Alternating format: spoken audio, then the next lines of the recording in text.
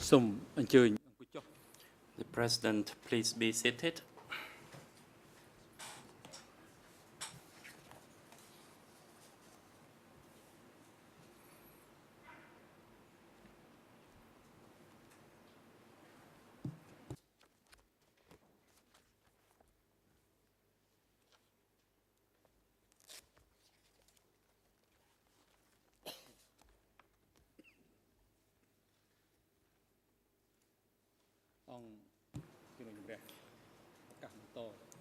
The chamber is now in session.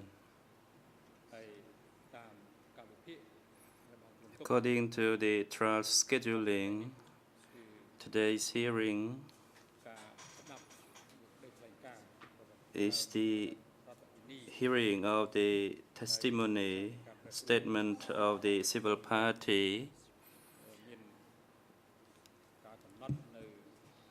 Due to some changes, the chamber will today hear the 4 civil parties. The graphic, can you now report on the presence of the parties to the proceedings?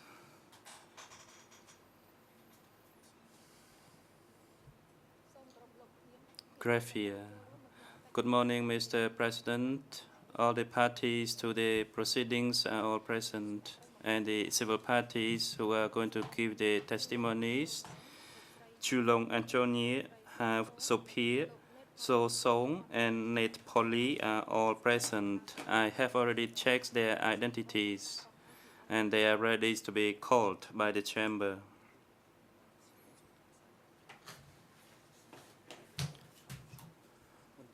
The President, I noticed the presence of the civil party lawyer. You may proceed. Good morning, Mr. President. Good morning, Your Honors. I would like to let you know that finally our client, that is E2/77, will not testify. She was scheduled for this week. This is due to a recent incident where she felt badly treated by OCIJ, and therefore for the moment she is not able to testify. This is what I want to let you know. Thank you.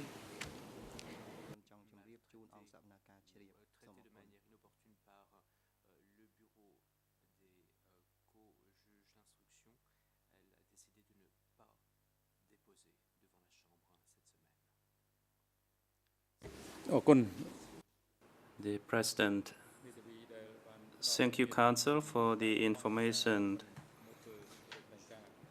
regarding your client who is not going to appear before this chamber, E2/77.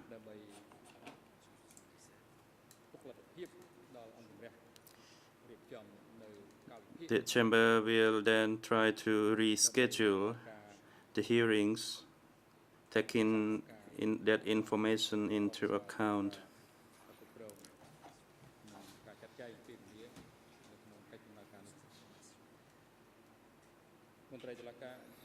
Court officer, you can now invite Madame Chulong Antonia to come before the chamber.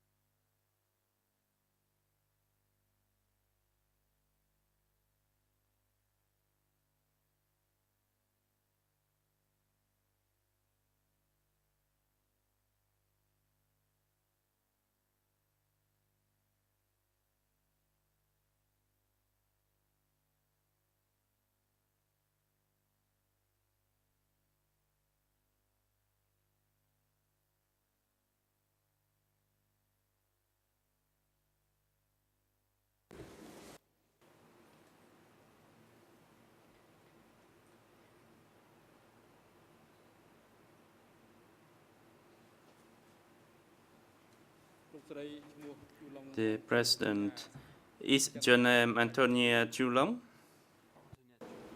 Antonia Chulong cha. Yes, my name is Antonia Chulong. Question, how old are you this year? Response, I am 57 years old in October. Question, what is your nationality? Response, I am French. Question, where is your current address?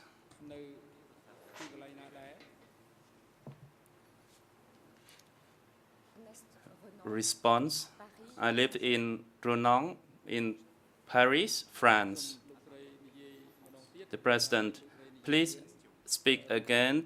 You have to wait until the red light is on before you can speak so that your voice can go through the system for the proper record on the transcript of what you say. Please answer again. Response, I live in France. My address is number 1, Agnes Renan, Paris, Gaziem.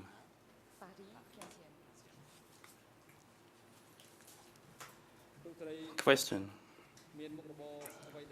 what is your current occupation? Response, I worked for a French newspaper, L'Express, and I work at a documentary part of the L'Express.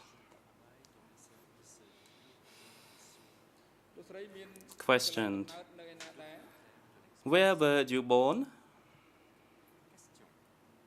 Response, I was born in France, in Antony.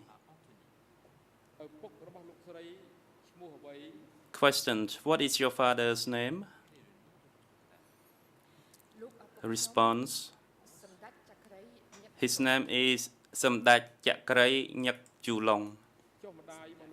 Question, what is your mother's name? Her name is Chum Teo Miet Sampon.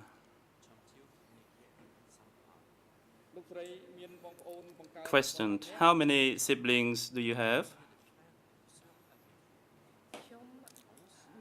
Response, I have 6 sisters. Question, can you tell the names of your siblings, the 6 siblings, to the chamber? Response, they are Visaka, Rangsi, Dala, Sunura, Keti, and Niva Devi.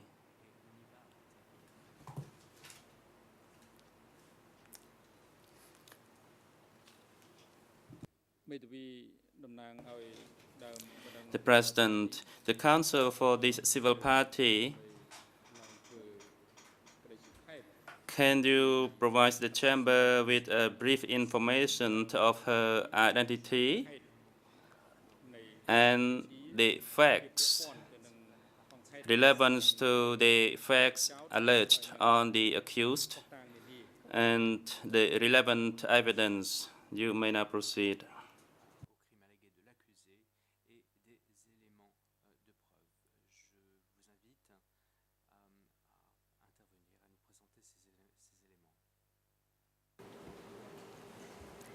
Je vous remercie, Monsieur. Thank you, Mr. President. Indeed, Antonia Chulong is coming to testify before you due to the disappearance and execution of her sister, Rangsi Chulong, spouse Kimari, and she will be speaking as a spokesperson of her family concerning the death, disappearance, execution of her brother-in-law, Impo Rengsi Chulong Ling Kimari. Indeed, Mr. President, I take the liberty with regard to this very specific case to ask you to authorize Mrs. Antonia Toulon, who is speaking here in the interest of her family which is present in the audience, and her mother, Mrs. Mesquet, who is on the bench of the civil parties. So I beg leave that she can speak concerning the disappearance and execution of her sister and brother-in-law, being aware of the fact that in the framework of this trial, you have several civil party applications concerning the Chulong and the Kimari families, and more specifically, cases D2508 relating to Mrs. Mesquet, the mother of Rengsi Chulong, and case D2528 regarding Neva Chulong, a sister of Rengsi Chulong, case D2526 regarding Kimari Nevinka, daughter of Rengsi and of Lim Kimari, and E229 Kimari Visaka, daughter of Rengsi and Lim Kimari. It seems to me important indeed to indicate that there is a connection between these cases that you mentioned yesterday before the chamber. There is a connection between these cases, and I ask your leave, Mr. President, to allow Mrs. Antonia Chulong to speak on the suffering and the pain that was felt by the Chulong and Kimari families, because these cases are intimately connected. With regard to documentation, of course, we have produced the identification documents for Mrs. Antonia Chulong, as well as the other civil parties.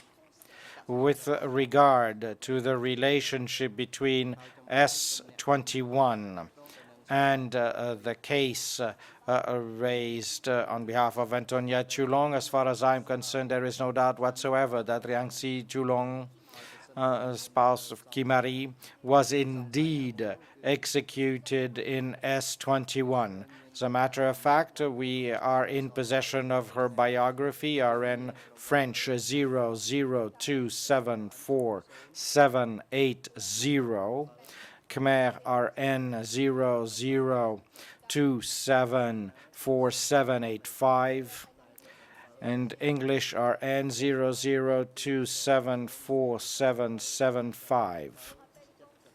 I would like to recall also that the documents which we may rely on, since the accused himself mentioned the name of Rengsi Chulong on the occasion of 3 depositions. And so the transcript of 29 April, ERN French 00325977,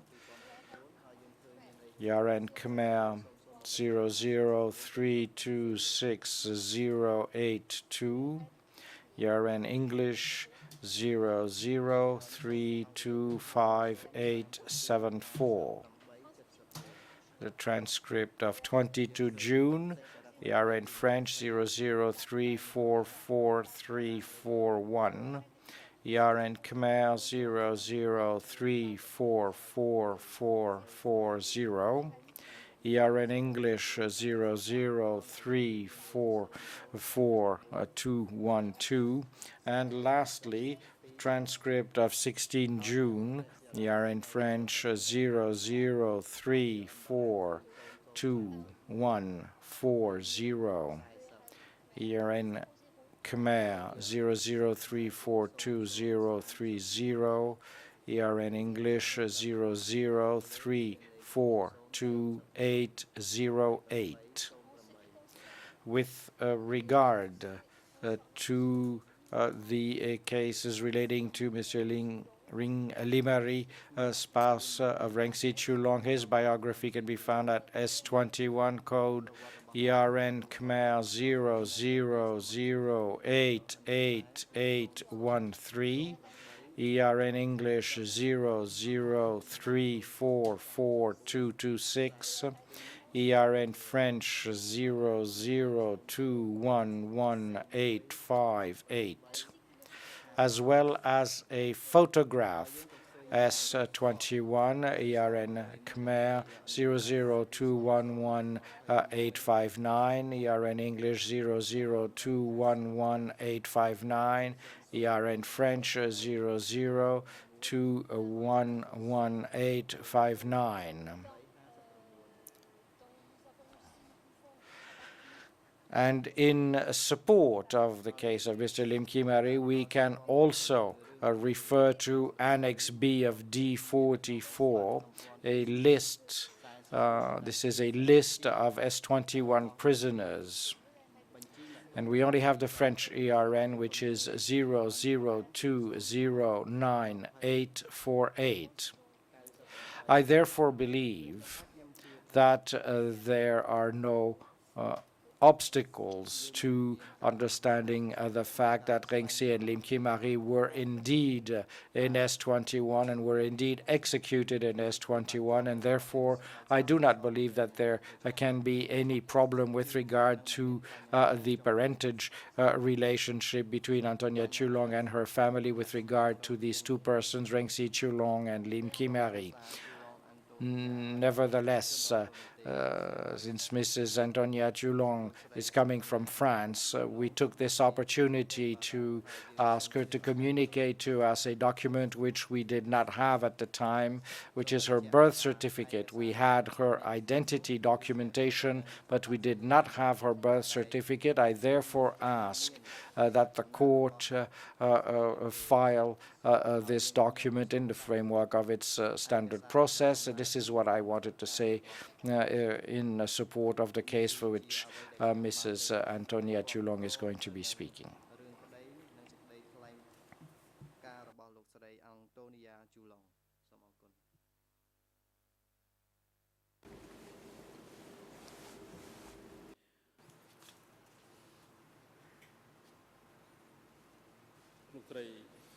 The President,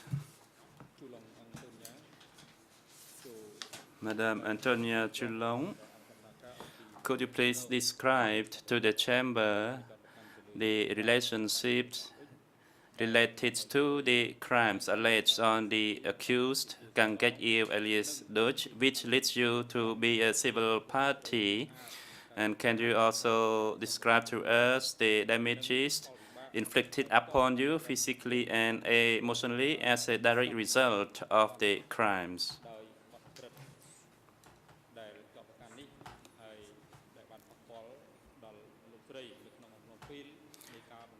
And let me remind you that the crimes here are those crimes occurred within the establishment and the operation of S21, starting from the 17th April 1975 through the 6th January 1979. You can now proceed.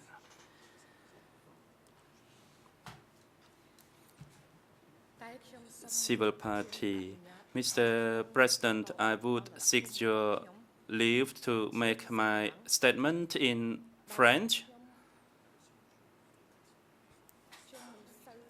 because my Cambodian language is not fluent, as I was exiled and lived in France for almost 40 years.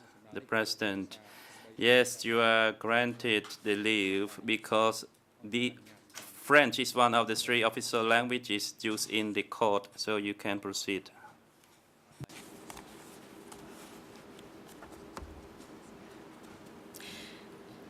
Je vous remercie, Monsieur le Président. Ms. Chulong, thank you, Mr. President. I would like, first of all, to specify, as my lawyer has already done so, that I am speaking here before the court on behalf of my family.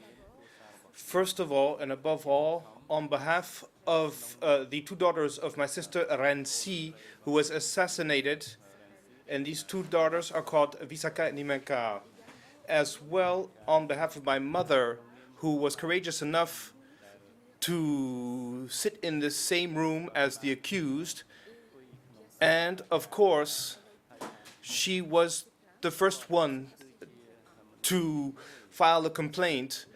And of course, on behalf of my other sisters, my sister Somida is also in this room in order to express here the grief of our family. I also hope that I'll be able to carry my sister's voice, Ransi, who is no longer here to express herself, in order to defend her and to be her advocate and to tell you who she really was and how much her family misses her. We are therefore we are 7 sisters. Please allow me, Mr. President, to tell you, to describe how our family is made up. We were therefore 7 sisters. My father, Samdak Trakke Nekchulong, dedicated his entire life to the state. And if I want to specify this, is because indeed this will have an influence in the way the facts unfolded. So he was mandated by Prince Sihanouk to sign the 1954 Convention of Geneva to protect the borders of his country. He was a high-ranking official, and then he became ambassador, minister, prime minister, head of the Royal Army, and with faultless loyalty to the King Father. Rangsi was the second child, and she met her husband Lim Kari very early. They got married at a very young age. They had 3 children together, Visaka, Nurimka, and a boy, Mita. My sister Ransi was mainly the representative for a German lab called Merck. She was also an anchor woman on French radio, and then she was producing a program. My brother-in-law, Lim Kimari, was working for the commercial bank. So I'm going to take the liberty of drawing up a chronology of their lives. In March 1970, Lon Nol's Republic decreed that the Chulong family would no longer be allowed to come into Cambodia because of my father's ties with King Sihanouk. My sister Ransi, who was called Lim Kimari, remained in France. And we always maintained contact. She and her husband would come to France to visit us. She would come 2 to 3 months per year, and her husband would come for about a month. And between their stay in France, between the different stays, they would write to us constantly. She would write personalized letters to her parents, and we still have so we always kept up this family tie. In 1973, the Civil War becoming more and more intense, and the schools were closing for security reasons. So in order to protect her children, she decides to send them to Paris to live with her grandparents. In 1974, seeing that the Civil War was really worsening, we asked Ransi Kimari to come join us in France, and she answered us, we have our own profession here in Phnom Penh. In France, we will have no status. We have 3 children to feed. How could we therefore face the situation? So therefore, we will remain in Phnom Penh. And their last stay in France, the last time that we saw them, the last time that we spoke with them, we enjoyed their kindness. It was at the fall and summer of 1974. And it was scheduled that they would come to join us in the summer of 1975. During this entire year, from 74 to March 75, the correspondence between them and us continued. My sister was getting more and more concerned regarding the schooling of her children. When their grades would fall, they would write to us in order to encourage her daughter Nevinka. She would say, I hope that the second semester would be better, and she was wondering if she was eating well at the school cafeteria, if she had problem doing her homework, and if she had problems, they would have to address herself to her aunt. She was interested in our daily life, whereas while they were living under hardship, they were telling us that more and more rockets were falling upon Phnom Penh, and that they were trying to draw up a map of where the different rockets had fallen, rockets so that they could avoid them the following day, and that they were hiding under the staircase of their house when they would hear the first rockets fall, and they would express their fear, and they would limit their movement. So I'm asking, therefore, the President the leave to read an excerpt from a letter of my sister dated March 28th, 1975.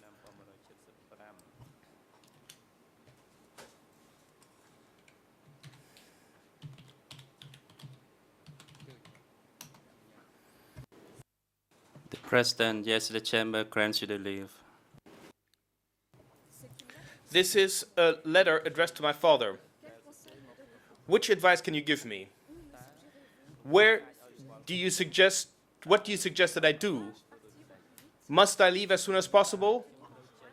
Or must I stick to my date of departure as programmed? I no longer know what to do. It would be rather ugly on my half to leave my husband behind among all of these rockets falling, especially with his ulcers.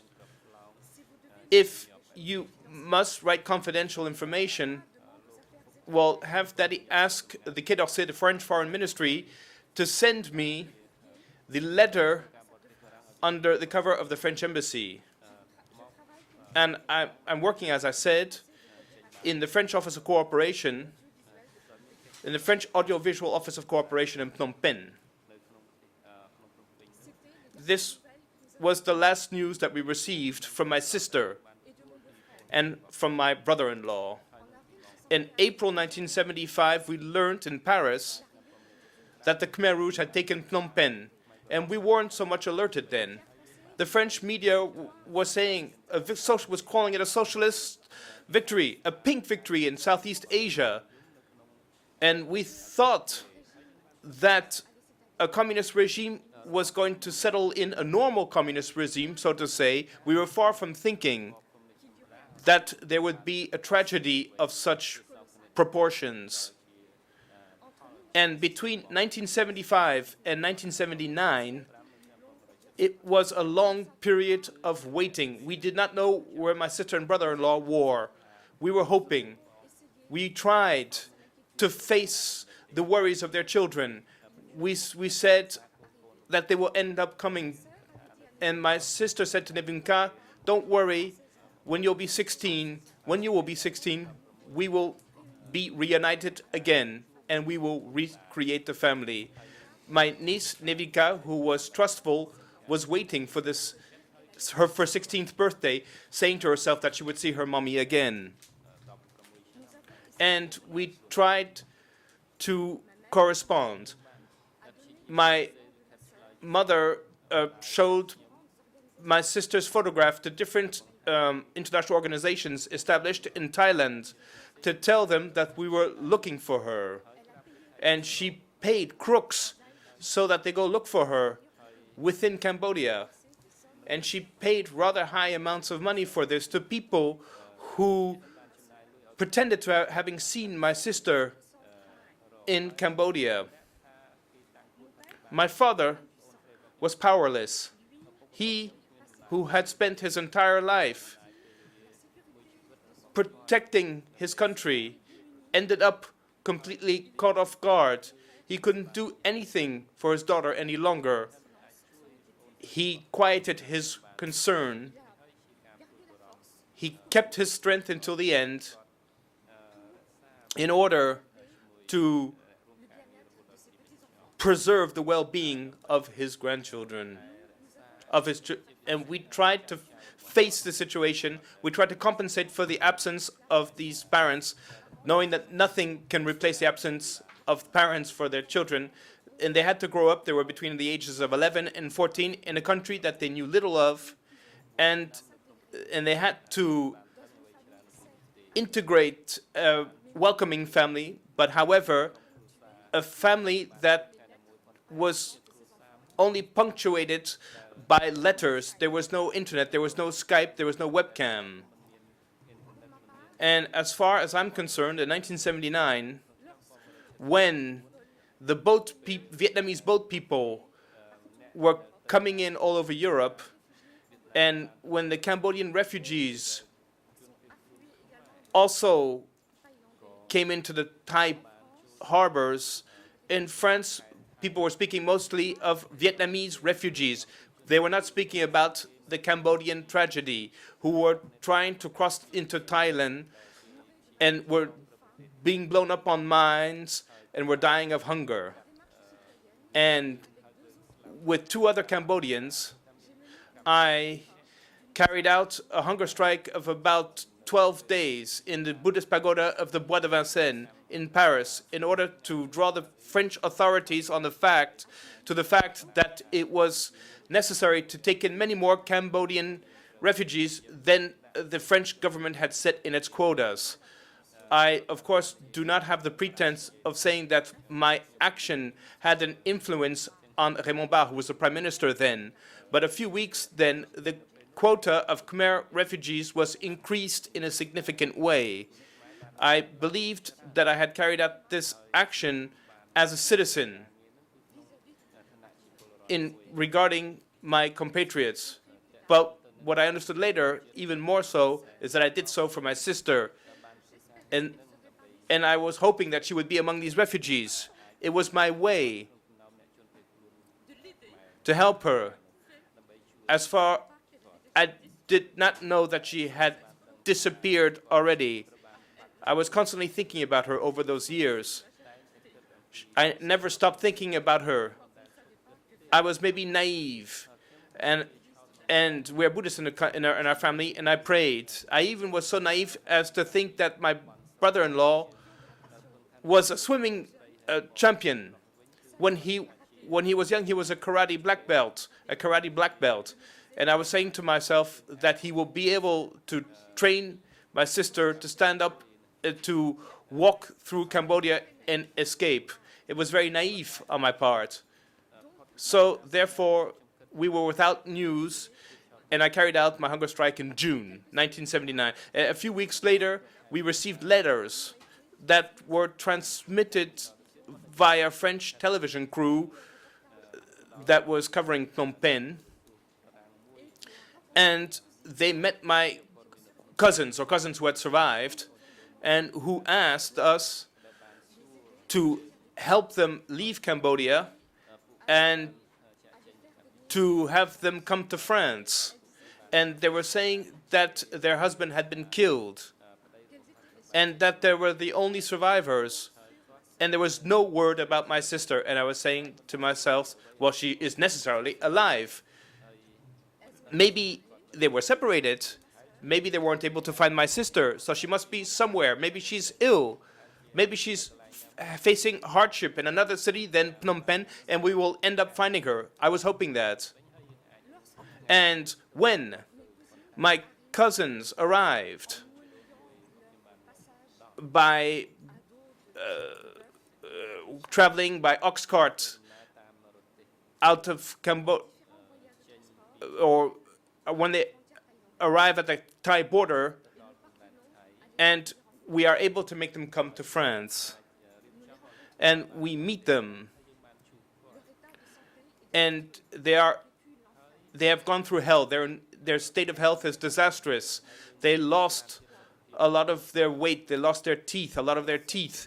They are covered with parasites.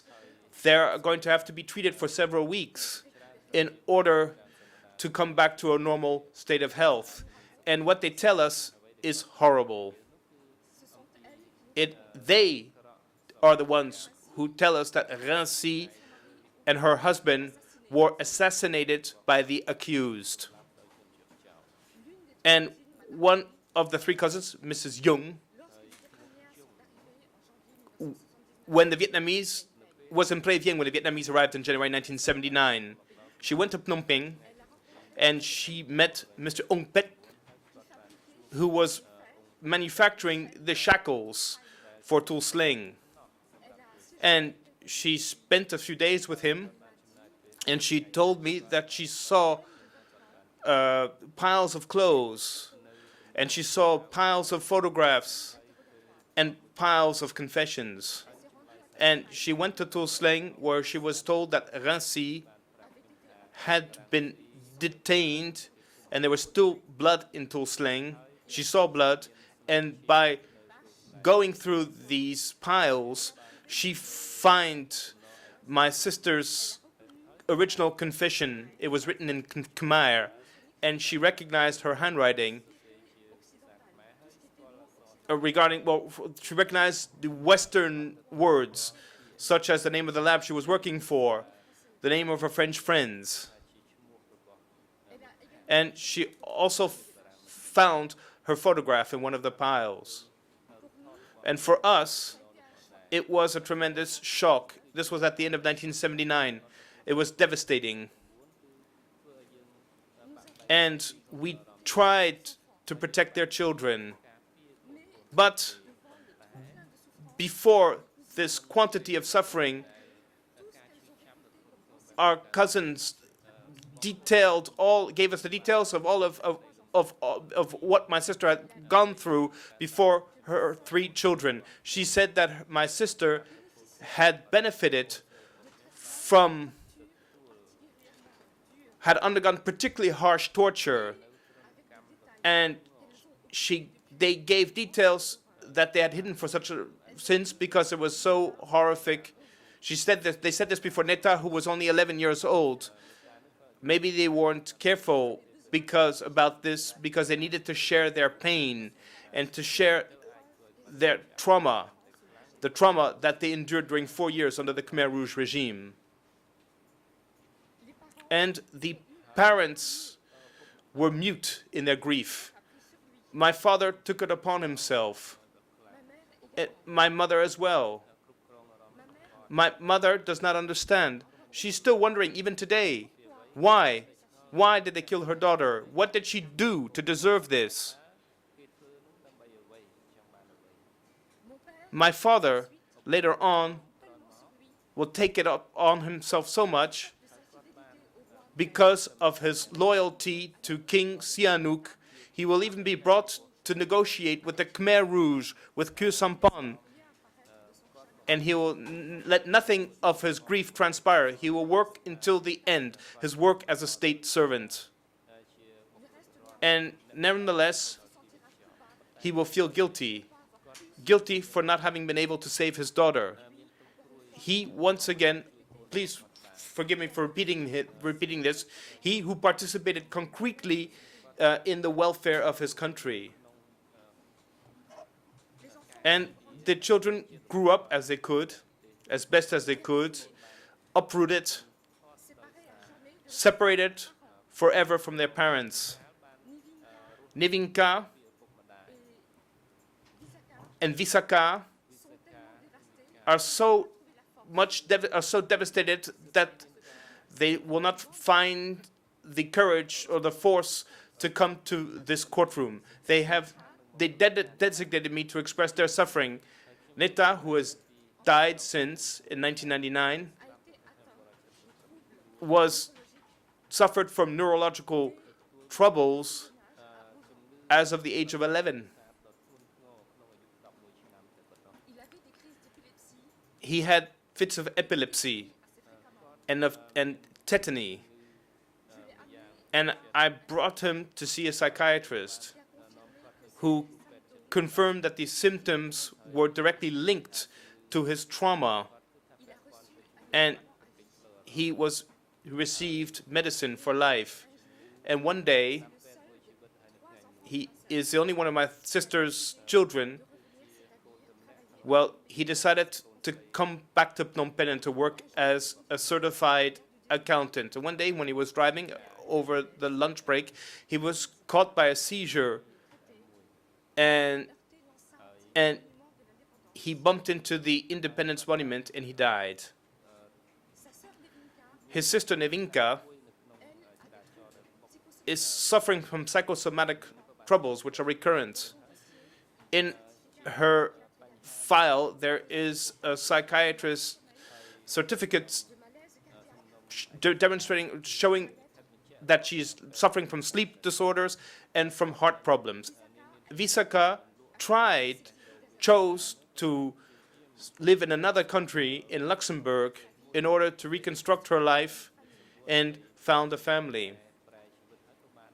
Since we have been surviving as we can, Somira decided to go ahead, to move ahead, to also participate in the reconstruction of her country. Everyone managed his or her grief as he or she could.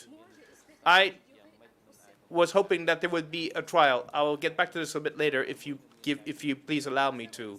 We tried to stick together, but despite everything, we led our own lives individually, and despite everything, my sister Rancy and her husband are still present. We bring them up in the present tense. We bring up their memories, our scenes of joy, our jokes, our meals, my brother-in-law's jokes, the nicknames that they would call us, the cakes that my sister liked, her smile, her affection, her laughter, her joy.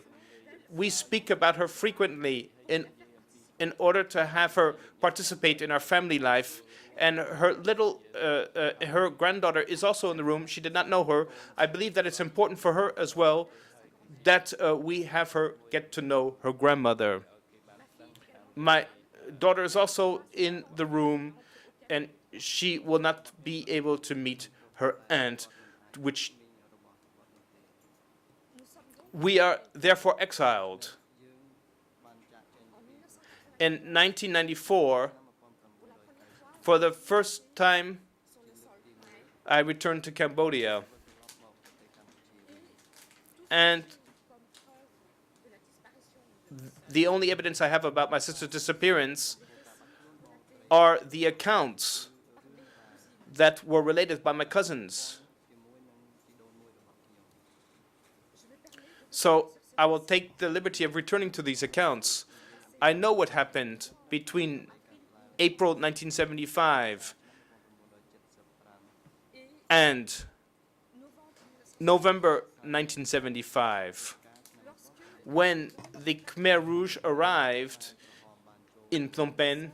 My sister, who was living next to the Independence Monument, was chased out of her home with my cousins, and they were able to board 3 cars with a bit of food and a bit of clothes, jewels, and they were able to stop by Chba Ampe, and they camped there under sapotilla trees to Paelemut for 6 weeks.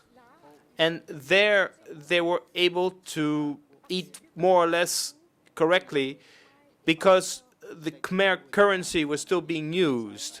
And very quickly they had to start bartering in order to obtain food and rice.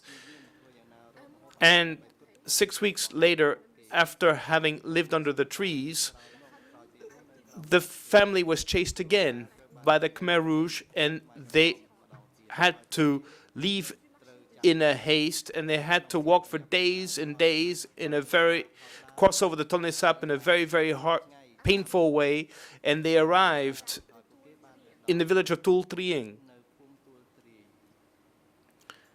And during several months, up until November 1975, they were able to live relatively normally, if we can consider the Khmer Rouge regime as being something normal. And they were given summary huts, and the family was scattered in different places in the village. My cousin, Mrs. Jung, told me that the Khmer Rouge would often listen at night to their conversations, and they were saying that they had nothing to eat, that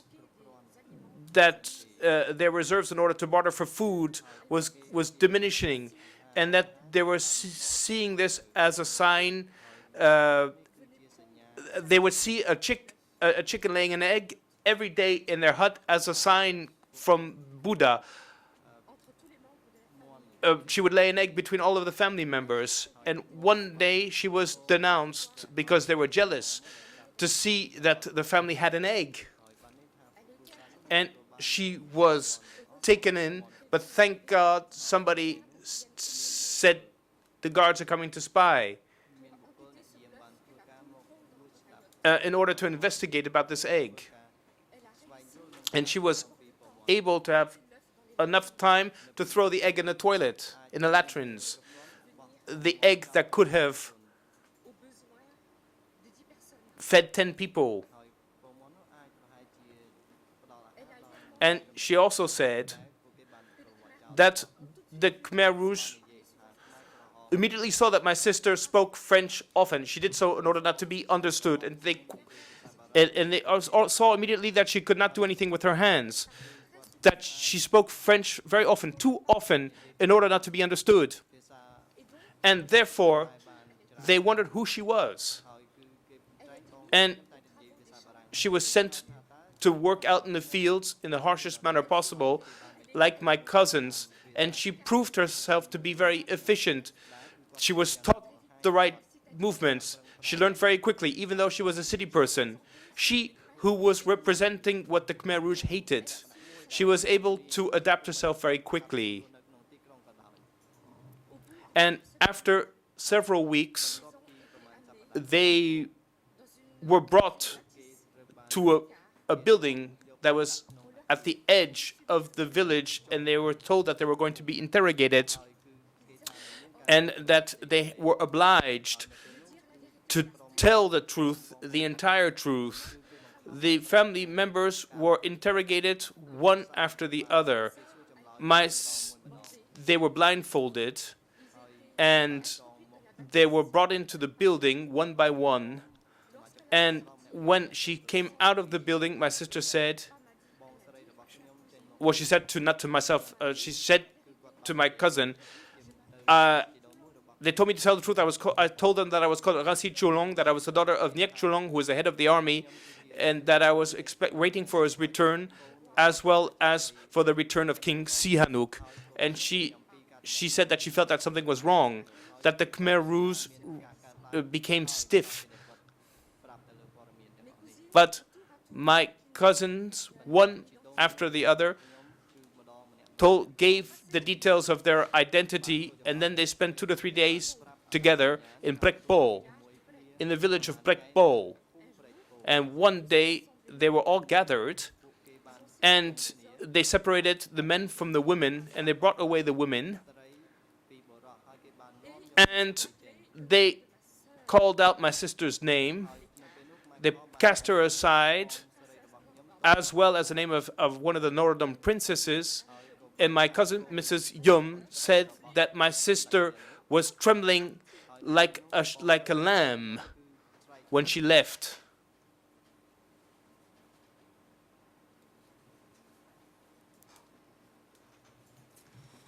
So therefore, my cousin's testimony stops there. She gives no longer any news of my sister. The only traces that she will find of my sister will be in the summer of 1979, when they will come to Tuol Sleng, and when they will find the photographs and my sister's confessions.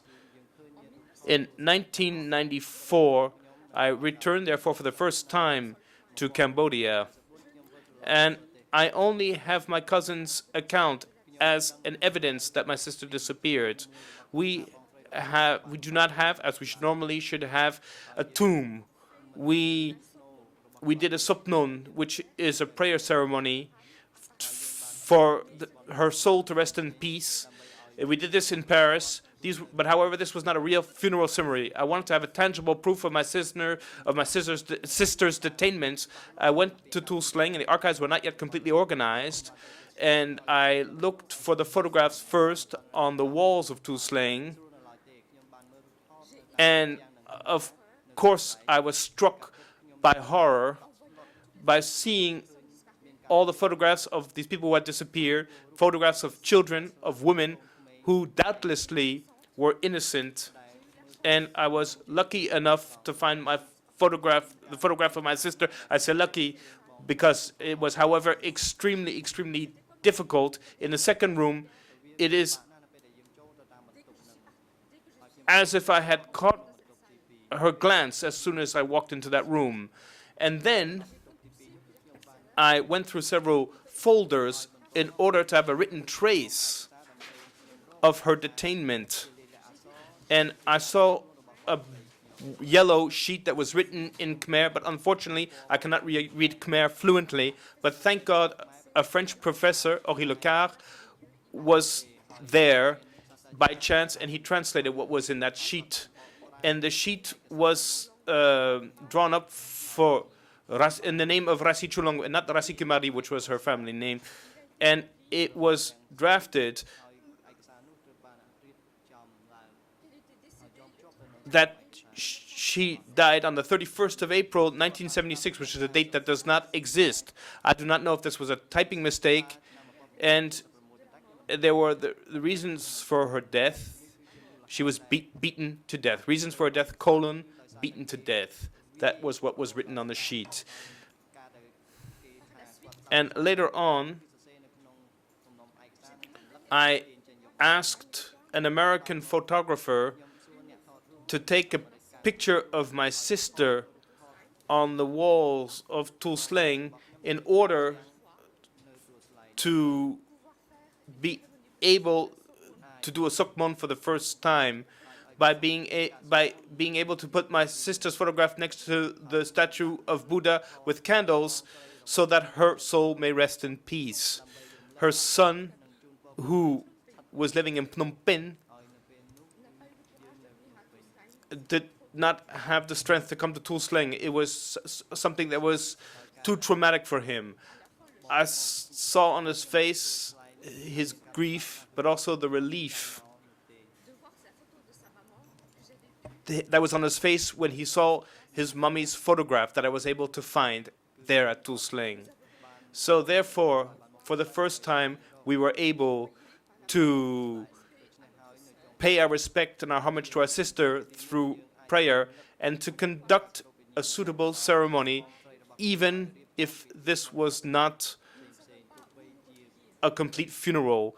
We did not know where to recollect ourselves on her tomb as well as on my brother-in-law's resting place. And later on, we will find interrogations that were much more detailed, written in French, interrogations, and through which it transpires that my sister was leading a CIA network, and that she had been hired by the CIA in 1969, and that she was in charge of spying, and that after April 1975, she was in charge of mobilizing the population in order to claim land and oxen and to have a private life and to encourage the village population to oppose its supreme authority, the Ankar, the devil in person, and to instigate the population outside of Phnom Penh to return to Phnom Penh and to take over the capital, and to organize demonstrations, and to claim salt, to ask for salt and food and clothes and rice. And the same thing is being held against her husband. So in the interrogation sheet, it is mentioned that he died in 1976, in May 1976. So my sister survived between November 1975 and April 1976, long months of torture. Thus our horror, thus our despair, thus our grief, thus our pain, the pain to know what she went through day after day, these long months. Maybe she survived her injuries too long. We are disgusted, revolted. We are asking, why there was so much cruelty? Why so many inhumane methods? Why what happened under Nazi Germany was able to happen again in an even more amplified way? Because here we're speaking about Khmer killing Khmer without any reason. Khmer who made day after day Khmer suffer, who would not just stop at killing them with a bullet in the head, who killed their fellow citizens. They enjoyed it. They had fun in having them suffer. My sister and my brother-in-law endured this, and this is unbearable. You know, Mr. President, what is haunting us? It is that during this entire time when they were still alive, they must have been asking themselves why they were not being helped by their family. They might have cried for help, maybe out loud or maybe silently. They must have asked themselves why the French, who up until then were so much present, who were our closest friends, why they were not able to come to chase the Khmer Rouge away. This is a feeling of guilt and of powerlessness that is I imagine the psychological distress of my sister, and I also imagine my brother's incomprehension. This is unbearable for his children, and I believe that they express this through their illness even today, through their ill health.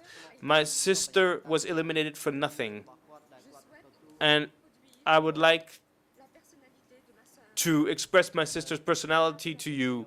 I am here to defend her. She was not a CIA agent. She was Francophone. She was not. She had no connection with the Americans. I had, so it's true.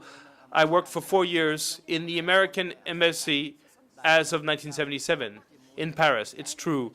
She had no link with the Americans. Her friends were members of the American embassy, the French doctors. Her French, I'm sorry, her friends were members of the French embassy, corrects the speaker. That's why she asked us to write to them through the embassy. Her friends were colleagues from the French radio. And by the way, in the interrogation, she included in her network Paul Amar, a French journalist. Paul Amar, a radio journalist. And he also said that he was never part of the CIA. And on the other hand, her true profession was mainly to represent the Merck Sharp and Dome laboratory, and also to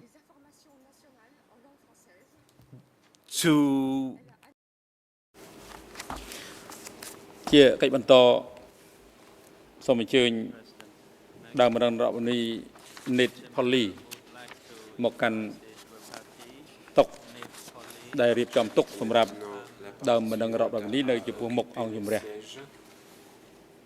Au milieu du prétoire, il s'agit de la partie civile, Monsieur Net Prali.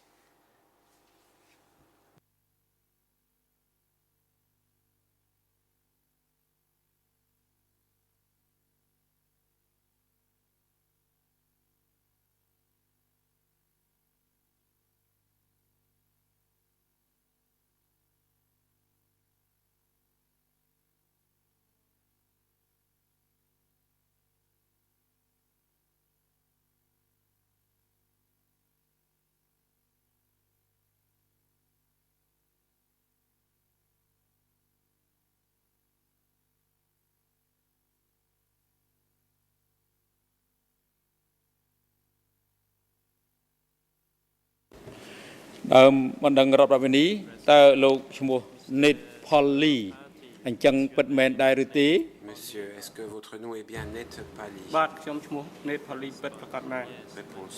Oui, je m'appelle លោក Net Net Polly តើលោកមានអាយុប៉ុន្មានឆ្នាំហើយ Quel âge avez-vous, Monsieur Net Pali? បាទខ្ញុំមានអាយុ52ឆ្នាំហើយ J'ai 52 ans. លោកមានទីកន្លែងកំណើតនៅទីកន្លែងណាដែរ Quel est votre lieu de បាទ naissance? ខ្ញុំនៅភូមិទួត្រាច Réponse. ឃុំកងជ័យស្រុកអូរងឪ Dans le ខេត្ត village កំ de ពង់ចាម Tuatrach, commune de Kaing Guek, district de Rang-Au, តើ province de ទីលំនៅ Cambodia. សប្តាហ៍ថ្ងៃរបស់លោកនៅទីកន្លែងណាហើយលោកប្រកបមុខរបររកស៊ីធ្វើអ្វីដែរ Quelle est votre adresse actuelle ainsi que votre profession? បច្ចុប្បន្ននៅភូមិទួត្រាចដដែលភូមិកងជ័យដដែលស្រុកអូរងឪដដែលរបររកស៊ីធ្វើស្រែចម្ការ Et je suis cultivateur. តើឪពុកបង្កើតរបស់លោកឈ្មោះអ្វីហើយសប្តាហ៍ថ្ងៃនេះគាត់ Quel est le nom de votre père? នៅរស់ក៏ឬក៏គាត់ទទួលមរណភាពហើយ ឪពុកបង្កើតរបស់ខ្ញុំ Réponse. ឈ្មោះ Net ឆើត Mon père គាត់បានlàmវិជ្ជកម្ម s'appelait Net Chaet. ទៅហើយ Il est décédé. ចុះម្ដាយរបស់លោកវិញគាត់ឈ្មោះអ្វីដែរហើយថាថ្ងៃនេះគាត់នៅរស់ឬក៏គាត់ Le ទទួល nom de មរ votre ណភាព mère est-elle Hơi. toujours en vie? ម្ដាយខ្ញុំឈ្មោះងួនទូច Ma mère s'appelle Quạt nơi rùa. Duch.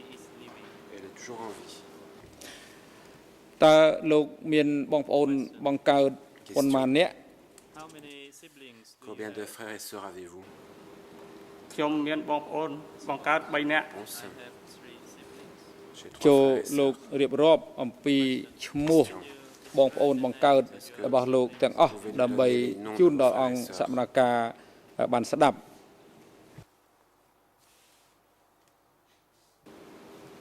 ទី1បងខ្ញុំឈ្មោះ Net ប៊ុនធី J'ai un frère qui s'appelle ទី Net 2ឈ្មោះ Bunti. ខ្ញុំ Net Polly Nate Polly. Ensuite, Net ទី Pali, 3 c'est ប្អូនខ្ញុំ moi-même. ឈ្មោះ Net Ralion My younger sibling, Nate Yario. Net Yario, c'est mon cadet.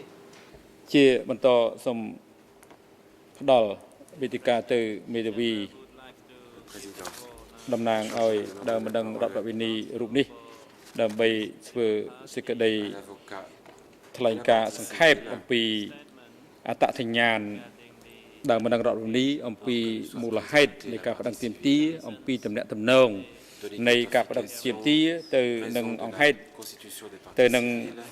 បទអក្រិតដែលបានចោទប្រកាន់ចំពោះមុខចំពោះជនជាប់ចោទ Attache la partie civile au ហើយ fait reproché នឹង à la អំពីផុសតាងនានាឬក៏ទាំងស្ថានភាពនៃភេទនកម្មដែលកើតមានចំពោះដើមបណ្ដឹងរដ្ឋវិនីផងសូមអញ្ជើញ inflicted upon this civil party. toute indication concernant le préjudice subi par la victime. មេធាវីឡើងវិញសូមគោរពលោកធានលោកលោកស្រីចៅក្រម Juge, bon après-midi. Le frère de ប mon ង client, ប្រុសរបស់កូនក្តីរបស់ខ្ញុំ Bunti, គាត់ឈ្មោះ Net Bunti ត្រូវបានគេឃុំខ្លួនហើយនឹងសម្លាប់ est នៅ tué ស à 21 La កាល semaine ពីសប្តាហ៍ dernière, មុនដោយមិនទាន់បានដាក់សំណុំឯកសារយើងបានផ្ដល់ឯកសារទាំងឯកសារប្រវត្តិរូបនៅស21របស់ Net Bunti ហើយនឹងសេចក្តីប្រកាស une របស់ déclaration កេវសុផនកា Ke Sopanaka, ជា chef ប្រធាន du សារមន្ទីរបលាយពុជសាសទូលស្លែងដែលបញ្ជាក់ថាច្បាប់ដើមនៃជីវប្រវត្តិរូបរបស់ Net Bunti នោះ se trouve នឹងរកឃើញត្រូវបានរកឃើញនៅស21នៅក្នុងសប្តាហ៍មុននៅក្នុងនំឯកសារយើងបានផ្ដល់ច្បាប់ចម្លង carnet អំ de ពី résidence. សភៅស្នាក់នៅ C'est le titre qui ដែលឈ្មោះ figure ថា sur le Kaing livret, de carnet de résidence résidence donc de របស់ mon client. កូនក្តីរបស់ខ្ញុំគឺសភៅស្នាក់នៅ Le គឺ nom qui apparaît sur ce carnet គឺ de ឈ្មោះនៅ résidence ក្នុងសភៅនេះបានហៅថា เช็ดพอลีแมนเน็ตพอลีเตเฮาเช็ดพอลีខ្ញុំនឹងសួរកូនក្តីរបស់ខ្ញុំថាហេតុអីបានជានៅក្នុងសិភៅស្នាក់នៅនោះបានដាក់ឈ្មោះថាเช็ดพอลีវិញប៉ុន្តែទោះជាករណីនឹងក៏ដោយប្រសិនបើយើងពិនិត្យមើលនៅក្នុងសិភៅស្នាក់នៅដែលយើងបានដាក់ជូននោះនៅក្នុងសិភៅស្នាក់នៅនេះឃើញឈ្មោះឪពុករបស់គាត់ឈ្មោះ Nate Child ហើយម្ដាយរបស់គាត់ឈ្មោះ Nuon Thu ហើយឈ្មោះរបស់គាត់គឺដូចគ្នាបេះបាត់ដូចបេះបាត់ដូចនឹងឪពុកតកូលរបស់ឪពុក Nate Bunthi ដែរដែលមានកំណត់នៅក្នុងជីវ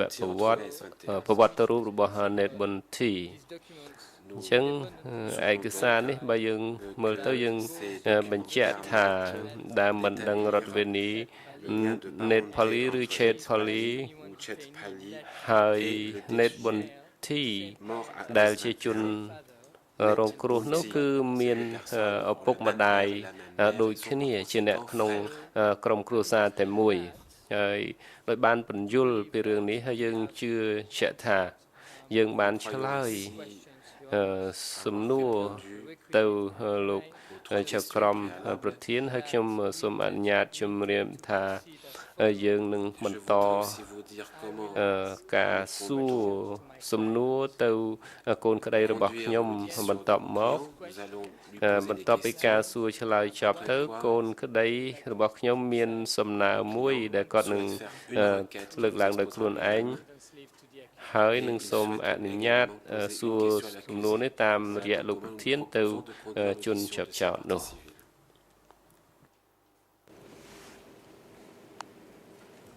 ចឹងបានសេចក្តីថាកូនក្តីរបស់លោក Nate Pali គឺគាត់លះបង់សិទ្ធិក្នុងការធ្វើដីថ្លែងការណ៍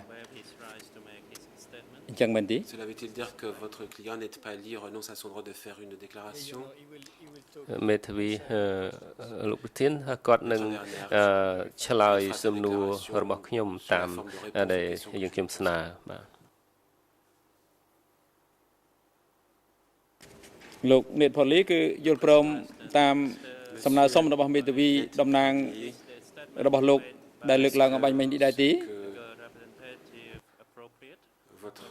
បាទទទួលបានឥឡូវនេះអង្គជំរះផ្ដល់វេទិកាទៅមេធាវីតំណាងដើមបណ្ដឹងរដ្ឋមីក្រូមួយដើម្បីតាំងសំណួរជាក់លាក់ចំពោះលោក Nate Pali ដែលជាកូនក្តីរបស់លោកសូមអញ្ជើញលោក Alan Werner des questions à la partie civile monsieur Nate Pali មេធាវីឡើងវិញសូមអរគុណលោកប្រធានសូមជម្រាបសួរលោកដែលមិនដឹងរដ្ឋវិនីសូមលោកពន្យល់ដោយសង្ខេបជូនតុលាការថាហេតុអ្វីបានជាឈ្មោះរបស់លោកនៅក្នុងអត្តសញ្ញាណប័ណ្ណឈ្មោះថា Nate Pali ប៉ុន្តែសភៅស្នាក់នៅទៅជា Chet Pali វិញសូមលោកពន្យល់បាទឈ្មោះដែលបានមានការពាក់ព័ន្ធនេះគឺរយៈពេលក្នុងកាលពីខ្ញុំនៅរៀនរហូតដល់ឆ្នាំ1975ហ្នឹងគឺខ្ញុំប្រើឈ្មោះ Nate Pali ដល់ក្រោយរំដោះឆ្នាំ79នេះគឺខ្ញុំរវល់ទី1រវល់ដើររស៊ីទី2នៅផ្ទះដែលជាគ្រួសារគាត់មិនសូវបានជាយល់គាត់នឹងរដ្ឋអំណាចដែលធ្វើជាសភៅគ្រួសារស្នាក់នៅនេះក៏គាត់ធ្វើតាមជាក់ស្ដែងឪពុកម្ដាយរស់នៅបែរជាដាក់ឈ្មោះ Chet Pali ទៅវិញតាមពិតពីដំបូងមកគឺឈ្មោះ Nate Pali mais en fait mon nom initial est Nate Pali Thank you sir មេធាវីសូមអរគុណលោកផលីហើយតើលោកអាចជម្រាបប្រាប់តុលាការបានទេថាខ្លួនលោកផ្ទាល់តើលោកធ្វើអ្វីដែរហើយជួបហេតុការណ៍ដូចម្ដេចនៅក្នុងរបបកម្ពុជាប្រជាធិបតេយ្យក្នុងរបបកម្ពុជាប្រជាធិបតេយ្យនៅកំឡុងឆ្នាំ1974 ខ្ញុំបានធ្វើយោធាតំបន់ 22 en particulier, j'étais ងោ soldat au secteur 22 124 ភូមិភាគបូព៌ា dans la zone est. And មេធាវីតើលោកអាចជម្រាបប្រាប់តុលាការបានតទៅទៀតទេថាតើបងប្រុសរបស់លោកនៅក្នុងសម័យកម្ពុជាប្រជាធិបតេយ្យនោះតើនេតប៊ុនធីជាបងរបស់លោកនឹងគាត់ធ្វើអ្វីដែរ ក្នុងរបបកម្ពុជាប្រជាធិបតេយ្យបងខ្ញុំឆ្នាំតាំងពីឆ្នាំ 1970 គាត់បានចូលបម្រើនៅក្នុងអង្គភាពយោធារបស់ភូមិភាគរហូតមកដល់ Mon frère a Quoi, slap. servi l'armée qu'il avait ralliée en 1970 et dans laquelle il est resté jusqu'au moment où il était arrêté et tué. and មេធាវីហើយនៅក្នុងឆ្នាំ 1975 តើលោកដឹងច្បាស់ទេថាតើគេចាត់តាំងឲ្យគាត់ធ្វើអ្វីកាលនោះ កាលនោះនៅ ក្នុងឆ្នាំ 1975 ខ្ញុំចំពោះខ្ញុំក៏បាននៅក្នុងពេញហើយនៅក្នុងឆ្នាំ 75 ហ្នឹងបងខ្ញុំក៏នៅអង្គភាពយោធា En 1975, mon frère était toujours dans la même unité militaire. and what about in សំណួរតើក្នុងប្រហែលឆ្នាំចុងក្រោយបន្ទាប់ពីនោះមកគឺ1976និង 77 តើមានរឿងអ្វីកើតឡើង លុះដល់ឆ្នាំ 1978 ទើបបានខ្ញុំទទួលដំណឹង En ថាគាត់ 1978, ធ្វើយោធាចូលសមរភូមិប្រយុទ្ធនឹងខ្មាំង on m'a ត្រូវរបួស annoncé ក្រោយមក qu'il était គាត់ toujours ក៏ dans បាន le សរសេរសម្បត្តិមួយ unité ច្បាប់ à laquelle il appartenait. Il était blessé តាមរយៈ au អ្នក combat. ជំងឺនៅមន្ទីរពេទ្យ Une lettre, et cetteបន្ទាប់មក lettre a été envoyée par ជន l'intermédiaire រូបនោះ d'un ក៏បានយក soldat សម្បត្តិ qui មកឲ្យ a été ខ្ញុំ blessé et qu'on avait ហើយ envoyé ខ្ញុំ à ក៏ un បានយក hôpital. សម្បត្តិនោះ J'ai ទៅ reçu សុំ cette ប្រធាន lettre កងខ្ញុំដើម្បីសុំទៅមើលរបួសគាត់ qu'après autorisation, ក្រោយមកប្រធានកងក៏បានអនុញ្ញាតឲ្យខ្ញុំ je me suis adressé au chef de l'unité. ទៅ Je me suis មើល adressé និង au សួរ chef សុខ de ទុក្ខ l'unité គាត់ pour obtenir la permission d'aller le voir. Et le chef de l'unité en question m'a autorisé à aller le voir. សំណួរ Question. តើលោកអាចរៀបរាប់ Pouvez-vous décrire ce qui s'est passé បាន lorsque vous ទេ êtes នៅ rendu ពេលដែលលោកទៅ à ដល់ម l'hôpital ន្ទីរ pour ពេទ្យ rendre បាន visite? ជួបគាត់តើលោកជួបគាត់ក្នុងសភាពបែបណាហើយសូមលោករៀបរាប់បន្តិច ពេលដែលខ្ញុំទៅដល់ក្នុងស្ថានភាព Réponse.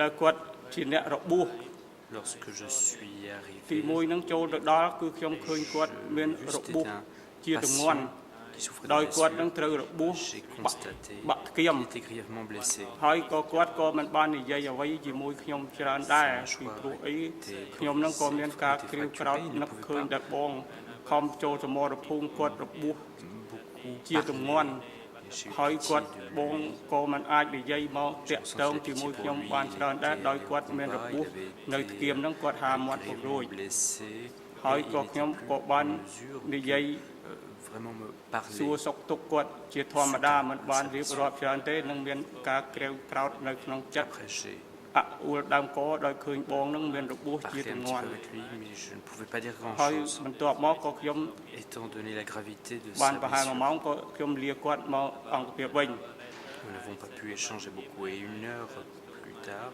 je lui dis au revoir et je suis retourné à mon unité. មេធាវីតើត្រូវដែរទេជាមន្ទីរពេទ្យដែលហៅថា Qu'il s'agissait là មន្ទីរពេទ្យ l'hôpital 17 មេសានោះគឺជាមន្ទីរពេទ្យរុស្ស៊ីតើមែនឬទេ បាទមន្ទីរពេទ្យនោះគឺជាមន្ទីរពេទ្យ17 មេសា Oui. បច្ចុប្បន្នគេហៅមន្ទីរពេទ្យរុស្ស៊ី C'est l'hôpital du 17 ពិត avril ប្រកបមែន qui est devenu et que l'on désigne actuellement And- sous le nom de សំណួរ hôpital បន្ទាប់ពីទៅជួបគាត់ទី1នោះមកតើលោកបានជួបគាត់ទៀតទេ Avez-vous revu votre frère? បាទខ្ញុំបានជួបគាត់ជាលើកទី2ម្ដងទៀត Réponse. នៅពេលដែលខ្ញុំ Rencontré ធ្វើការនៅអង្គភាពខ្ញុំក៏បាន deuxième fois, lorsque ភូត je អង្គភាព travaillais និង en unité, អង្គភាព j'ai គឺថ្ងៃ10ហ្នឹងគឺគេត្រូវសម្រាក en unité. គេត្រូវសម្រាកហ្នឹងទៅធ្វើ Et ពល sur កម្ម place, j'essaie du 10 du mois. ការងារ C'était un ពល jour កម្មការ de repos. ងារសង្គមនិយមហ្នឹងគឺគេទៅធ្វើការបកបង្កើនផលនៅកាបូល ដូច្នេះខ្លួនខ្ញុំហ្នឹងក៏មានការធ្វើពុតជាឈឺថាខ្ញុំមិនបានទៅទេសម្រាប់មិត្តទាំងអស់ខ្ញុំអត់ស្រួលខ្លួន Et j'ai ហើ fait យក៏ semblant d'être លៀប malade. ពេលនោះ Je ne suis pas allé ខ្ញុំ travailler. ក៏បាន Et à ce moment-là, j'ai saisi ចេញ cette ទៅ occasion លួចលាក់ដើម្បីឆ្លៀតពេលទៅសួរសុខទុក្ខរបស់គាត់បើសិនជាខ្ញុំសុំគេត្រង់ dans le plus grand ទៅគេ secret នឹងមិនអាច aller rendre ឲ្យខ្ញុំ visite ទៅជួប à ទេ mon frère. Si j'avais ពីព្រោះអី demandé la permission de le faire, ការម je នោសញ្ចេតនាចំនួននោះគេមិនអាចឲ្យខ្ញុំនឹងទំនាក់ទំនងគ្នាឲ្យបានញឹកញាប់បានឡើយហេតុដូច្នេះខ្ញុំក៏សម្រេចចិត្ត les មាន membres ការ de លួចលាក់ des នឹង familles était très limité. ទៅលេងគាត់ជាលើក C'est ទី la raison pour laquelle 2 j'ai décidé de ក្រោយមកដែលបាន leur ខ្ញុំទៅ mentir, ជួបគាត់ជាលើកទី2នេះ ខ្ញុំ pour avoir la ក៏បាននិយាយ possibilité de lui rendre visite ជាច្រើន une seconde ជា fois មួយ au គាត់ cours de cette visite. ដោយនិយាយប្រាប់ហេតុផលថា Nous avons parlé បង ensemble. បងត្រូវរបួសជាទម្ងន់ហើយបងត្រូវចំធ្គាមនឹងបងស្ដាប់ខ្ញុំនិយាយមិនសូវបានទៀត qu'il était grièvement ហេតុដូច្ blessé នេះហើយសូម et que បង sa ចេញ mâchoire ពីពេទ្យទៅ était បងត្រឡប់ទៅ fracturée. សូមមេកងបងឬអង្គភាពកងសូមចូលខាងពិការទៅពីព្រោះអីបងមានរបួស Une fois sorti ជា de ទម្ងន់ l'hôpital, ហើយបញ្ហាទី2គាត់ក៏បាននិយាយមកពល il devrait មក demander ខ្ញុំ la វិញថា permission à son chef លោកតាតែ d'unité pour aller ដល់អង្គភាព dans វិញ une ចាំ unité ស្នើតាមអូន pour ឯងនិយាយហ្នឹង une unité ហើយក៏គាត់បាននិយាយប្រាប់ខ្ញុំជារឿង pour ថ្មីមួយទៀត handicapés. Et il m'a dit ដែលជា qu'il រឿង le ferait une គាត់ fois នឹងត្រូវរៀបគ្រួសារ qu'il regagnerait son ជាមួយនារី unité. ម្នាក់ Il m'a également dit ដែលឈ្មោះសៀងឡននៅភូមិជាប់ជាមួយនឹងភូមិខ្ញុំនេះ qu'il a គាត់ក៏បាននិយាយការនឹករលឹកដល់នារីនោះជាប្រចាំ vivait dans le village គាត់ à បាន côté. រៀបរាប់នៅទុក្ខសោករបស់គាត់ Il m'a dit queដែល cette គាត់ femme នឹង lui ជាគូអនាគត manquait. Il parlait de របស់នារីនោះ sa souffrance, de son ហើយគាត់ état ក៏បាននិយាយ misérable et qu'il ថា pensait ត្រ à ឡប់ sa ទៅវិញ future នឹងអាច femme. នឹងបានរៀបគ្រួសារ Il m'a ជាមួយ également នារី dit ឈ្មោះ qu'à សៀង son ឡន retour, ពិតប្រកបហើយ il ពី se ព្រោះ marierait ប្រវត្តិ avec រូប cette ដែល femme គាត់ធ្វើ du ទុក nom de Sivran. ឲ្យនៅម្ដាយខ្ញុំគឺនឹងអាចត្រឡប់ទៅ Parce វិញ qu'il avait គាត់ déjà នឹងអាច préparé sa biographie, នឹង il បាន avait អង្គការ déjà ត្រូវរៀប donné គ្រួសារឲ្យ à ma គាត់ mère. ការពូលនិយាយគ្នាសារសងគ្នាអស់រយៈ lui permettre ប្រហែល2 de ម៉ោង se ទើបខ្ញុំ marier ត្រឡប់មកអង្គភាពខ្ញុំវិញ sur la base de cette biographie. Et donc nous avons parlé. Nous sommes parlé សំណួ pendant រ une heure et តើ demie. ក្រោយពីនឹងមកទៀតតើលោកបានជួបបងប្រុសរបស់លោកទៀតដែរឬទេ J'ai revu votre frère. Après ça, ក្រោយមក ក្រោយមកទៀតខ្ញុំទៅជាលើកទី3ការលួចលាក់របស់ខ្ញុំគឺនៅមានបន្តដល់លើកទី je me suis rendu une troisième fois 3 10ថ្ងៃក្រោយមកទៀត cet hôpital. ខ្ញុំភូតទៀត Une fois ខ្ញុំធ្វើពុត encore, ទៀត cette visite, ខ្ញុំ c'était ថា dans ដល់ le ខ្ញុំ grand secret. អត់ស្រួលខ្លួន Et c'est quelque អត់ chose បានទៅ qui ធ្វើការពលកម្ម s'est passé 10 jours plus tard. J'ai fait semblant une nouvelle ខា fois ងមក d'être កងការផល malade ទេ et de ne pas pouvoir aller ខ្ញុំ travailler. ក៏ទៅស្វែងរកគាត់ទៅដល់ក្នុងបន្ទប់គាត់សួរពេទ្យដែលប្រចាំការនៅកន្លែងនោះថាសួរថាតើបងខ្ញុំគាត់ទៅណាហើយចេញទៅឬនៅឬបដូរទីកន្លែង J'ai demandé au médecin ពេទ្យនៅកន្លែងនោះក៏បានឆ្លើយថាគាត់បដូរកន្លែងហើយប៉ុន្តែមិនដឹងទៅខាងណា dans une autre នៅ salle. ពេលនោះខ្ញុំក៏មានការនឹក Le សង្ស័យ membre ជា personnel ច្រើន soignant que ចំ j'ai ពោះ vu m'a dit qu'on l'avait ទី1 ក្រែង déplacé, គេ mais qu'il ne ដូរ savait កន្លែង pas គាត់ où ដោយ il គាត់ se របួស trouvait. រាងធូរបន្តិច Et j'ai ទី commencé 2 à នឹក avoir ឃើញ des គាត់ soupçons à ce ចេញទៅ moment-là. តម្រង់ឬ Au យ៉ាង début, ម៉េច j'ai pensé ទី3ហ្នឹងនឹកឃើញ que, ថា étant គាត់ donné ទៅ son ហ្នឹង état គឺ de guérison, មិនដឹងជាទៅ qu'il avait été Khang Na. transféré, ou alors qu'il avait été envoyé Không, à ai quan tâm. Samrang. Ou alors, troisième possibilité, eh bien je ne savais pas où il avait été មេ envoyé. ធាវីតើត្រឹមត្រូវដែរឬទេក្រោយពីនឹងមកគឺលោកមិនដែលរកឃើញឬក៏ជួបបងប្រុសរបស់លោកជាថ្មីតទៅសោះតើត្រូវដែរឬទេ Pouvez-vous confirmer? ពិតជាត្រឹមត្រូវក្រោយមកក៏ខ្ញុំ C'est exact. មានការសង្កេតនិងសម្លឹងមើលក្រែងទៅចិត្តក្តីឆ្ងាយក្តីតែងតែនឹកគិតដើម្បីចង់ជួបបងប្អូនដែលបែកគ្នាយូរ Retrouver mon frère. ជាអញ្ចឹងបានគឺ Car il me manquait And depuis tant មេ de ធា temps. វីហើយនៅ Question vers la fin. ដល់ចុងបញ្ចប់របបកម្ពុជាប្រជាធិបតេយ្យនៅក្នុងខែមករាឆ្នាំ1979តើលោកអាចជម្រាប Me dire toujours តុលាការ sur le régime បានទេ du ថាក្រោយពីនឹងមកលោកបានព្យាយាមរកបងប្រុសរបស់លោកហើយលទ្ធផលនៃការរកយ៉ាងដូចម្ដេច Essayez de retrouver votre frère. ក្រោយពីរំដោះឆ្នាំ1979 Réponse après ខ្ញុំក៏បានខិតខំស្វែងរក l'opération du 7 បង janvier ខ្ញុំជាច្រើនកន្លែង J'ai ខ្ញុំ essayé ទៅ de រកដល់អូម retrouver លៀង mon frère dans différents រ endroits. ហូតទៅដល់ Je me suis rendu à ស្រុកលៀច Oméa, ស្រុកបកាន jusqu'au district de Liège, ស្រុកមោង au district de Bakang, au district ស្រុក de កោះ Mont, កឡ au ភ្នំ district បាដេ de Kokolor, à la montagne de ភ្នំវា Badé, ចាប à la montagne de ភ្នំសំឡូត Wecha, លុះ montagne de Somlot, ដើររកគាត់ស៊ើបសួរមិត្តជិតខាងទាំងអស់ et malgré ក៏មិនបានឃើញ des efforts មិនបានដឹង pour ឈ្មោះ essayer បង de ខ្ញុំ retrouver, នេតប៊ុនធី j'ai នេះឡើយ rencontré personne, mais je n'ai pas réussi à savoir où il se trouvait. មេធាវីហើយលោកបានប្រាប់យើងអំពីទីកន្លែងដែលលោកបានទៅរក Vous avez នឹង cherché votre frère pendant ថា combien តើ de temps? តើចំណាយពេលប៉ុន្មានខែឬក៏ប៉ុន្មានឆ្នាំដែរគ្រប់ទីកន្លែងដែលលោកបានស្វែងរកនោះ ស្វែងរក ការស្វែងរកនេះគឺស្វែងរកដោយ J'ai essayé de retrouver mon frère ការសន្សំគឺខ្ញុំទៅស្នាក់នៅត្នេះតិចទៅត្នោះតិចគ្រប់ស្រុកហ្នឹងគឺរយៈពេល J'ai persisté. ជិត10ខែ Je me suis rendu dans différents districts de manière à pouvoir le ពី retrouver 79ទៅដល់ខែ10ទើបខ្ញុំត្រឡប់ de 10 មក mois ផ្ទះវិញ à partir de février 79 et je suis revenu à mon village en octobre 79. មេធាវីហើយនៅពេលនោះគឺបន្ទាប់ពីដំណើរស្វែងរកនោះ Vous êtes revenu de តើ ce លោក voyage. នៅសល់មាន Est-ce que ការ vous សង្ឃឹម restez ក្នុងជីវិតទេ un ថានឹងអាចជួបគាត់ថ្ងៃណាមួយ vivant votre frère ក្នុងការដើររើក្នុងជីវិតរបស់ខ្ញុំគឺមានសង្ឃឹមថាគាត់នៅរស់ពីព្រោះអី dans cette quête pour retrouver mon ការ frère. ចំនួននោះ J'espérais មានអ្នករដ្ឋ encore ចាត់ le ចាយគ្រប់ទី retrouver កន្លែងទាំងអស់ et និង j'espérais qu'il était toujours vivant parce qu'à គណៈបកនឹង l'époque, ជាច្រើន eh bien, les ខ្ញុំ membres មាន des គំនិត familles គិត étaient ថាគាត់នៅរស់នឹងគឺគាត់ éparpillés.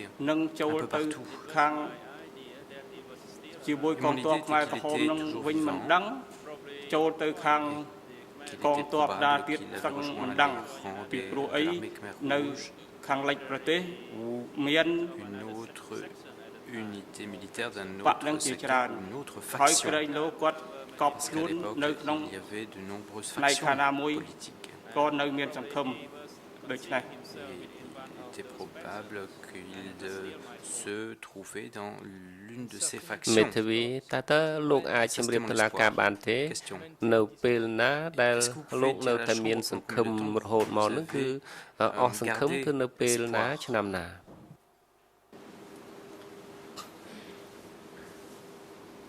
ការអស់សង្ឃឹមរបស់ខ្ញុំ Réponse. គឺក្នុងឆ្នាំ2004ខែមិថុនាឆ្នាំ C'était en 2004 2004. hein. En ដោយ juin ការអស់សង្ឃឹមនេះ 2004 que j'ai perdu cet ក្រោយ espoir. ពីអង្គភាព ឯកសារកម្ពុជាយកប្រវត្តិរូបរបស់បងខ្ញុំនេះឈ្មោះនេតប៊ុនធីនេះយកទៅប្រគល់ឲ្យឪពុកម្ដាយខ្ញុំទើបខ្ញុំបានដឹងថាគាត់ស្លាប់នៅគុកទួលស្លែង C'est à ce moment-là que j'ai réalisé qu'il avait trouvé la mort à la prison de Tuol Sleng. មេធាវីតើត្រូវទេគឺ Question. Cela veut dire que ក្នុងរយៈពេល pendant 25 ឆ្នាំដែលលោកនៅតែសង្ឃឹមថាអាចនឹងបងរបស់លោកនៅរស់តើអញ្ចឹងមែនទេ vivant. សូមសំណួរម្ដងទៀត Question. Pouvez-vous répéter votre question? តាមពិតខ្ញុំនឹងសួរលោកតើត្រូវទេដែលខ្ញុំអាចសួរលោកថាលោកបានបន្តការសង្ឃឹមនឹងអស់រយៈពេលជាង25ឆ្នាំដែលថាបងប៊ុនធីរបស់លោកនោះនៅរស់រានមានជីវិតតើអញ្ចឹងឬទេ បាទខ្ញុំសង្ឃឹមថាគាត់នឹង Réponse. រស់រានមានជីវិត C'est exact. ក្នុង25ឆ្នាំហ្នឹង J'espérais qu'il était possible. And could you Quelque part. Question. Pouvez-vous dire à la Chambre de quelle manière vous avez réagi lorsqu'en 2004, នៅពេលដែលមជ្ឈមណ្ឌលឯកសារកម្ពុជាមកកន្លែងរបស់លោកហើយប្រាប់ថាបងរបស់លោកត្រូវបានគេសម្លាប់ចោលនៅស21នៅពេលនោះតើលោកតតាំងយ៉ាងម៉េចឬប្រតិកម្មអារម្មណ៍យ៉ាងម៉េចដែរ នៅពេលនោះក្រុមគ្រួសារឪពុកម្ដាយខ្ញុំនិងរូបខ្ញុំផ្ទាល់មានការក្តុកក្តួលជាខ្លាំងដោយមានបងម្នាក់ជាទីស្រឡាញ់ដែលត្រូវគេយកគាត់ទៅដាក់នៅស21គឺគុកទួលស្លែងនេះគឺជាកន្លែងធ្វើទារុណកម្មយ៉ាងសាហាវព្រៃផ្សៃបំផុតដោយកន្លងមកមានគេនិយាយប្រាប់ថានៅគុកទួលស្លែងនេះការធ្វើទារុណកម្មជាធ្ងន់ធ្ងរណាស់ទារុណកម្មមានតាំងពីដកកញ្ចក់មានតាំងពីចាក់មជុលម្រាមដៃមានតាំងពីឆក់ខ្សែភ្លើងមានតាំងពីវាយនឹងដំបងមានទាំងជលក់ទឹកមានតាំងពីច្រកស្បោងកៅស៊ូចូលឲ្យថប់ដង្ហើមនេះហើយដែលធ្វើឲ្យខ្ញុំកាន់តែមានទុកធ្ងន់ថែមទៀតដោយមានបងម្នាក់ស្លាប់ដោយវេទនាជាទីបំផុត នឹងមានការក្តុកក្តួលជាខ្លាំងក្នុងចិត្តដោយការស្លាប់នេះលំបាកវេទនាណាស់មិនមែនដូចជាស្លាប់ធម្មតាទេគឺស្លាប់នេះគឺស្លាប់ដោយការធ្វើទារុណកម្មរួចទើបបាននឹងសម្លាប់ Nous savions qu'il avait dû endurer tant de souffrances avant d'être exécuté, notre frère. Question. Vous aviez entendu parler de S21 avant et de ces caméras en 2004 quand vous annoncez la mort de votre frère. Est-ce exact? របស់បងលោកតើអញ្ចឹងមែនទេ តើការដល់ខ្ញុំក៏បានដឹងតាមដំណឹងតាមការផ្សាយផ្សព្វផ្សាយតាមវិទ្យុក្តីតាមដែលបងប្អូនដែលមករករូបថតនៅទួលស្លែងក្តីក៏គាត់បានជួបគាត់ផ្សេងទៀតក៏គាត់បាននិយាយអំពីកន្លែងនេះដែលជាកន្លែងធ្វើទារុណកម្មយ៉ាងសាហាវព្រៃផ្សៃបំផុត បានជាខ្ញុំនឹកឃើញថ្ងៃណាឡើងពេលណាឡើងនៅគុកទួលស្លែងនេះធ្វើឲ្យខ្ញុំអអួលក្នុងចិត្តក្នុងបេះដូងគ្មានថ្ងៃណាបំភ្លេចទេគឺក្នុងមួយថ្ងៃបើមិនបានអីក៏នឹកឃើញម្ដងឬពីរដងដែរដែលជាកន្លែងធ្វើទារុណកម្ម Lorsque l'on m'a appris que la vie de mon frère លោកបានប្រាប់ terminer អំពី AS ប្រតិកម្មរបស់លោកនៅក្នុងឆ្នាំ 2004 ដែលបញ្ជាក់ដោយឯកសារកម្ពុជាមកប្រាប់លោកអំពីព្រឹត្តិការណ៍នៃការស្លាប់របស់បងរបស់លោកថាតើលោកអាចជម្រាបទេនៅពេលនោះឪពុករបស់លោកមានប្រតិកម្មយ៉ាងម៉េចដែរនៅពេលទទួលដំណឹងពីបញ្ជាក់ដោយឯកសារកម្ពុជាបែបនោះ Comment cela a été vécu par votre père? ក្រោយពីមជ្ឈមណ្ឌលឯកសារកម្ពុជាបានយក ប្រវត្តិរូបដែលបងថាស្លាប់នៅទួលស្លែងនេះឪពុកម្ដាយខ្ញុំមានការយំនឹករលឹកហើយឪពុកខ្ញុំក៏គាត់បានធ្លាក់ខ្លួនឈឺដោយគាត់សម្រានទៅគាត់តែងតែពោលពាក្យថាកូនប៉ានឹកកូនបុនធីណាពីព្រោះអីនៅគុកទួលស្លែងនោះគេធ្វើបាបទារុណកម្មកូនបុនធីខ្ញុំមិនដឹងយ៉ាងណាទេគាត់តែងតែពោលពាក្យតាំងព្រឹកនិយាយប្រាប់ខ្ញុំក៏មានការក្តុកក្តួលក្នុងចិត្តរហូតនឹកឃើញរហូតហើយគាត់តែងតែនិយាយពី3ថ្ងៃគាត់និយាយប្រាប់ម្ដងពី3ថ្ងៃគាត់ប្រាប់ម្ដងកូនហើយកូនមកគួររងគ្រោះដោយសារអំពើព្រៃផ្សៃនឹងសោះធ្វើបដិវត្ត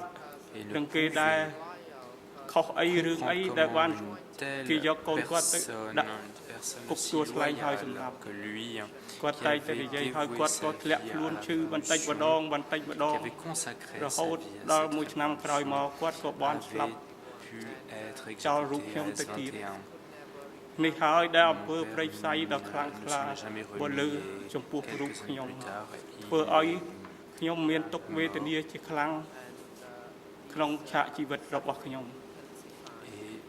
នេះហើយរបបកម្ពុជាប្រជាធិបតេយ្យដែលខ្លួនខ្ញុំចូលបម្រើដែរតែទីចុងបញ្ចប់បងក៏បម្រើដែរគឺបងបានស្លាប់ប្អូនត្រូវបែកពីបងប្រត់ប្រាស់ពីបងទុកសោករបស់ខ្ញុំមានជានិច្ចចំពោះជីវិតខ្ញុំ sauf de la tristesse et du chagrin. So, it's not the first time today that you មិនមែនលើកទី1ដែលលោកបានចូលក្នុងតុលាការនោះទេកាលពីប្រហែលខែមុនលោកបានអង្គុយប្រហែលដងនៅខាងក្រោយខ្ញុំនេះនៅកន្លែងដើមម្ដងរដ្ឋប្រវេណីលោកនៅអង្គុយទីនោះដែលមានអ្នកសួរចម្លើយមកពីមន្ទីរស21ក៏បានប្រាប់ថាតើមានអ្វីកើតឡើងនៅស21ប្រាប់អំពីភាពអមនុស្សធម៌និងការធ្វើទារុណកម្មផ្សេងៗដែលកើតមាននៅស21អញ្ចឹងតើលោកអាចជម្រាបបានដែរទេតើលោកមានអារម្មណ៍យ៉ាងម៉េចនៅពេលដែលស្ដាប់ឮអ្នកដែលធ្លាប់ធ្វើទារុណកម្មបុគ្គលិកស21មកទីនេះប្រាប់រឿងរ៉ាវទាំងអស់នោះ de ces témoignages ក្នុងការធ្វើទារុណកម្មនៅស21ដែលខ្ញុំបានចូលនៅក្នុងសាវនាការនោះដែលបានស្ដាប់គឺការធ្វើទារុណកម្មគ្រប់បែបគ្រប់យ៉ាងទាំងអស់គឺជាការធ្វើទារុណកម្មដល់លើរូបបងខ្ញុំនិងបងប្អូនទាំងអស់ដែលរងគ្រោះនៅគុកទួលស្លែងនេះការធ្វើទារុណកម្មនេះគឺធ្ងន់ធ្ងរណាស់ធ្វើឲ្យចិត្តខ្ញុំអារម្មណ៍ខ្ញុំមិនស្ងប់មិនបំភ្លេចបានទេពីព្រោះអីគឺការធ្វើទារុណកម្មនិងការសម្លាប់នេះដោយបងប្អូនដែលរៀបរាប់ពីមុនរហូតមកនឹងក្នុងសាវនាការគ្រប់គ្នានឹងគឺការធ្វើទារុណកម្មមានតាំងពីដុតមនុស្សទាំងរស់ប្តីនឹងគឺសាហាវព្រៃផ្សៃជាទីបំផុត Certains des détenus étaient brûlés vifs. Il s'agit là d'un acte digne de la barbarie. តើខ្ញុំនិយាយត្រឹមត្រូវដែរឬទេកាលពីឆ្នាំមុនលោកខ្លួនឯងបានទៅទួលស្លែងតើពិតដែរឬទេ Vous-même à Tuol Sleng. បាទពិតមែនខ្ញុំបានទៅទួលស្លែង Réponse oui, ខ្ញុំ c'est បាន exact. ទៅទួលស្លែង Je me suis rendu à Tuol ខ្ញុំ Sleng. ដើរពីខាងឆ្វេងរហូតទៅដល់ខាងកណ្ដាលខ្ញុំឃើញទិដ្ឋភាពកន្លែងធ្វើទារុណកម្មជាច្រើននៅទីនោះខ្ញុំរន្ធត់ក្នុងចិត្តអអួលក្នុងចិត្តដោយឃើញ Voir les lieux où les détenus ont របស់របរដែលជាខ្នោះ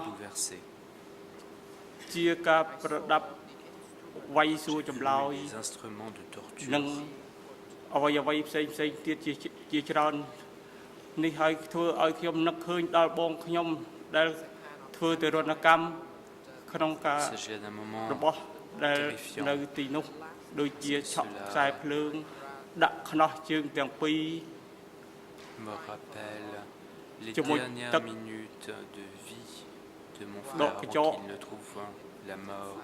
Alors fait subir telle méthode de torture sur personne.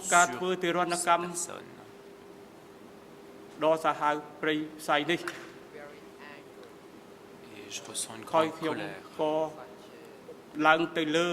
មើលបន្ទុករបស់បងខ្ញុំគឺបន្ទុកលេខ33បន្ទុកលេខ33នោះគេធ្វើឡើងគេរៀបអត់ដូចគេចិញ្ចឹមជ្រូក C'était la pièce dans laquelle mon frère a été détenu.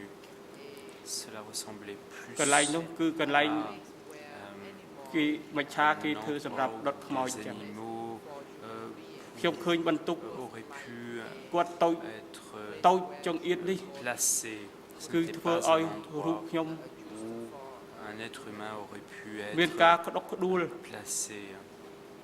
នឹកឃើញការលំបាកវេទនារបស់គាត់ដែលគេដាក់គាត់ដូចជ្រូកមិនឲ្យវិលខ្លួនទៅណារួចហើយនឹកឃើញថាគេនឹងឲ្យគាត់មុជទឹកយ៉ាងដូចម្ដេចហូបបាយយ៉ាងដូចម្ដេចបើជាបន្ទុកដែលអាក្រក់យ៉ាងនេះ Imaginez la difficulté de se laver, par exemple. Et les conditions de détention. Question.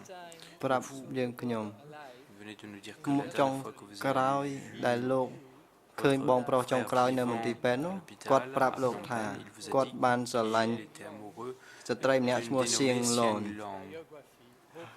ហើយគាត់បានសរសេរប្រវត្តិរូបផ្សេងថាសង្ឃឹមថាអង្គការអាចឲ្យគាត់រៀបការជាមួយនឹងស្ត្រីរូបនោះតើលោកអាចជម្រាបតុលាការបានដែរឬទេថាមានអ្វីកើតឡើងចំពោះស្ត្រីដែលគាត់ស្រឡាញ់នោះ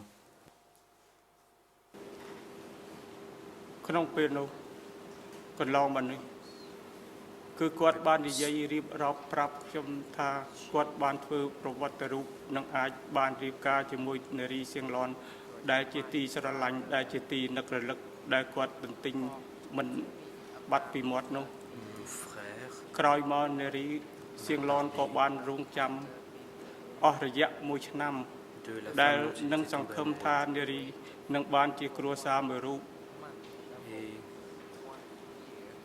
តែផ្ទុយទៅវិញកម្មអកុសលដែលផ្ដល់ឲ្យគាត់ទាំងពីរមិនបានជួបជុំគ្នាប្រត់ប្រាស់គ្នាធ្វើឲ្យនារីសៀងឡនមានការក្តុកក្តួលលែងចេញពីផ្ទះអង្គុយសំងំសំកប់នៅក្នុងផ្ទះដោយការសង្កេតរបស់ខ្ញុំនៅភូមិជិតគ្នាក៏ខ្ញុំមានអារម្មណ៍នឹកឃើញអាណិតគាត់ នឹងមានការព្រួយបារម្ភចំពោះគាត់ដែលគាត់នឹងមានសង្ឃឹមថាបានជាប្តីប្រពន្ធនឹងគ្នាតែផ្ទុយទៅវិញគាត់បាននារីផ្ដាច់ផ្ដាស់គ្នាទៅវិញនារីនោះមានតែការទឹកភ្នែកនិងការគិតព្រួយទុក្ខសោកថានឹងបានជួបប្តីដ៏ជាទីស្រឡាញ់ម្នាក់តែផ្ទុយទៅវិញមិនបានដូចបំណងនារីត្រូវទរណកម្មផ្នែកផ្លូវចិត្ត មិនអាចបំពេញការងារបានលុកលាយដោយគេអ្នកដទៃឡើយមានតែការក្រៀមក្រំមានតែការគិតព្រួយចំពោះខ្លួនដែលនឹងមានសង្ឃឹមទៅថ្ងៃមុខបែរទៅជាកម្មអកុសលប្រត់គ្នាទៅវិញ Elle a sombré dans la dépression. Yana, can I just have one question? Un instant. ទេវីគឺខ្ញុំសូមអនុញ្ញាតលោកប្រធានប្រហែលជាខ្ញុំសូមមួយវិនាទីធ្វើការប្រឹក្សាជាមួយមេធាវីខ្ញុំសិន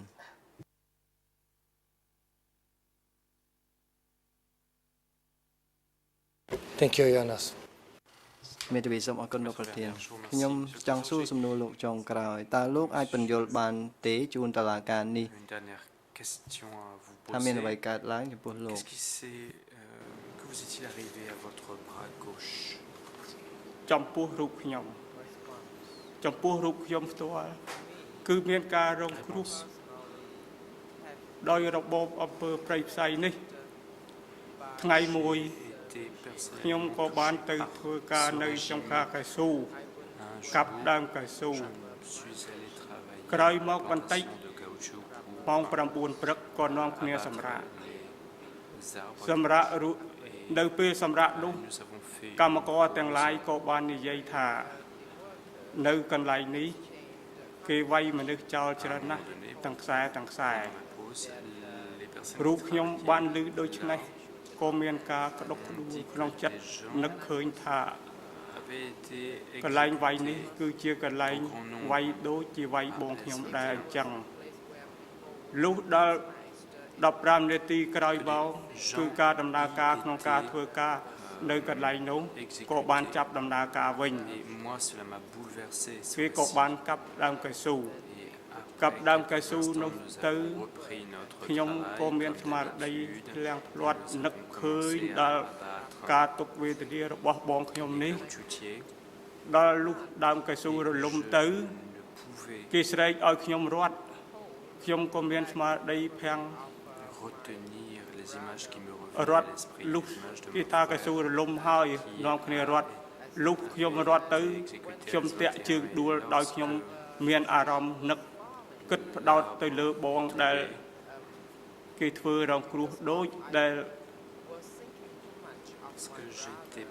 កម្មករនៅទីនោះគាត់និយាយលុះដើមកៅស៊ូនោះរលំទៅក៏ធ្លាក់មកលើដៃខ្ញុំនេះធ្វើឲ្យខ្ញុំពិការរហូតដល់សពថ្ងៃនេះខ្ញុំពិការទាំងផ្លូវកាយពិការទាំងផ្លូវចិត្តពិការមួយជីវិត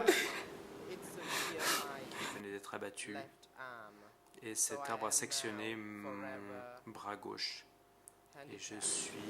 ពិការមួយជីវិតនឹកឃើញមួយជីវិតនៅជីវិតរបស់ខ្ញុំរស់នៅដោយទុក្ខវេទនាទុក្ខលំបាកបងក៏ស្លាប់ឪពុកក៏ព្រាត់ខ្លួនក៏ធ្លាក់ជាពិការការរកស៊ីក៏អស់សង្ឃឹមក្នុងជីវិតទៀត Une grande souffrance, mon ហើយ frère ដូច្នេះហើយជីវិត après la ខ្ញុំ mort, mon père est មានតែ décédé. ទុក្ខវេទនានេះទេដែល Je reçois une grande នៅតាម colère អមខ្លួនខ្ញុំជាប់ et j'ai perdu espoir. មានតែការលំបាកនេះ Dans ទេ cette ដែល grande ស្ថិតនៅ souffrance, avec ce ចំពោះមុខខ្ញុំ sentiment de désespoir. ដែលបន្សល់ឲ្យខ្ញុំរហូតមកនេះ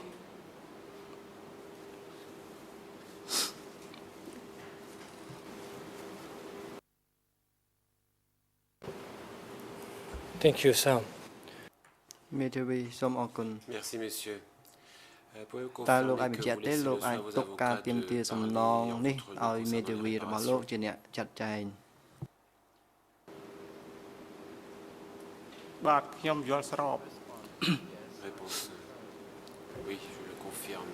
Jonas. មេធាវី Maître លោកស្រី Werner, ចៅក្រមយើងខ្ញុំពុំមានសំណួរបន្ថែមសម្រាប់កូនក្តីរបស់ខ្ញុំនោះទេដោយតែខ្ញុំជម្រាប mais comme je vous l'ai dit, et lorsque ពី vous មុន le អញ្ចឹង jugez នៅពេល approprié, ដែលសមស្រប notre កូនក្តី greffe របស់ខ្ញុំ souhaite មាន présenter une សំណើខ្លី requête តូចមួយ et ហើយបន្តមក ensuite មាន poser សំណួរ une question à មួយ l'accusé. ទៅកាន់ជនជាប់ចោតសូមអរគុណ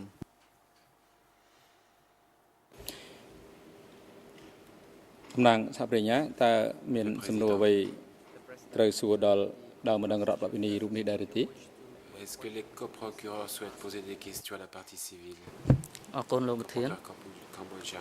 Merci, monsieur le ជំ président. រាបសួរលោកណេតផាលី Bon après-midi, monsieur Net តាមរយៈការជួបបងប្រុសរបស់លោកជាច្រើនដងតើលោកបានដឹងទេថាវត្តមានរបស់បងប្រុសលោកនៅក្នុងមន្ទីរស-21ហ្នឹងដោយសារមូលហេតុអីដែរ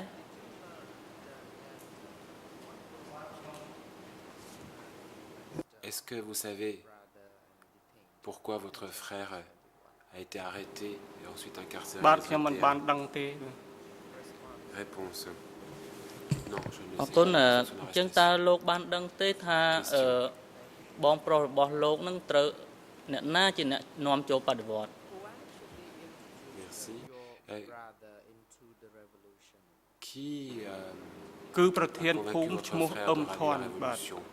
ភូមិទួលត្រាចនេះ Réponse. Le chef de la commune. អរគុណចុះលោកស្គាល់ឈ្មោះឈូកសៅទេ Question. Est-ce que vous connaissez un certain Sao? បាទឈូកសៅខ្ញុំបានស្គាល់ Réponse. តើឈូកសៅនោះមានទំនាក់ទំនងអ្វីជាមួយនឹងបងប្រុសរបស់លោកដែរ Question. Quel est le rapport entre Chuk Sao et votre frère? ឈូកសៅនេះគឺគ្មានទំនាក់ទំនងអ្វីជាមួយបងខ្ញុំទេពីគ្រាន់តែការក្នុងឆ្នាំ70 71អីហ្នឹងគាត់ក៏បានមានតែការទៅស្នាក់នៅភូមិគេនៅជិតនោះខ្ញុំគ្រាន់តែបានតែស្គាល់តែប៉ុណ្ណោះ Mon frère se trouvait dans un village បាទអរគុណលោកធានខ្ញុំអស់សំណួរ avec ហើយ cette autre personne. បាទជាកិច្ចបន្តអង្គជំរះ Merci, monsieur. គោលវេទិកាទៅមេធាវីការពីក្តីដែលមានឱកាសក្នុងការតាំងសំណួរចំពោះដើមម្ដងរដ្ឋបវេនេះរដ្ឋបវេនីរូបនេះបើសិនបើមានសំណួរសូមអញ្ជើញបាទ La défense n'a pas de questions à poser à la partie civile. មេធាវីកនិសរ៉េសមេធាវីការពារមិនមានសំណួរអ្វីសួរទៅដើមម្ដងរដ្ឋវេនីទេសូមអរគុណលោកធាន អមមិញនេះយើងបានស្ដាប់នៅសម្ដីរបស់មេធាវីអាឡង់វេនឺដែលជាមេធាវីតំណាងរបស់លោកនេតផលីតើលោកមានបំណងចង់ធ្វើការសង្កេតឬក៏តាំងសំណួរជាក់លាក់មួយចំនួនចំពោះជនជាប់ចោទតាមរយៈយើងដែលជាប្រធានអង្គជំនុំជម្រះអញ្ចឹងពិតមែនដែរឬទេ Est-ce que vous souhaitez effectivement poser cette question et formuler cette requête, monsieur Letmali? Réponse. Oui. ឥឡូវនេះលោកអង្គជំរះអនុញ្ញាតប៉ុន្តែអង្គជំរះសូមរំលឹកលោកថាក្នុងនាមលោកជាភាគីក្នុងរឿងក្តីក៏បីការប្រើពាក្យសម្ដីឬក៏ការនិយាយក្នុងលក្ខណៈថ្លៃថ្នូរមានសិលធម៌ហើយមានគុណធម៌ខ្ពស់ស័ក្តិសមគឺជាមនុស្សដែលមានគុណធម៌មានវប្បធម៌ល្អប្រសើរនៅក្នុងការចូលរួមជៀសវាងការប្រើប្រាស់វេទិកានៃដំណើរការសមនការទៅជាវេទិកានៃការសងសឹកលោកយល់ដែរទេ Un lieu où l'on chercherait vengeance. Est-ce que vous le comprenez? សូមអញ្ជើញអង្គជំរះអនុញ្ញាត Le président, veuillez maintenant présenter votre requête ainsi que votre question. ខ្ញុំសូមសួរថាតើបងប្រុសរបស់ខ្ញុំខុសអ្វីបានជាគេចាប់គាត់មកដាក់គុកទួលស្លែងហើយសម្លាប់ Qu'est-ce que mon frère a fait ជន de ជាប់ចោទ mal? យើង Quelle peut être la faute qu'a ទេ commise នៅ mon frère? សំណួរនេះទៅដើមបណ្ដានេះទៅលោកដើម្បីលោកអាចឆ្លើយនឹងសំណួរនេះបានដែរទេ L'accusé, cette អាចឆ្លើយបានសូម question អ vous ញ្ជើញ est posée. Est-ce que vous pouvez y répondre?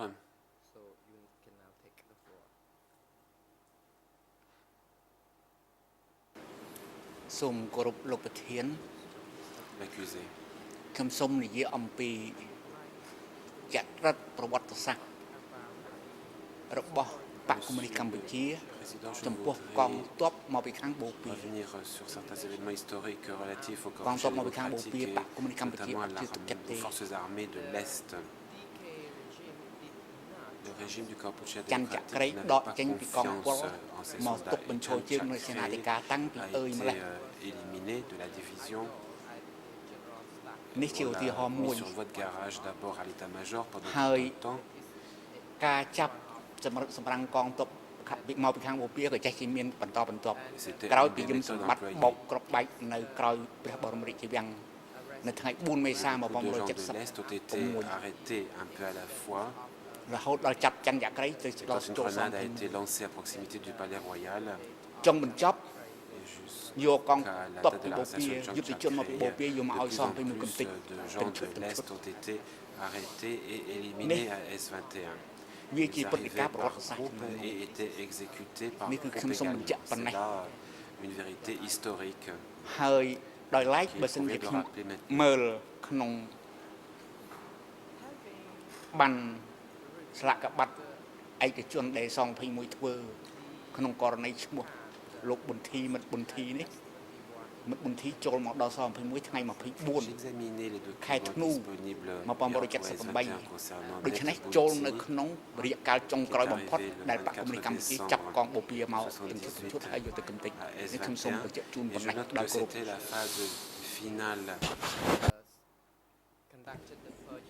លោកនេតផលីតើមានទំនួលអ្វីទៀតទេសូមអញ្ជើញ Le président. Monsieur Netpali, voulez-vous បាទ poser ខ្ញុំ d'autres questions ou présenter votre មាន requête? ចង់បង្ហាញនៅរូបថតរបស់បងខ្ញុំនេះគឺហាក់ដូចជាបងខ្ញុំដែលនៅអង្គុយក្បែរខ្ញុំដូចនេះដែលនៅក្នុងតុលាការបងខ្ញុំនឹងឃើញតុលាការដែលកាត់ទោសអ្នកជាប់ចោទបងខ្ញុំបានស្ងប់ចិត្តដោយមានតុលាការកម្ពុជានិងអន្តរជាតិបងខ្ញុំដែលមានវិញ្ញាណក្ខន្ធដែលបានស្លាប់នៅក្នុងស21នេះសូមបងដឹងឮសូមបងដឹងឮគេបានកាត់ទោសជូនបងហើយ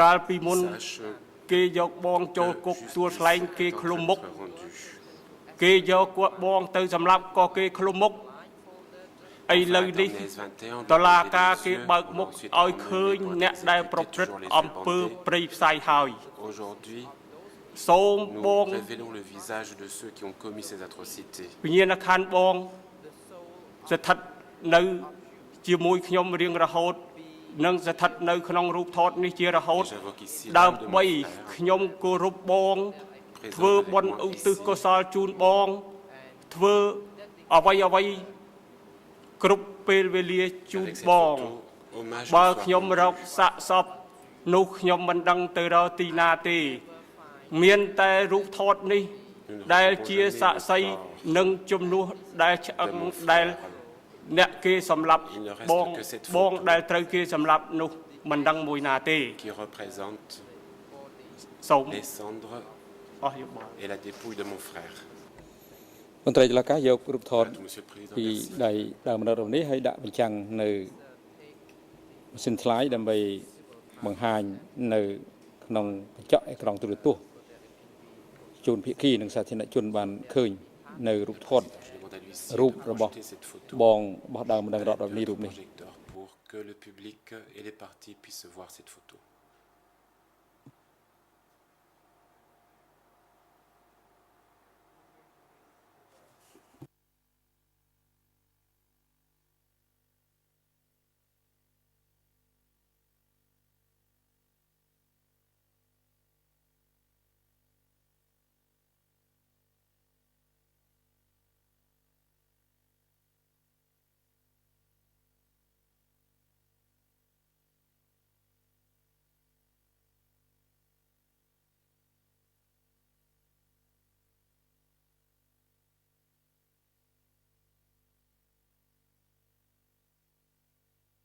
Redire ថានេតប៊ុនធីនេះមករងគ្រោះស្លាប់នៅមន្ទីរ21មែនចូលមកដល់មន្ទីរ21ថ្ងៃ24ខែធ្នូ1978 le 24 décembre 78 à S21 c'est un ហើយរឿងរ៉ាវជាប្រវត្តិសាស្ត្ររវាងបកកុម្មុយនីសកម្ពុជានិងកងទ័ពបូព៌ាខ្ញុំបានបញ្ជាក់ជូនអង្គសវនាការមិនបានមិញហើយខ្ញុំអត់និយាយតទៅទៀតទេ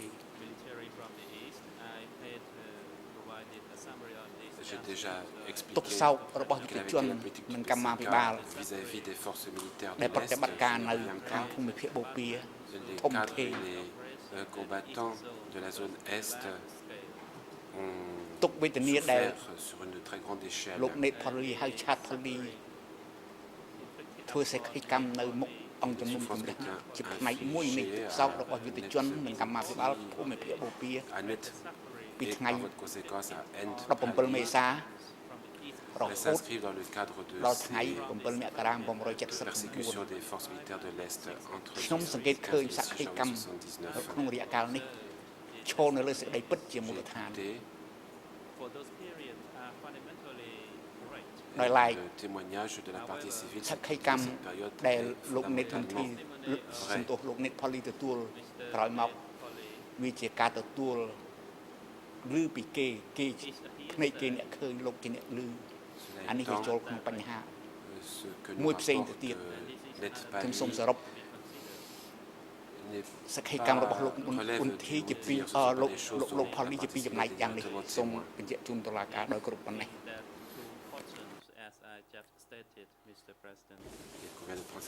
លោកនេតផលីដំណើរការនៃការស្ដាប់សេចក្តីថ្លែងការណ៍របស់លោកក្នុងនាមលោកជាដើមបណ្ដឹងរដ្ឋវិនីឃើញថាដល់ទីបញ្ចប់ហើយក្នុងនាមលោកជាដើមបណ្ដឹងរដ្ឋវិនីអង្គជំរះសូមជម្រាបថាលោកមានសិទ្ធិនៅក្នុងការចូលរួមនៅក្នុងដំណើរការសកម្មភាពចាប់ពីថ្ងៃស្អែកបន្តទៅទៀតឬក៏លោកទៅកាន់ទីកន្លែងណាដែលលោកចង់ទៅនោះជាសិទ្ធិរបស់លោក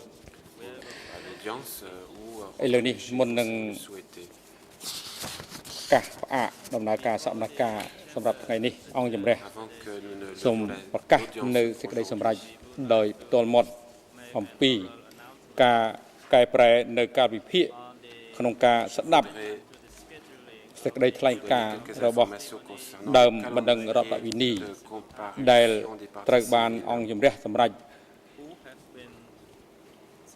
អញ្ជើញមកធ្វើទៅថ្លែងការណ៍នៅចំពោះមុខអង្គជំនុំជម្រះដោយហេតុថាប្រហែលថ្ងៃនេះអង្គជំរះបានស្ដាប់នៅសេចក្តីថ្លែងការណ៍របស់ដើមបណ្ដឹងរដ្ឋវិនីឃើញថាមានការជឿនលឿនយ៉ាងច្រើនធៀបទៅនឹងពេលវេលាដែលបានគ្រោងទុកទន្ទឹមនឹងនេះក៏មានដើមបណ្ដឹងរដ្ឋវិនីខ្លះបានលះបង់សិទ្ធិនៅក្នុងការចូលរួមដើម្បីធ្វើសេចក្តីថ្លែងការណ៍នៅចំពោះមុខអង្គជំនុំជម្រះហើយម្យ៉ាងទៀតដើម្បីពន្លឿននីតិវិធីនៃដំណើរការសកម្មភាពនិងជាការជម្រាបជូនដំណឹងជាមុនដល់គូភាគីនិងសាធារណជនបានជ្រាបអំពីការកែប្រែនៅកាលវិភាគសម្រាប់កោះអញ្ជើញដើមបណ្ដឹងរដ្ឋវិនីដែលនៅសេសសល់មកដល់សក្ខីមកស្ដីថ្លែងការណ៍អំពីទុកសោករបស់ខ្លួននៅចំពោះមុខអង្គជំនុំជម្រះដូចខាងក្រោមនេះសម្រាប់កម្មវិធី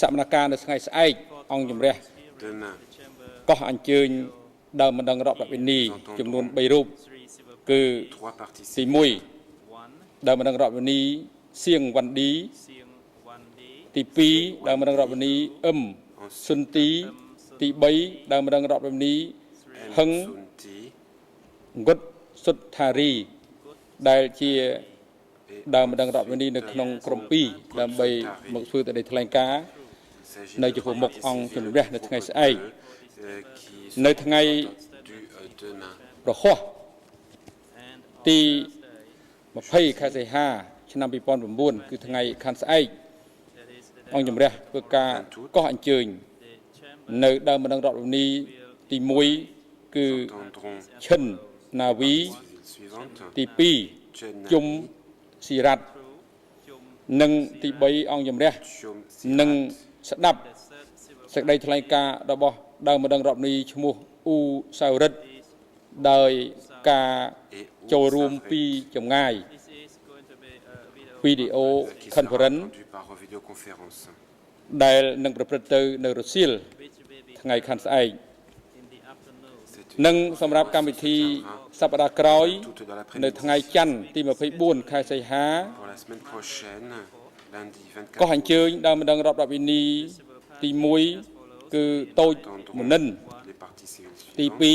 2រស់មែនទី 3 ជំនៅ ដែលជាមេធាវីដើមបណ្ដឹងរដ្ឋបាលនីក្រុម 4 ហើយនឹងដើមបណ្ដឹងនីមួយរូបដែលជាជនជាតិអាមេរិកកាំងអង្គជំរះនឹង Nous entendrons également ស្ដាប់ក្តីថ្លែងការណ៍របស់ដើមបណ្ដឹងរដ្ឋបាលនី James Jeff Frey Jeffrey James, នៅថ្ងៃទី 26 ខែសីហា ឆ្នាំ 2009 américaine. អត្រ័យហេតុនេះសូមភាគីនិងសាធារណជនបានជ្រាបហើយអង្គជំនុំជម្រះសង្ឃឹមជឿជាក់លើកិច្ចសហការពីមេធាវីអ្នកតំណាងដើមបណ្ដឹងរដ្ឋបាលនីដើម្បីប្រឹងប្រែងនៅក្នុងការរៀបចំដំណើរការចូលរួមនៅក្នុងសេចក្តីថ្លែងការណ៍តាមកាលបរិច្ឆេទនៃដំណើរការសកម្មភាពដែលមានការប្រែប្រួលនេះហើយអង្គជំរះ Selon ce calendrier modifié. ប្រកាសផ្អាកសកម្មភាពសម្រាប់ថ្ងៃនេះត្រឹមនេះហើយសកម្មភាពលើកទៅបន្តនៅថ្ងៃស្អែកហើយនឹងស្ដាប់សេចក្តីថ្លែងការណ៍នៅដើមរនេះដោយបានជម្រាបជូនអំបញ្ញមិញនេះអនុរិយមន្ត្រីឃុំឃាំងនាំជនចាប់ចោតទៅកាន់មន្ត្រីឃុំឃាំងវិញហើយឲ្យនាំជនចាប់ចោតមកកាន់សាលធម្មការនៅព្រឹកថ្ងៃស្អែកឲ្យបានមុនម៉ោង 9 Ici, demain pour 9h, l'audience est levée. សូមអញ្ជើញក្រោមជើង Veuillez vous lever.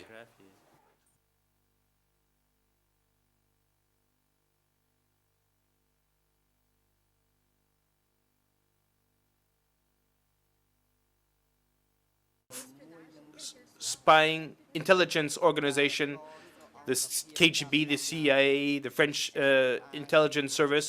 She was just leading her life as a Khmer citizen. And the same thing for her husband, who was a banker. The feeling of revolt that we have is even stronger, that when we think about who they were,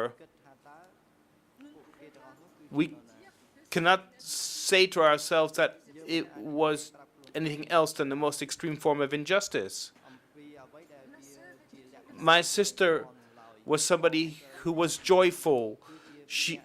They represented with her husband the ideal couple. It was a united couple, maybe the most perfect couple that there can be. Whereas it was not in the usual, whereas Khmer couples do not generally demonstrate their affection, they would not deprive themselves of this, would not deprive themselves of showing, they were always smiling. They would sometimes quarrel. It was an extremely united couple, a couple that was very much in love. They were mindful of the well-being of the people around them. And they would behave like a brother and an older sister, as in the traditional way in the Khmer society, where the older siblings must take care of the younger ones. My sister always took care of me, as well as of her sister Somira. In 1970, when the family was exiled, I was taking my baccalaureate exam at the Descartes Lycée, and I ended up alone with her in Cambodia, and it was agreed that when I was going to take my baccalaureate in June, I would join my parents in France, who were there since 1969. My sister, even though that she had fallen under the exile decree of Lon Nol, and having been the spouse of Lim Kim Marie, she was able to stay in Cambodia, and we spent several months together, and I must say that in a way she was all to me, all to myself. We were tighter than ever. We were not living in the same house, but we would see each other very often. We were the daughters of somebody who had been banished, but we stood up proud. My grandfather, His Excellency Myrna, who himself was a sommity in the country, told us that in honor and in grief you have to stand up tall, and we did this. We were both of us, we were the daughters of Nyek Chulong, and we were proud of this. And then she would take care of me. She'd come pick me up, and we would cook and follow the cooking recipes. This is the way that we could, during the Civil War, and we were suffocating. We were doing what we could to air out our minds. We would spend afternoons together. We would go see the rare films, the rare French films that were being shown. And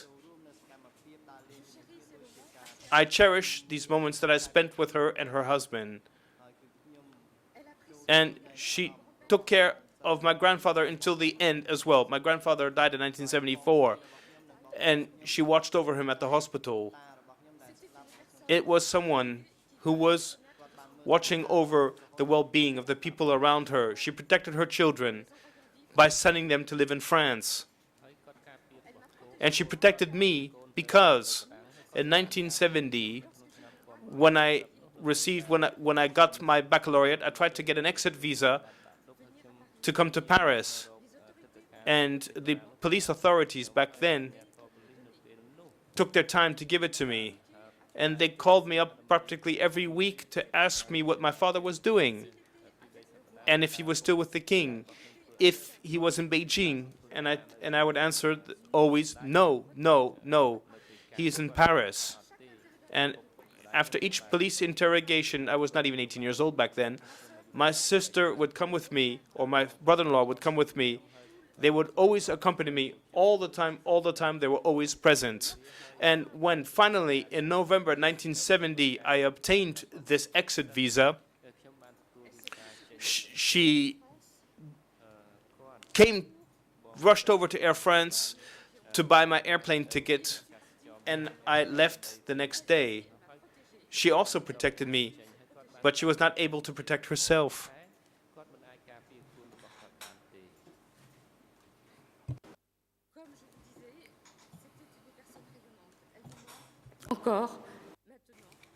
As I was telling you, she was a radiant personality. She protected us all the time. Her role as a protective elder sister haunts me, even though I am today in a position to protect others. I believe that my sisters and myself, we try to do what we could for her children, but would never be able to replace the presence of their parents, and we feel guilty because of this. I wish also to insist on the fact that the fate that was reserved for her is particularly unjust. I am not ashamed to say that, being aristocrats, we were amongst the privileged, and in these layers of society, people were perhaps pretentious. My sister was humble and simple. She never put herself forward. Though we were riding in a Mercedes car with driver, she continued to drive her 2 chevaux. And you saw her everywhere in town working with her medicines at the back of the car in the 2 chevaux. She never introduced herself as Chulong. She always introduced herself as Mrs. Kimari. And this is what is making us suffer. It is the fact that the only time that she claimed her name, she should not have done this. Perhaps it would have saved her life. She died for having given her name as Chulong. It's the only time when she gave her maiden name. And this is what hurts as well.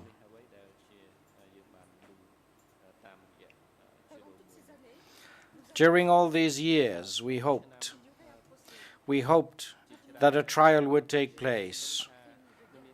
As far as we are concerned, there was a genocide and war crimes.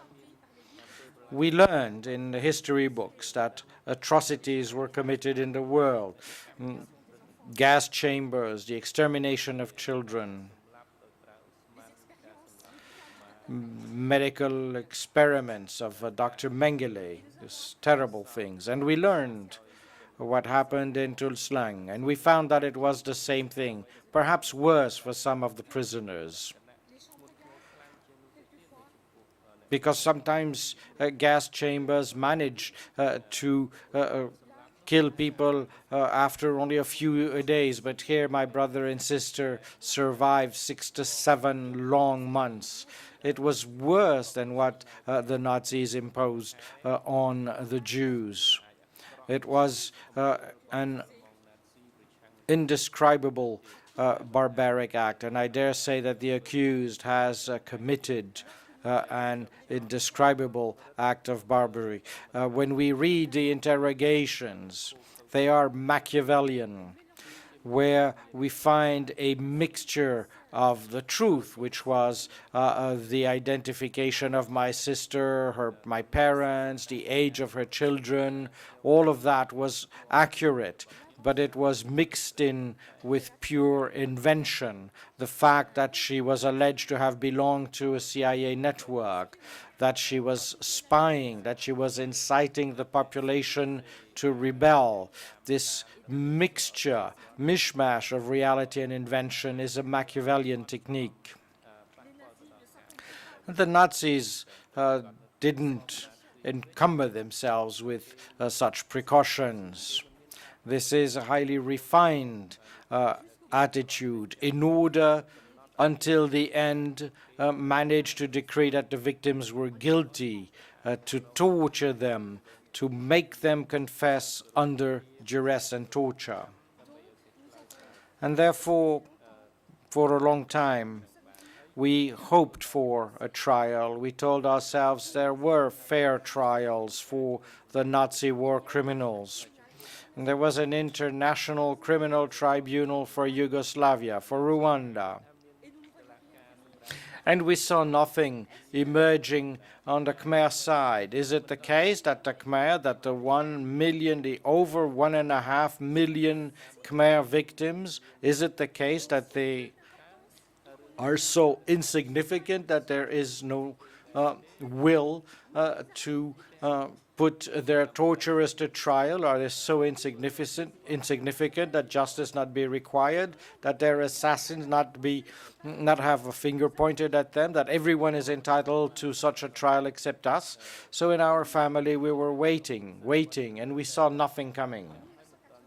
In 1999, the Chilean general Pinochet, traveling through London, was taken into custody by British justice. A foreign court succeeded in charging him. And so I thought perhaps there is hope. Perhaps something can be done in France.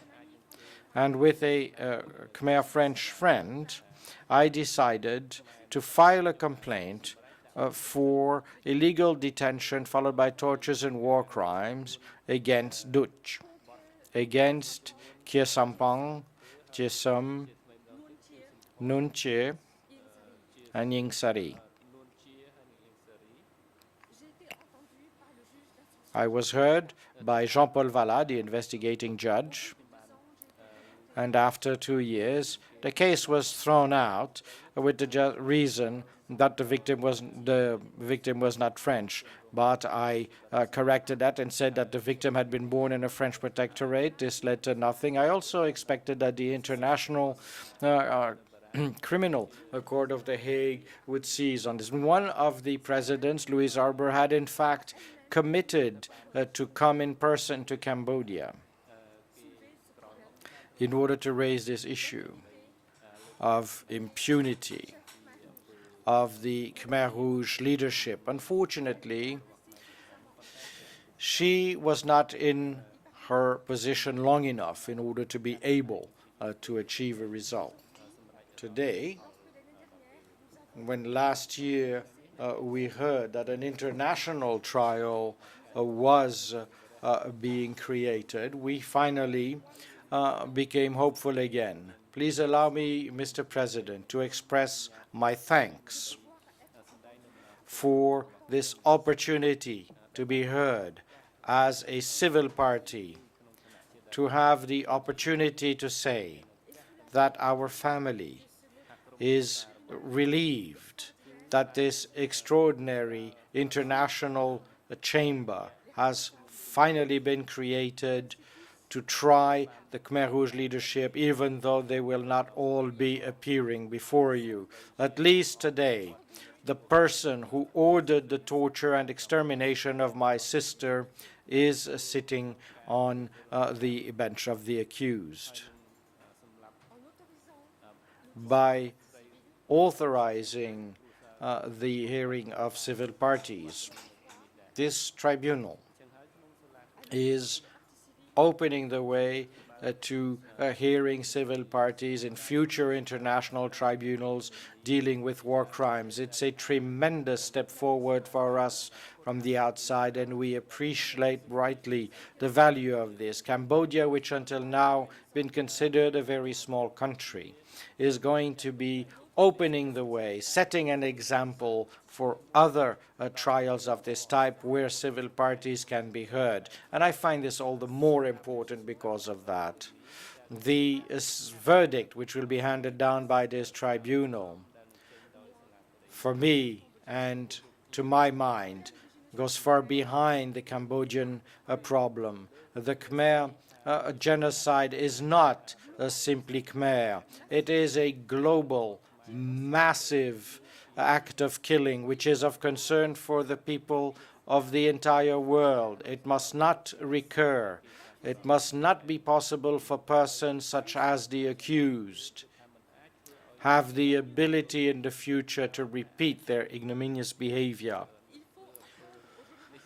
We must teach future generation, the Khmer youth, which is lacking information, that crimes, that this type of a crime, which is absolutely intolerable, cannot remain unpunished. It is not enough to say, I'm sorry, to gain absolution or to be absolved. A sentence must be handed down, and I wish that the tribunal, and I beg the tribunal to hand down the fairest possible judgment, which will be commensurate with the crimes committed by the accused. I am not a judge myself. I am simply a civil party representing one of the victims. I have an idea as to what I would like the accused to be sentenced to, and I will state that later on. What I wish at this level is that my sister Rengsi and my brother-in-law, Lim Kimeri, be recognized as victims. Until now, all we have is a picture posted on a wall, an interrogation where they appear as CIA agents. I wish that they be formally recognized as the victims of a genocide perpetrated against them, that their assassin, their murderer, be designated as such. I would wish that justice be handed down and give it to my sister and brother-in-law. I hope that the court will hear me. I hope that I will have been a good enough a lawyer in my pleading for my sister and my brother-in-law. You know, in the 40s, people were accused and were tried for crimes of this kind in the West. And these people said, all we did was obey orders. We did our duty in order to build a country. Well, they were sentenced to death. That happened in Nuremberg. Their names were Goering, Speer, Hess. And I cannot avoid drawing a parallel here. I believe that the accused, that the responsibility of the accused is as important, perhaps more important even than these persons who came before the International Tribunal of Nuremberg, as far as I am concerned. The accused expressed his wish for forgiveness. He expressed remorse. I would like to remind him in concrete terms about who my sister was. Please allow me, Mr. President, to show him the picture of my sister, which we found in Tulslang, and the picture of my sister as she was when he probably never then met her.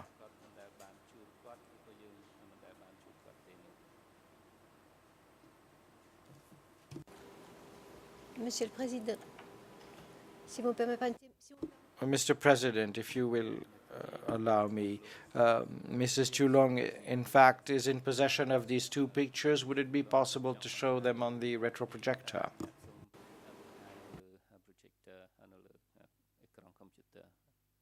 The President, yes, the chamber allows it, and the court officer, can you project those two photos on the court projector, please?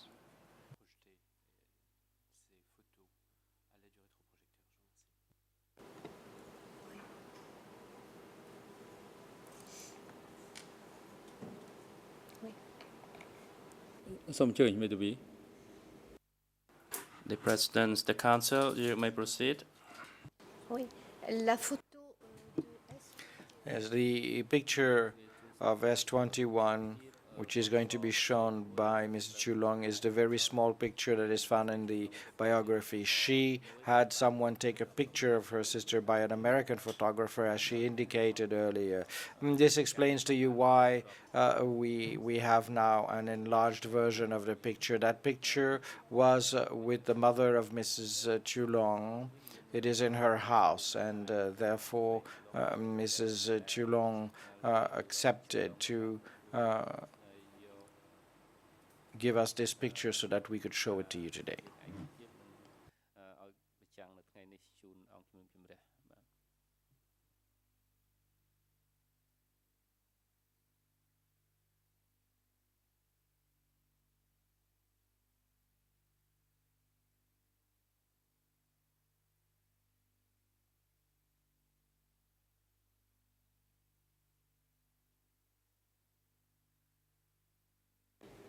The President, the court officer, can you take the photos and have them projected on the slide?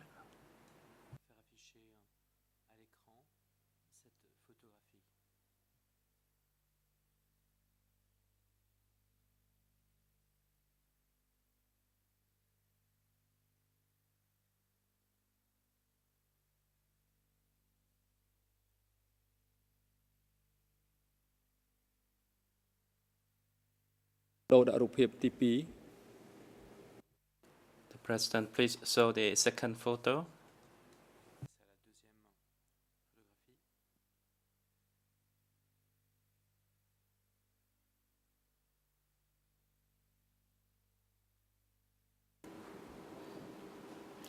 Merci, Monsieur le Président. Thank you, Mr. President. I wanted to show the accused who he had destroyed by his own hand. This picture is one of the last pictures we have of our sister when she came to visit us in France. She's looking at us, and this is a picture which represents a question for me, and this is why I am thankful to the court to have allowed me to speak and to bring her voice to you. And I was speaking about forgiveness and remorse, which was stated by the accused, and I wish to tell him by way of the President of the Tribunal that I do not believe in forgiveness in his case. I do not believe that he feels remorse, that it will never be the case that our family or myself will forgive him. I know that he doesn't care. I know that in February, when he officially sought forgiveness, he said, "I submit it to the Tribunal, and the Tribunal may do with it what it wishes." He expressed this through the voice of Maître Roux.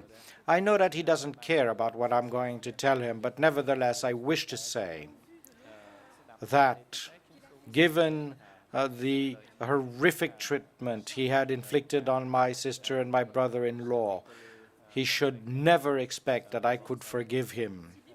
What I wish for him, if it is the case that he feels if only an inch of remorse, I wish that the remorse be as great as the totality of the physical, moral, and psychological suffering that he inflicted upon his 17,000 victims. That, in fact, is the punishment that he deserves. I believe that the accused is fortunate.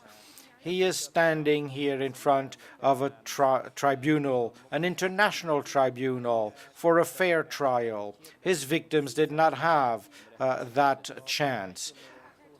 Had his victims been fortunate enough to come before real judges, to sleep on a mattress, to be fed and clothed normally, to not be mistreated, the accused sleeps every night on a good mattress, is dressed adequately, is fed adequately, has an adequate life, and is probably going to spend the rest of his life in a comfortable surrounding. His victims were martyrs and suffered as such, and so never, never will I forgive him.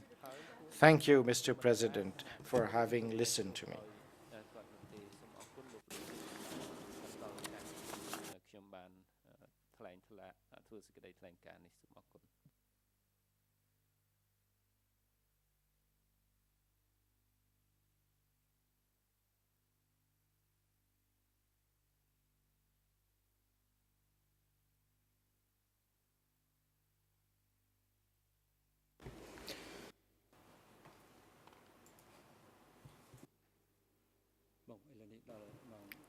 The President, since it is now an appropriate time to take the adjournment, we'll take the adjournment for 20 minutes.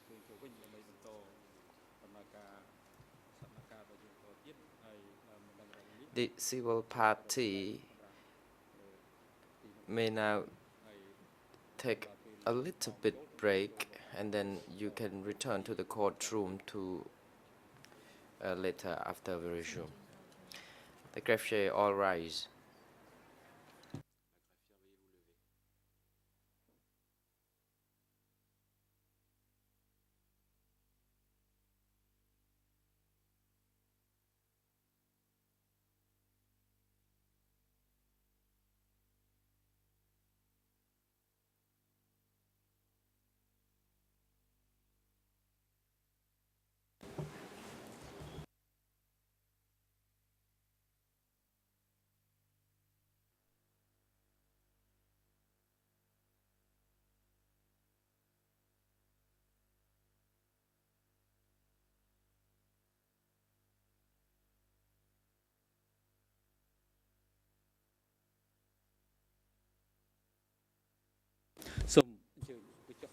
The President, please be seated.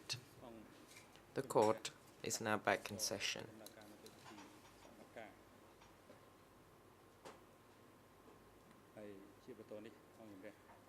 We would like now to allow the civil party to proceed with her remaining of the statement.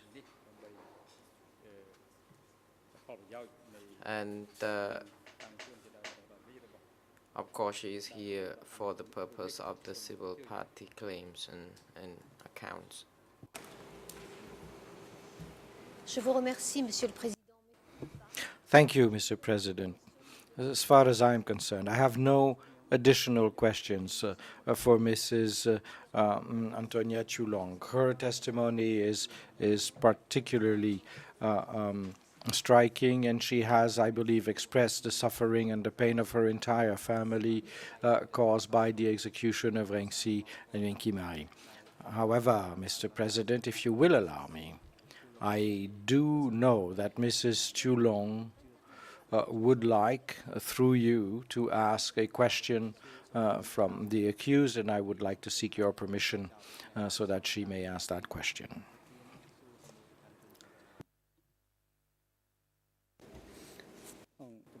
The President, the Chamber allows the question to be asked.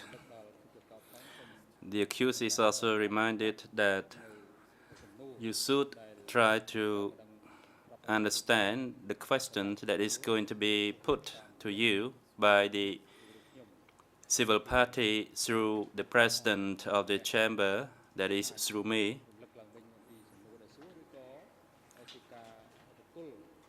so that if the chamber asks you, you can respond directly to the question, and it is the same procedure as we did yesterday. Madam Antonia Julong, you can now proceed with the question. Merci, Monsieur le Président. Thank you, Mr. President.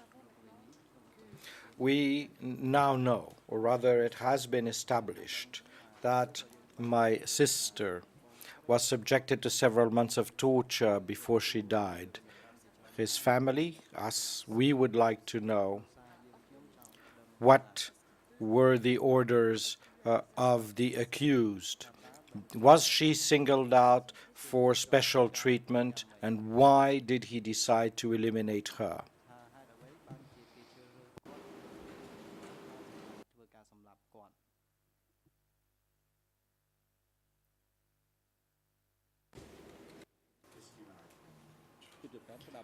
The President, the accused, you have listened to the question. Can you respond to the question?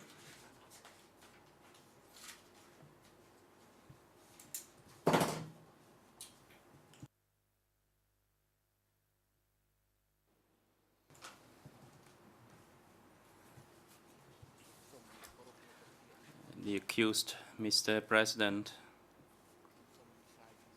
I would like to respond to the question as follows.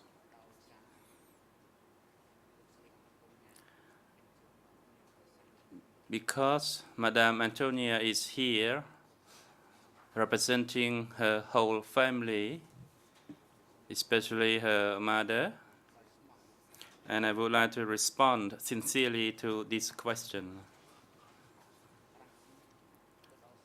Rang Si arrived at S21 since I was the deputy chairman of that office. So the confession was extracted quite some time ago.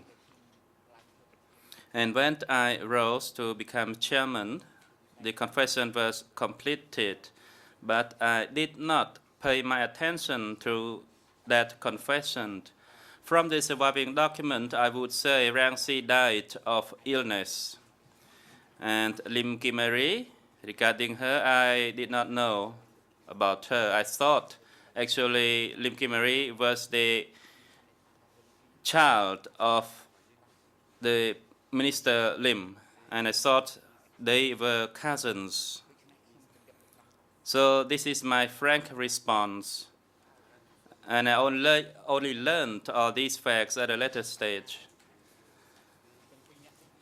However, I recognize that both of them died at S21 when I was the deputy chairman and later on when I was the chairman. And this is my response, Mr. President. No. The President, there is another question that you need to respond. That is, what is the reason for selecting her and why she was detained and killed at S21? So can you respond to the questions, the reasons for her selection and her in-law to be killed at that center?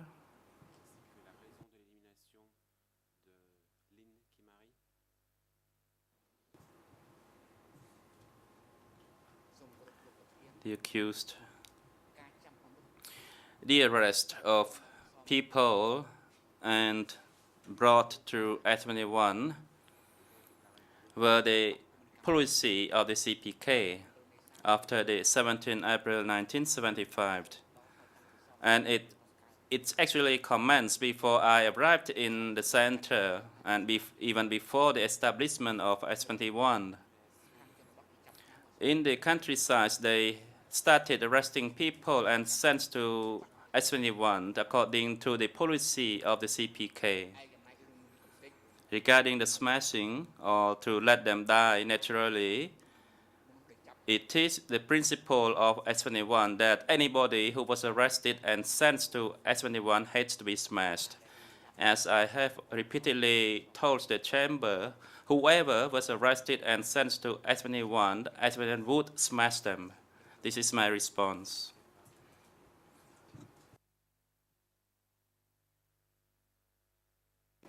The President, the civil party, do you have any more questions to be put?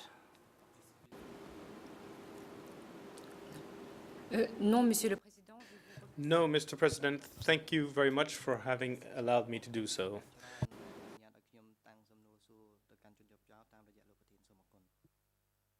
The President, the co-prosecutors, do you have questions for this civil party?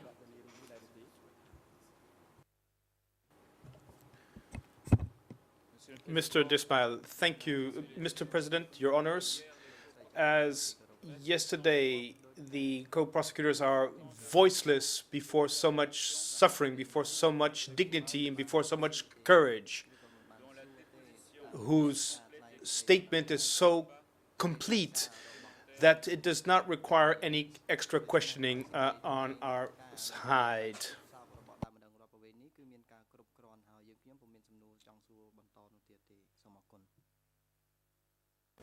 The President, the Chamber now would like to give the floor to the Defense Counsel to put questions to this civil party.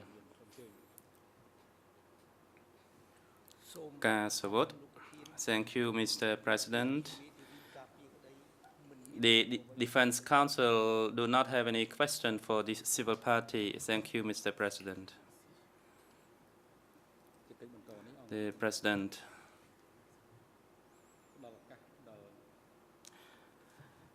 The Chamber would like to give the opportunity to the accused to make his observations regarding the content of the statement of this civil party, Antonia Trulong. In addition to your responses to the questions already put by the civil party.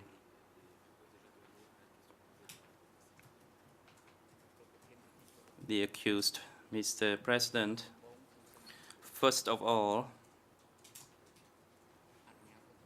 I would like to seek your permissions to express my deep respect and gratitude to Chum Tieu, who is here in the chamber. This is an honor for me. Chum Tieu Miket is 3 years older than my mother, and I am thankful for her presence here. Aside from that, and Chu Long, from the time that I was the deputy chairman,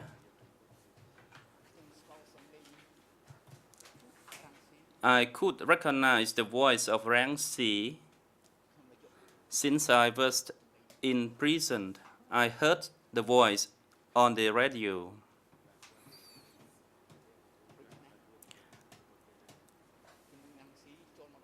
Therefore, at S21, I did not go near where he was detained.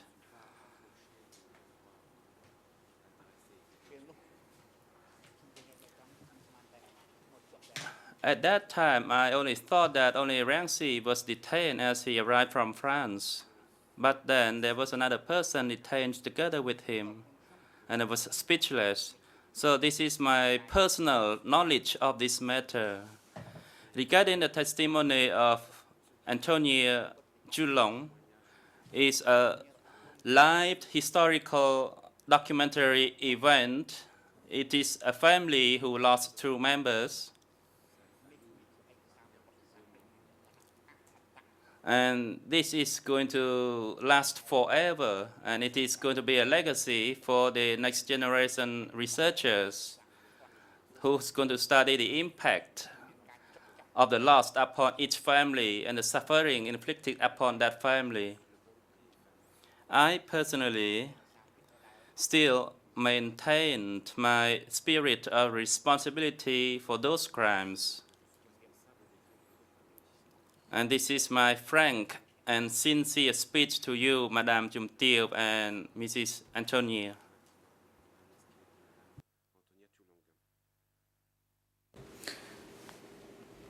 The President, Madam Antonia Chulong, the hearing of your testimony as a civil party has come to an end now. You are now excused by the chamber and you can return to your seat.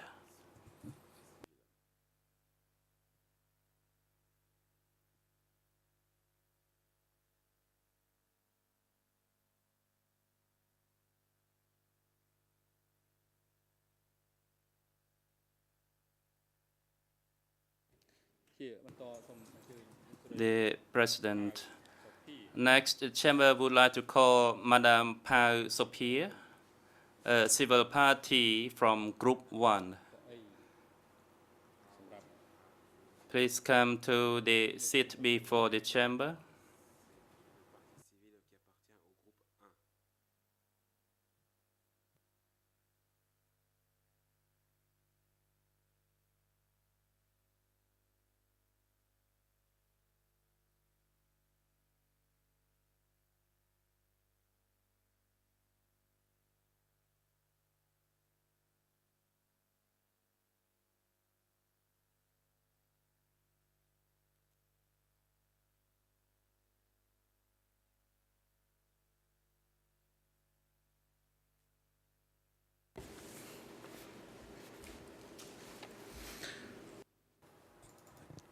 The President. Madam, is your name Hau Sophia? Civil party, yes.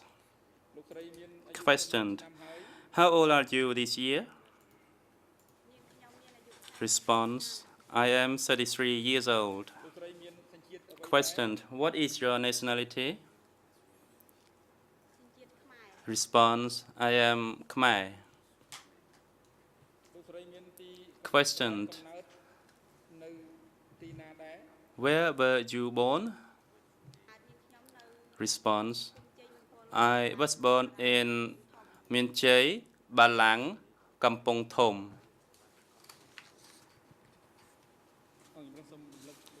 The President, the chamber would like to remind you that please do not speak until you see the red light on the microphone is on, so that your voice can go through the system for proper record on the transcript. And where is your current address and what is your occupation?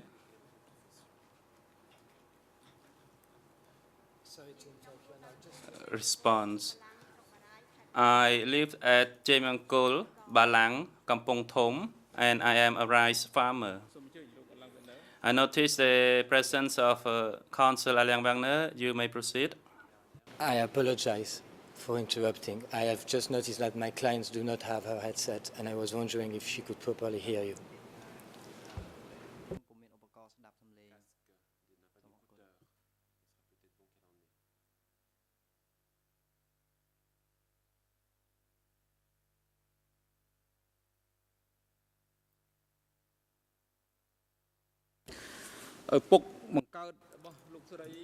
Question.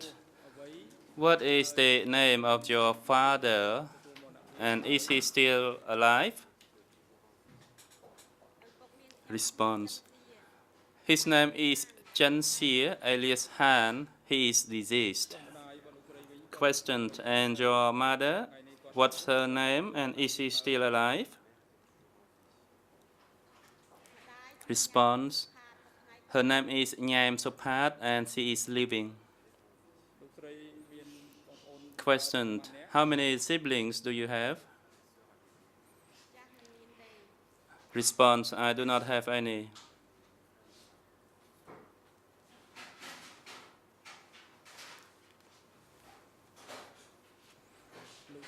Question.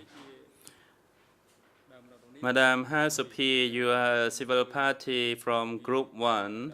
The Chamber would like now to invite the Council for Civil Party Group 1 to make a brief presentation on the identity of the civil party and the related events and facts, which leads to her application to be the civil party to this case and all the evidence connected to the facts and crimes alleged on the accused.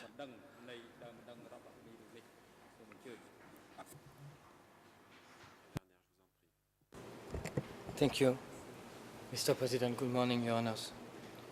My client, Av Supia, is, as she told you, the daughter of Chen Xia, also known as Han or Have Han. Chen Xia was detained and killed at S21.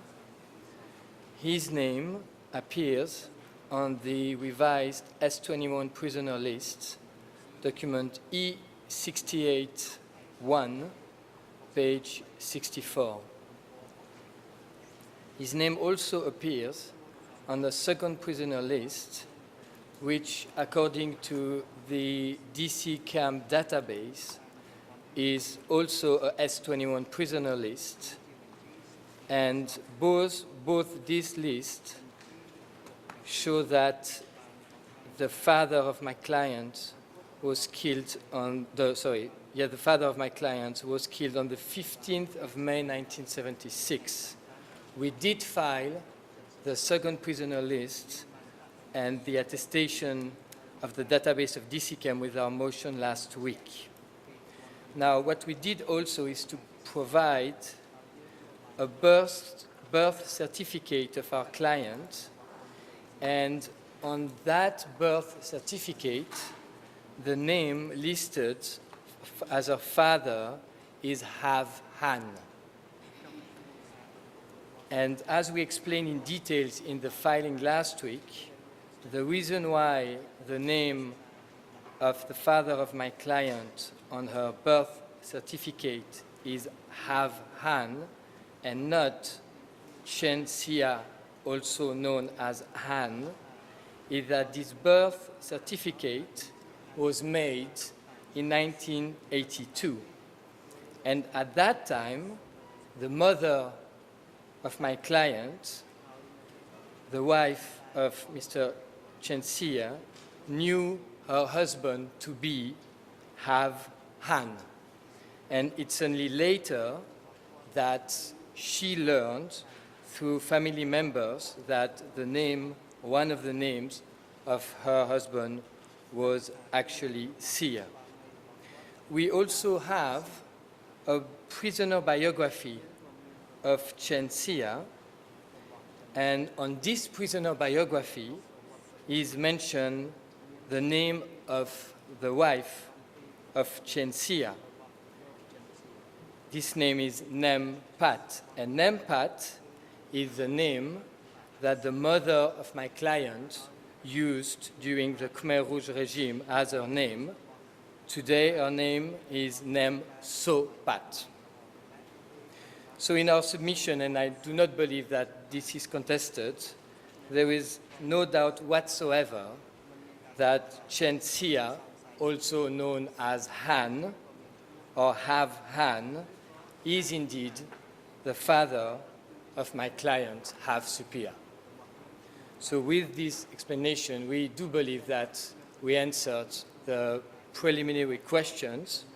And may I just inform Your Honors how we would like to proceed. My client doesn't wish to make a statement. I will ask her questions to go with her through her evidence. And at the end, we would request the leave of Your Honors for her to ask 3 questions to the accused. Thank you.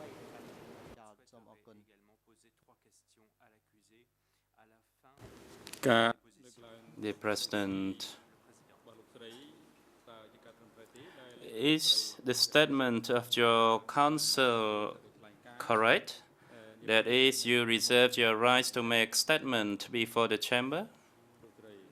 Can you respond to this question, Madam House Superior? Response, that is correct.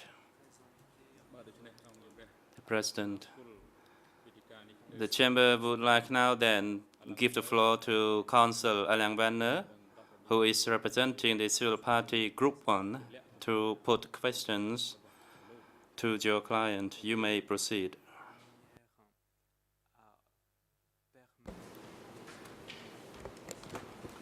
Thank you, Your Honors. First, I would request that one picture that I have here, if I could give that to your officer for that picture to be put on the screen. It is the picture of the father of my client.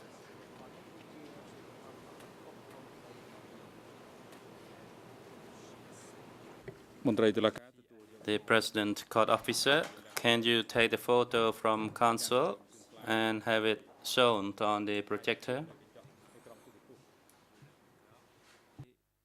This picture is the picture which appeared on the biography which was filed with our application as a civil party.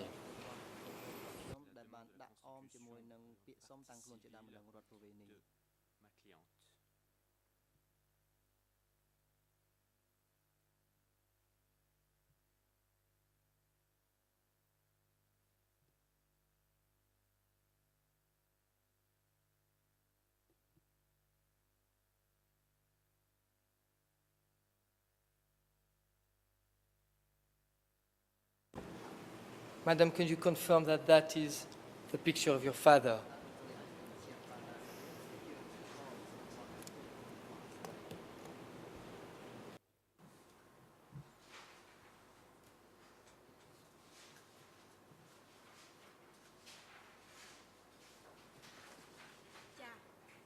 Response, yes.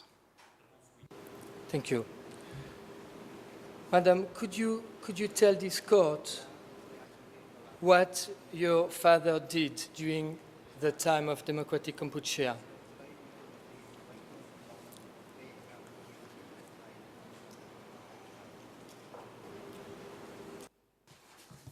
Response, my father was a soldier in the unit K92.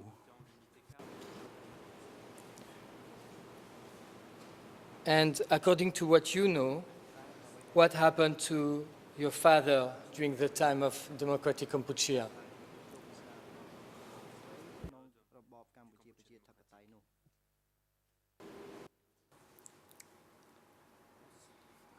Response, in 1975, his unit transferred him from Kampong Thom to Phnom Penh. He stationed in Phnom Penh at the Bang Trabai base until the 15th of January 1976 when he was arrested. And is it correct, Madam, that at that time, at the time of his arrest, you were not born yet? Can you confirm that?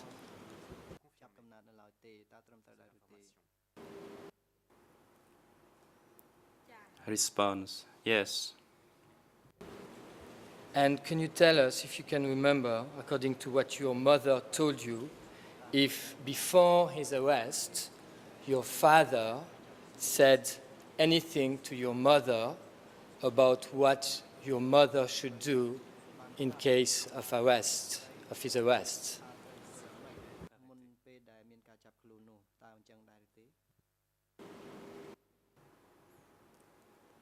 Response,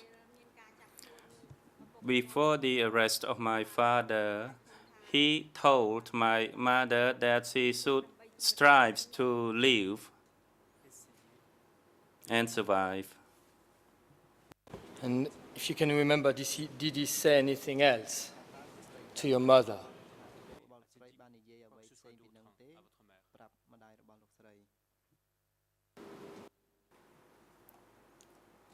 Response, he told my mother to marry another man. And one day there was a meeting, but the Vietnamese language was spoken. And my mother was behind him, and he was not aware of that. In the meeting,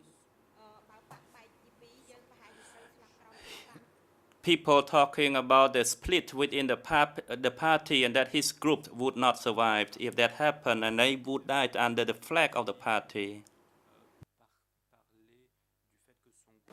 Now, Madam, how long after the arrest of your father were you born?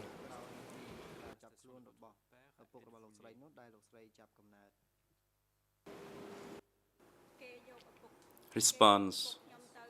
My father was taken away and I was born 21 days later. And according to what you learned later, do you know why your father had been arrested?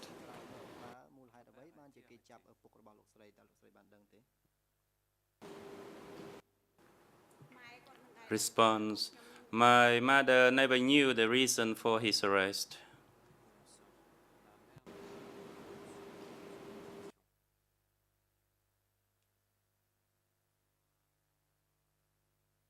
Now, Madam, concerning your date of birth, is it correct, Madam, that the date of birth which figure on your birth certificate, which is September 76, is not correct? Can you confirm that?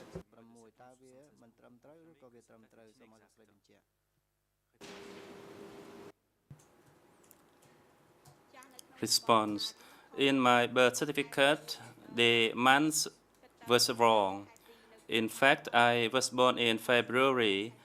In my vote registration card, the month was correct, but it is a mistake made by the registrar.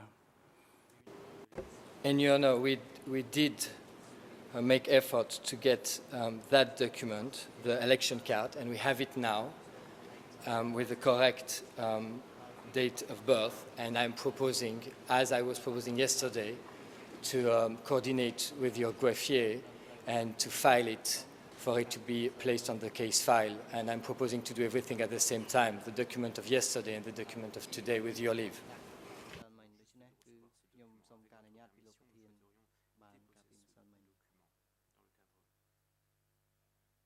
Thank you, Mr. President. Madam, can you explain to this court what happened, according to what your mother told you, what happened after the disappearance of your father?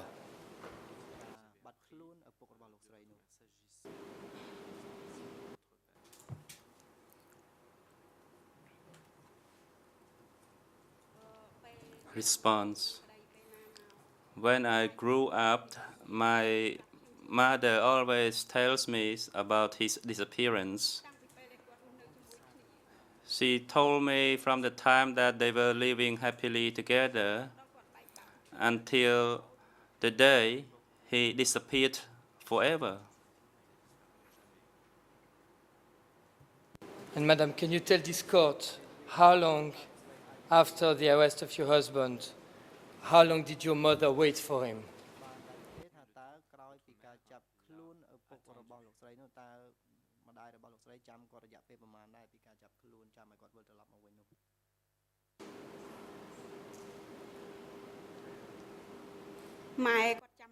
Response. My mother was waiting always for my father until the day she learned that my father was killed at Duch in 1976. And when was that, Madam, if you can remember?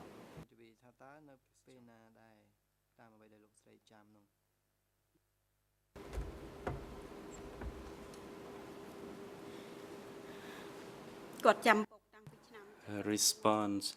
She had waited for my father since 1976 until she delivered me, and then we moved to live at Kabal Churoi. She carried me in her hand and waited for my father near the riverbank. I was born for 9 months, and then Anka said that Anka told my mother that her husband was smashed, but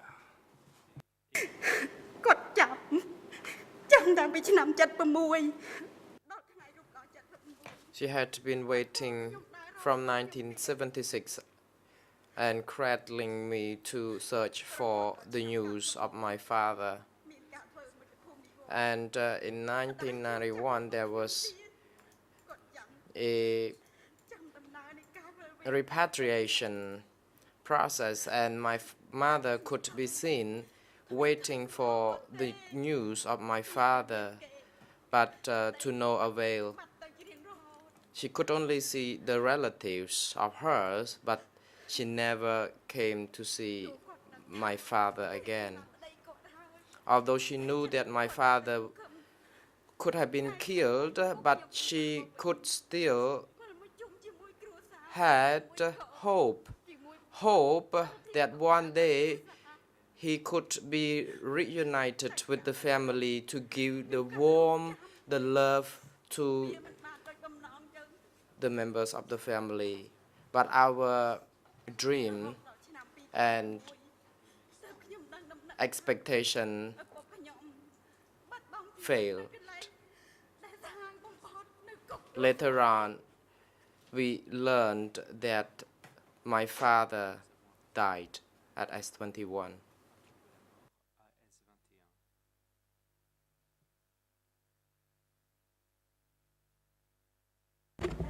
Your mic is not activated.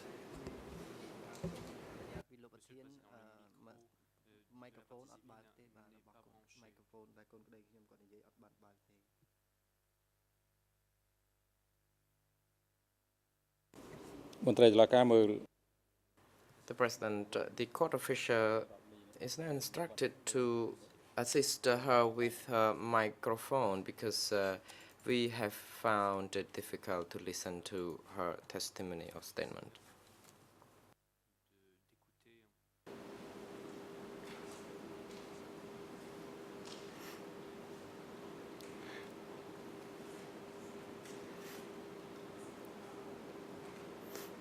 Madam, can you repeat the last few sentences, please, for the court?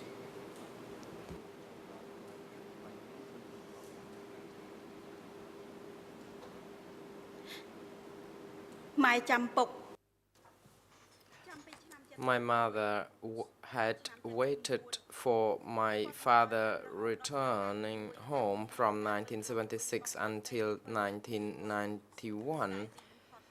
And during the time when there was a repatriation process, then she could be seen waiting, expecting his return. And later on, it was shocked to learn that my father was executed at S21, the notorious death Situation.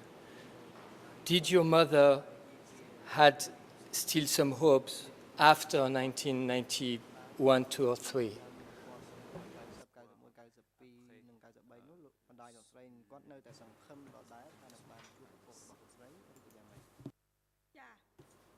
Response. Yes, she had lived with hope and expectation. She believed that one day she could see her husband again.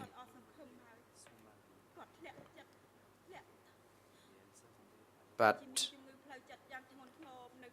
her expectation and dream failed, and later on, after learning that her husband died at S21, she was deeply, and she had been deeply depressed. When she learned of the news that her husband died, she burst into tears. She came home with so much distress. She really missed her husband, the very loving husband and father who died without any guilt. And Madam, can you confirm for the court that it is only in 2006 that when DCCAM came and that you learned, seeing the confession that your father had been at S21. Is that correct?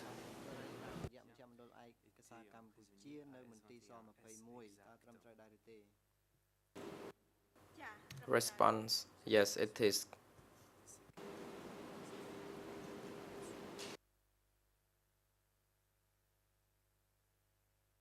Madam, can you tell this court why your mother today is not even a civil party in this case?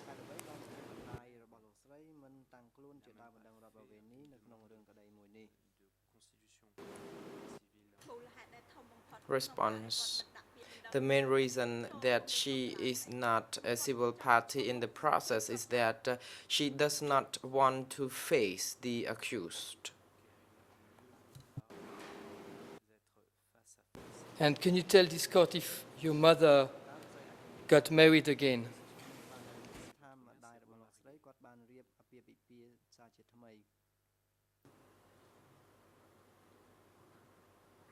Response: no, she has not married and no, she had not married and she never wants to get married with any other man. Now, Madam, if I may, I would like to ask you some questions about yourself. Can you explain to this court what for you, what was the effect of the absence of your father in your life, if you can, Madam?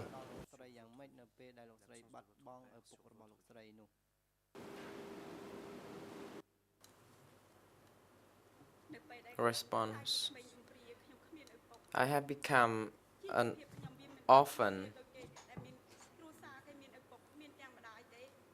and life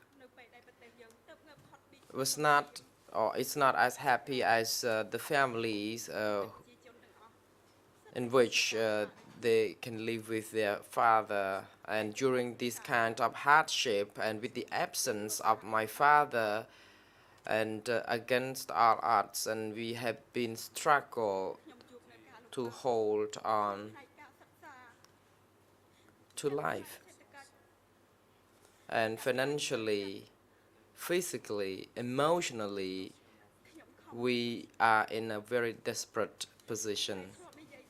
I try to study hard as I was advised by my mother repeatedly, because she kept telling me that when my father returned, then life would be better. But my father never returned, and we did not really have the money to financially support my further education. So life of hardship intensifies, and we are in a deep suffer. I can only deal with life by way of doing a very small business. Is it correct, Madam, that you stopped school at grade 7?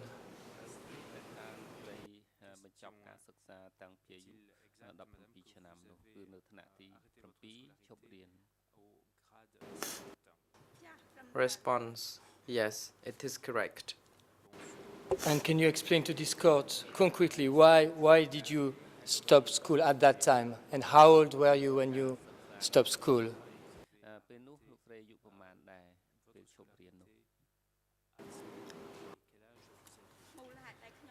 Response: the reason I stopped school because we had no money to continue my schooling, because the family was in big poverty.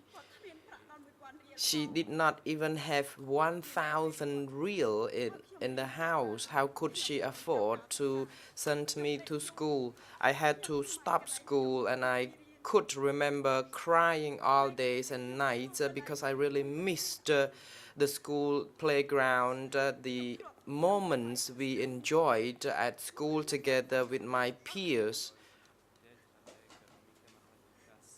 I miss my teachers. At that time, I was about 16 and 17 years old. However, with my perseverance, I would like to continue my education.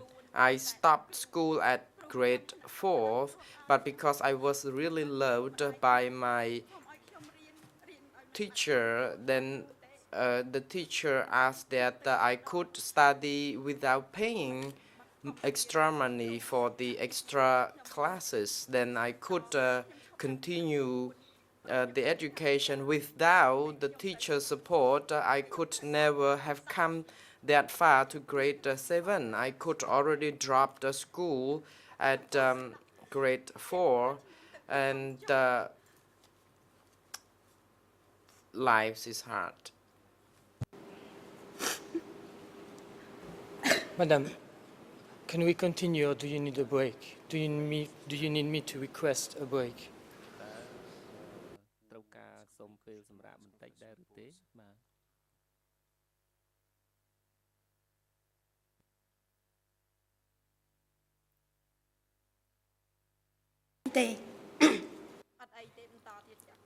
Response: I'm fine. Please proceed further. To this, can you confirm the fact that your dream indeed was to become a teacher? ប្រាថ្នារបស់លោកស្រីគឺចង់ធ្វើជាគ្រូបង្រៀន Response: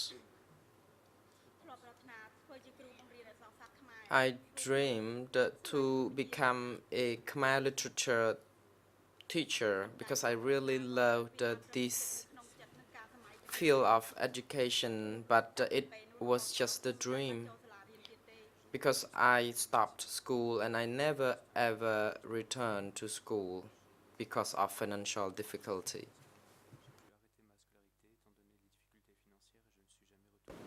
Now, Madam, can you tell this court the fact that in 2006 you learned that your father was detained and killed at S21, not somewhere else, at S21. What does that mean for you? Can you tell this court? ដឹងដំណឹងនោះមានន័យដូចម្ដេចដែរពេលនោះតើលោកស្រីអាចជម្រាបតុលាការបានទេ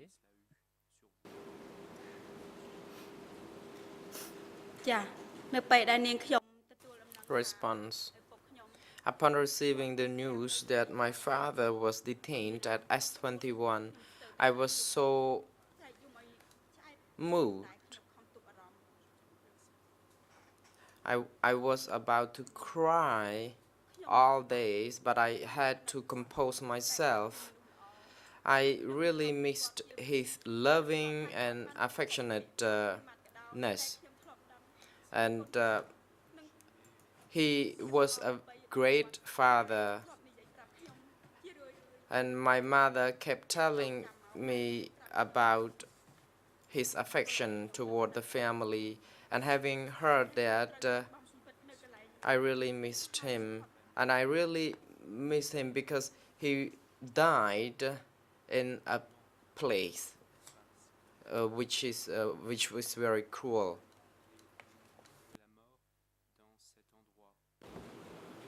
Madam, is it correct that yourself and your mother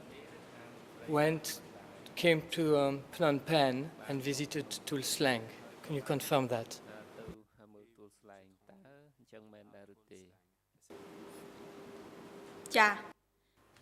Response: On the 9th of January 2007, my mother, having heard that my father was detained and executed at S21, came to Phnom Penh and asked my uncle to take her to the S21 compound.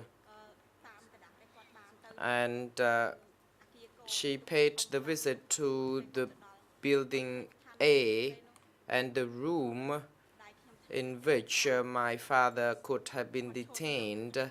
She was so shocked and moved. She could be seen standing with full tears in the eyes, and we could do nothing but to hug one another, to just console each other in such the moment. And Madam, if it's not too difficult for you, only if it's not too difficult for you, can you tell this court what happened at Tulslang when your mother saw the place where the clothes are in a pile? Could you tell this court what happened then?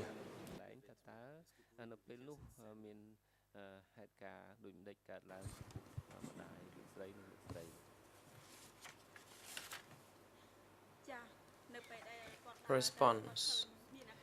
When she reached the building in which the ragged clothes were stored, she was so distressed, and that she asked if she would be allowed to really ransack those clothes so that she could really locate the clothes which could have been worn by my late father, but she was not allowed to do so. And Madam, if it's possible for you, could you tell this court about the dreams that you had in the 2 months following the visit of Tulslang?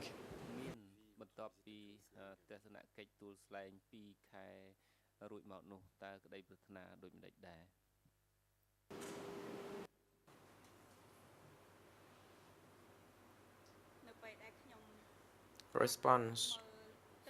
Having paid a visit and witnessed the view of the Tulslang compound, I wanted to file civil party application, and I went to DC camp so that my father's original photo could be copied, and I could obtain the copies to support my application form, because I have learned that the hybrid court has been established, and that I know the brutality and the barbaric acts that could have been inflicted onto the victims at S21, and that my father was among them. That's why I had to file such complaints.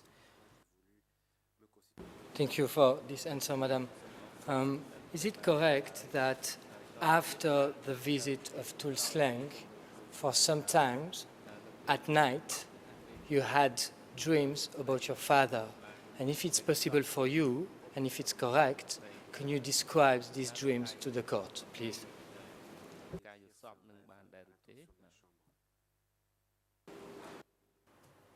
Response.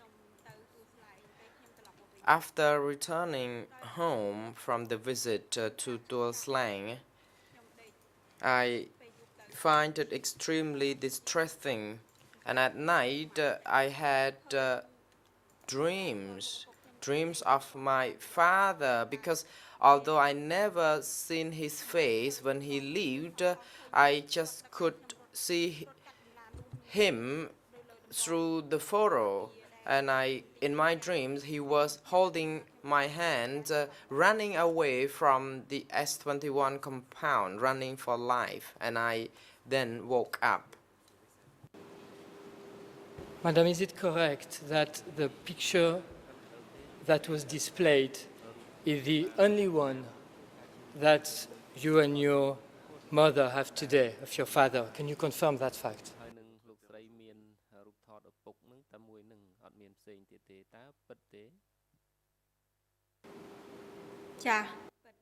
Response. Yes, it is correct.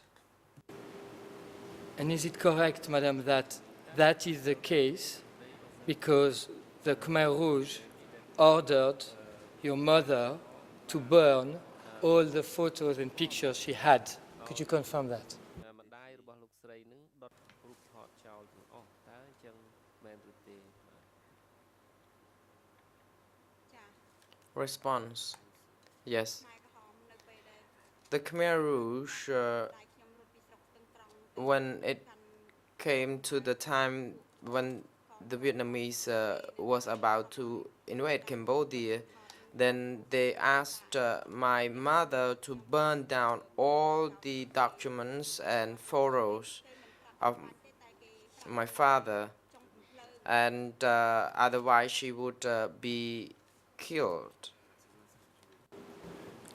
Madam, and that will be my last question. Can you confirm to this court that you're happy to leave your claim for compensation to your lawyers? Could you confirm that?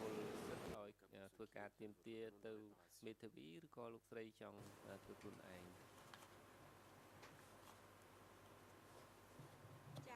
Response. Certainly, yes. I will give the opportunity to my counsel to work with the claim for compensation on my behalf. Your Honors, we do not have any further questions for our client. As I mentioned earlier, our client would request the leave of this court to ask, I believe, 3 questions to the accused through you, Mr. President. Thank you.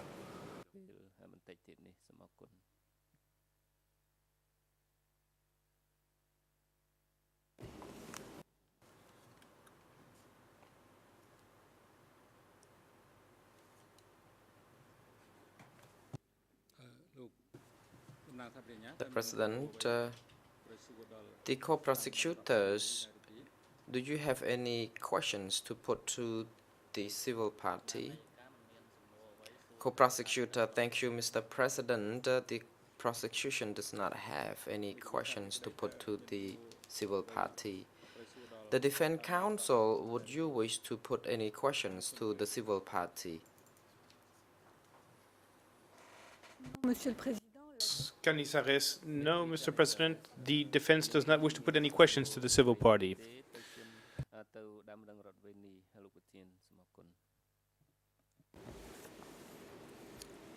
The President, Madam House Sophia, do you still want to put 3 questions through the bench to the accused?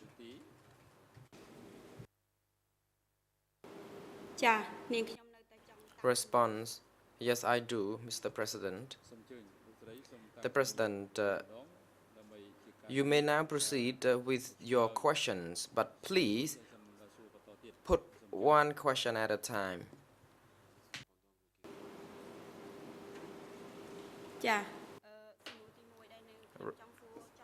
Civil party, question number 1. Who were the masterminders who actually took my father to S21? The President, the accused. We hope you have already heard the question. Now you can respond to it.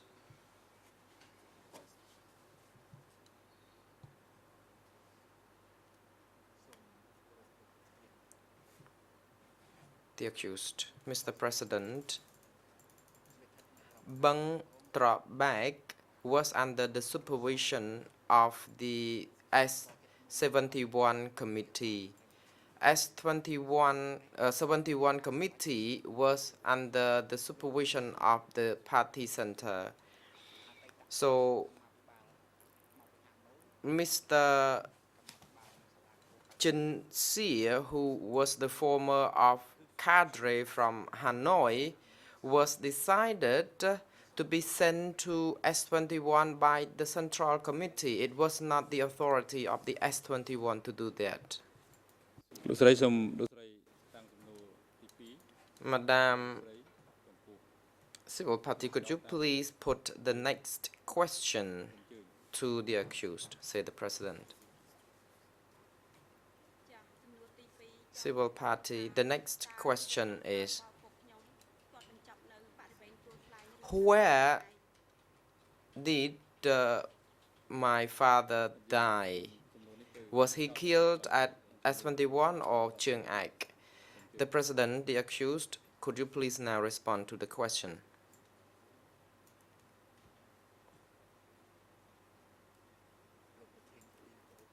The accused, Mr. President, Mr. Chen Xie was executed, obviously, but I don't know whether he was killed at Bang Chiang Ek or at S21.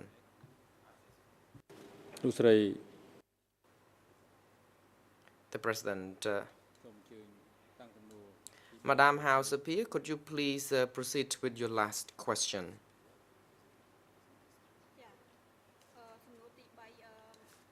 Civil parties. The third question.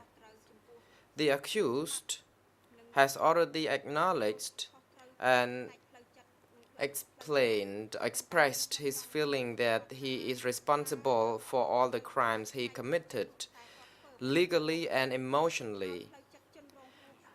My question is, how can emotionally he can really heal the wounds of the victims who lost their loved ones?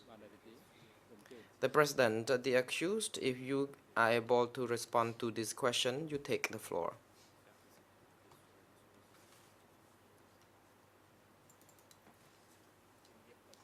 The accused, Mr. President.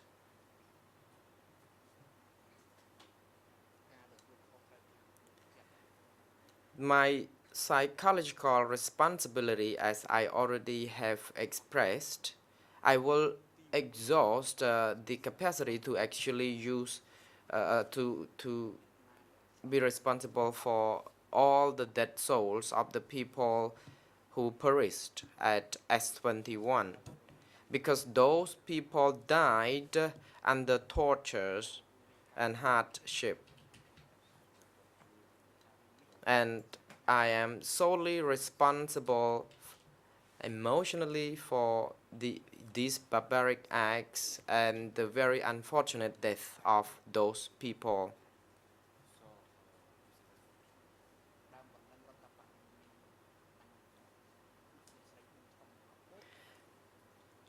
The civil parties, including Madame Bouton and the later civil parties, are here to express, to share their accounts of sufferings with the court, and the suffering which I psychologically and emotionally be responsible, and I really recognize all the sufferings.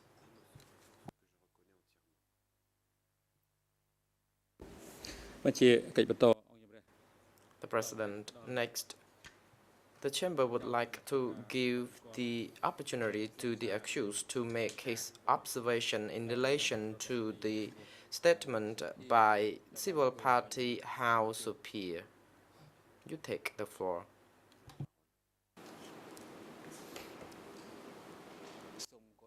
The accused, Mr. President,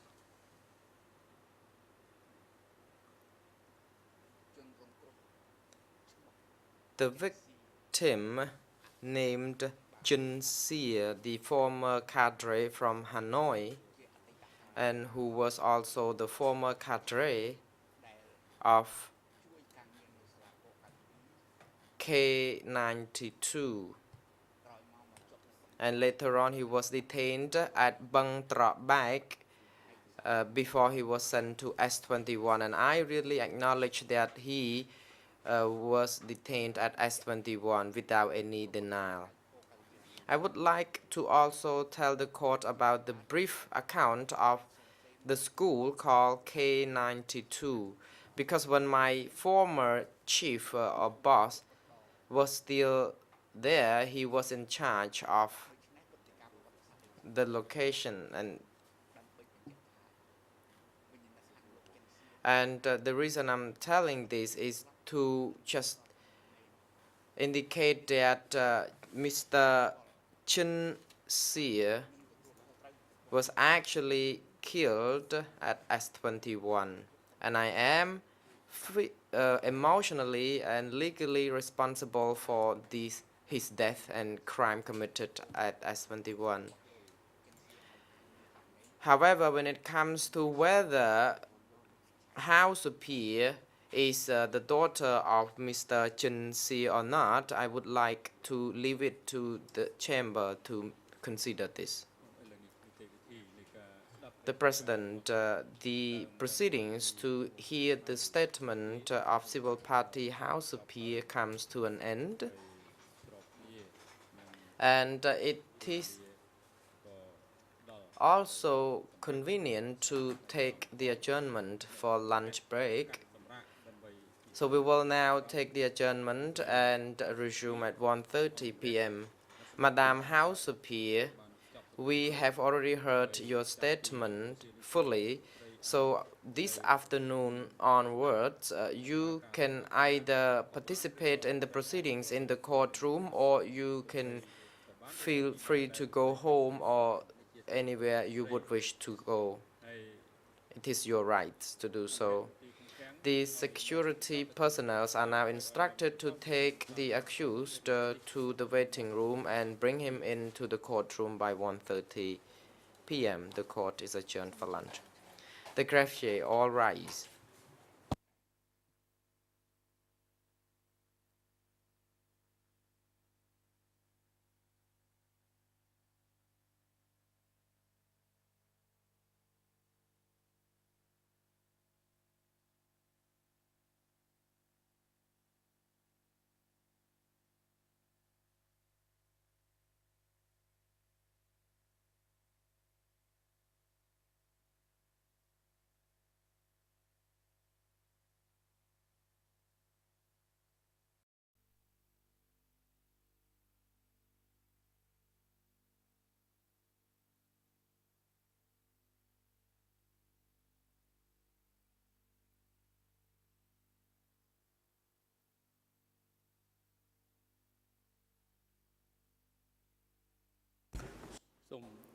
The President, please be seated.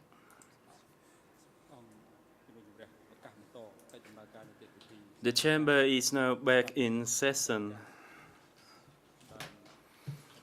We continue to hear the testimony of another witness, another civil party. I notice the presence of the civil party council group 2. You may proceed. Yes, thank you, Mr. President. Given that the testimonies of the civil parties so far went faster than expected, I would like to inform the Chamber about our civil parties and the situation if and when they can testify. Tomorrow morning, Mr. Siang Van Dee could and would be able to testify. This is on the last schedule, number 18 and D25/13.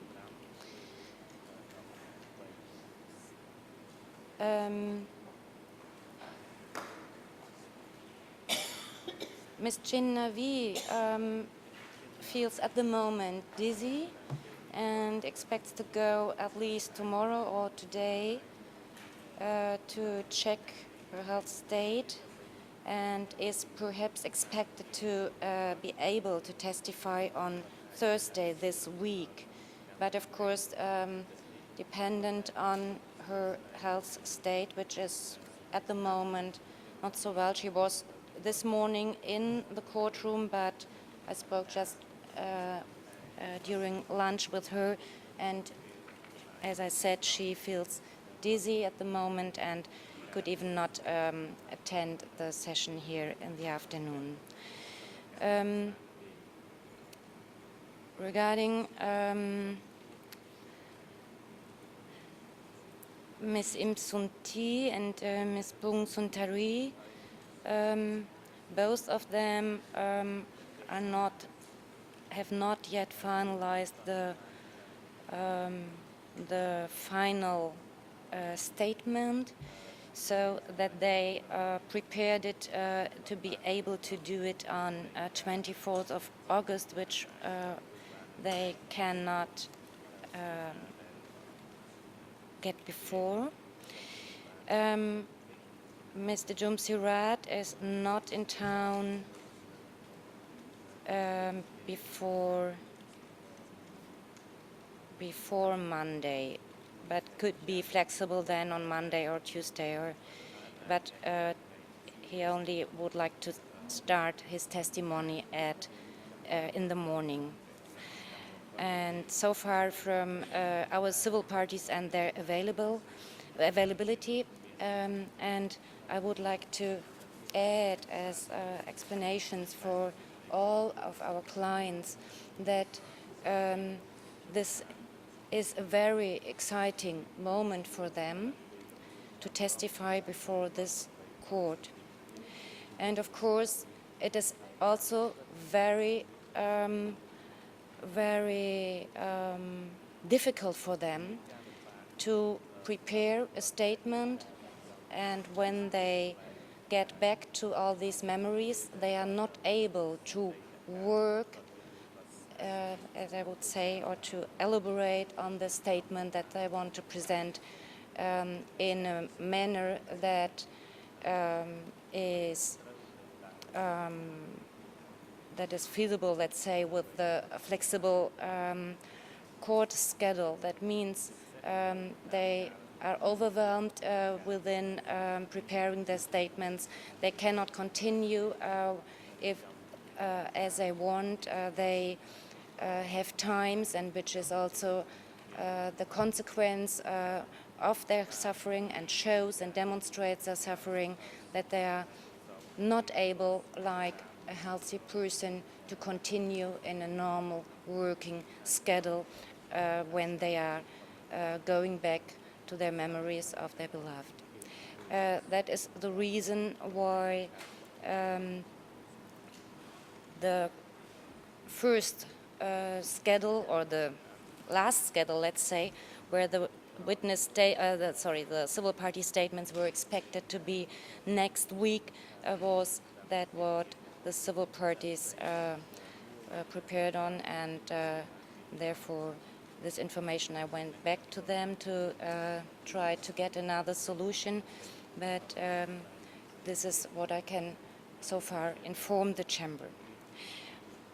I further would, this does not concern our clients on Group 2, but inform the chamber that my colleague Hong Kim Sun had operation at his teeth, and I'm not exactly aware which day, but it's already a health problem, or problem with his dents for several days, 2 weeks around. I'm not sure about the exact date, but and told me this morning that he got now an infection, and is at least today or in the coming days not able to work. I cannot say or predict until when, but is just not available.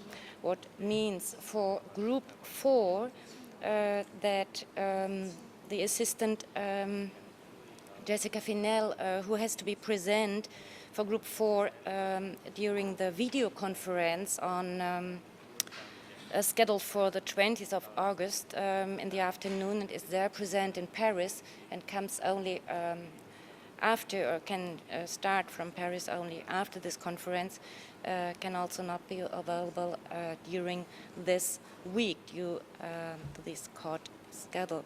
So for that, or what means that due to these problems for lawyers or assistants of Group 4 and health reasons, I do not or cannot predict if the civil parties from Group 4 are able to testify this week without being represented by their lawyers, who of course also thought to or should be present and when their clients testify. So far, the information from our side, mainly from Group 2, and as far as I know, from Group 4 for the chamber, and to be considered. And of course, I think in the interest of the health situation of all civil parties who have to testify and to deal with them sensitively, I think the current health situation or current preparation status should be taken into consideration. I thank you for your attention, and of course I'm prepared for further questions if I could respond.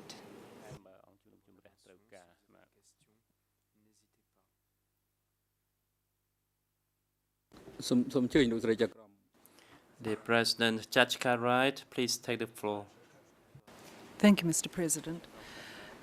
Yes, thank you for that lengthy explanation of the problems faced by the civil parties that are represented by Civil Party Group 2. And of course, I am concerned by the difficulties that are faced. However, I'm not quite sure what it is you propose by way of a solution to the problems. Are you able, in a few words, to give us a solution to the various problems that you face, Ms. Studinsky?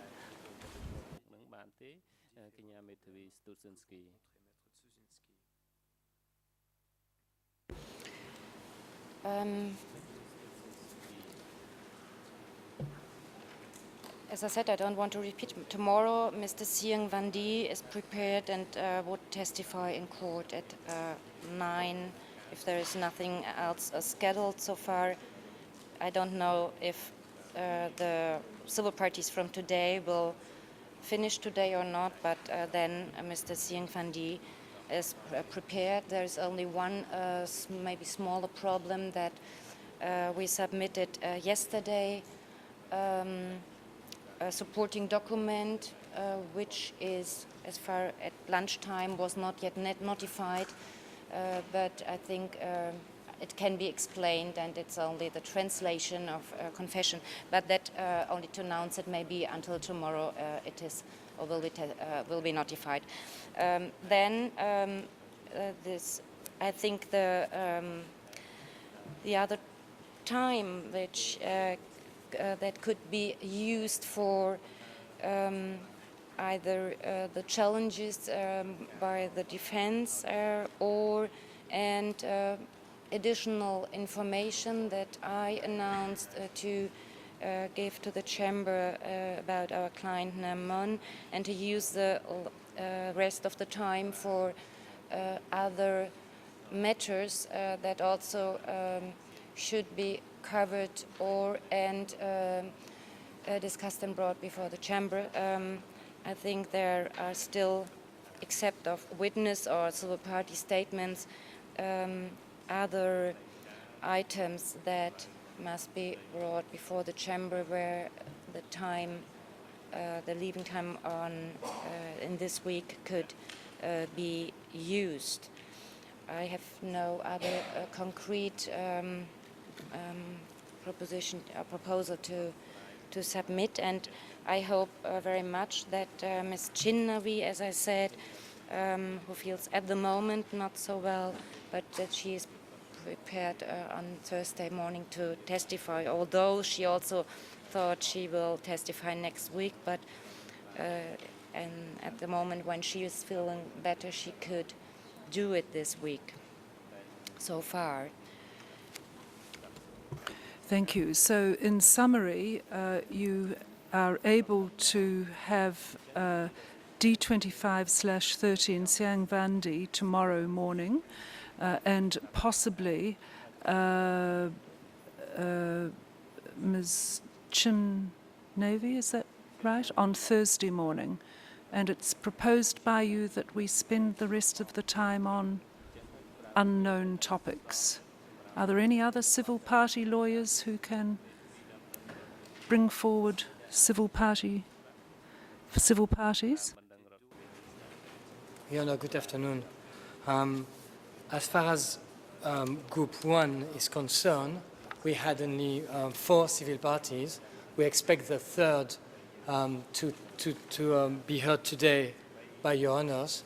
The last one, which is E2/86, as you are aware, is an American citizen, and arrangements have been made by WESU for him to arrive. My understanding is that he should arrive on Sunday or Monday in Phnom Penh.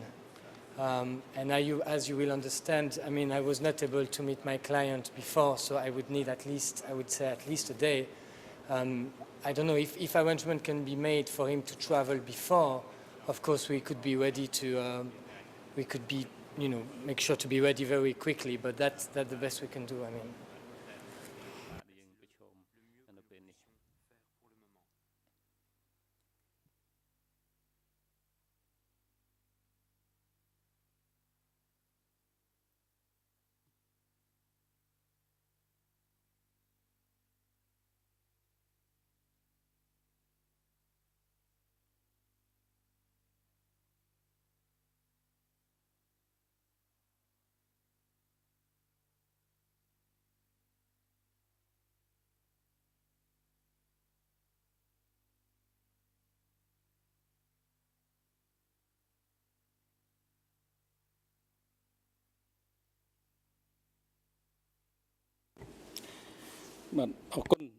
The President, thank you very much for the information in regards to the participation by the civil parties who are supposed to be providing the testimony or statements before the chamber. And thank you for the civil party council Group 2 as well as Group 4. However,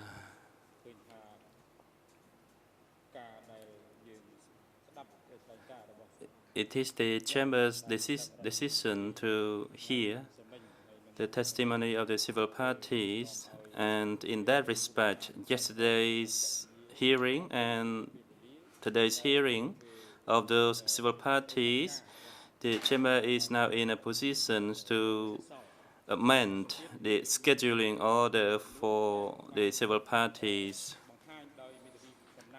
And there are certain civil parties who waived their rights to appear before this chamber as announced by their legal representative. Therefore, the scheduling of the civil parties as issued by the chamber is going to be amended.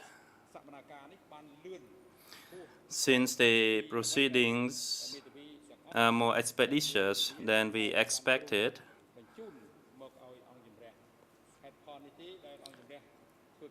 therefore, the chamber will make its best effort to further expedite the proceedings.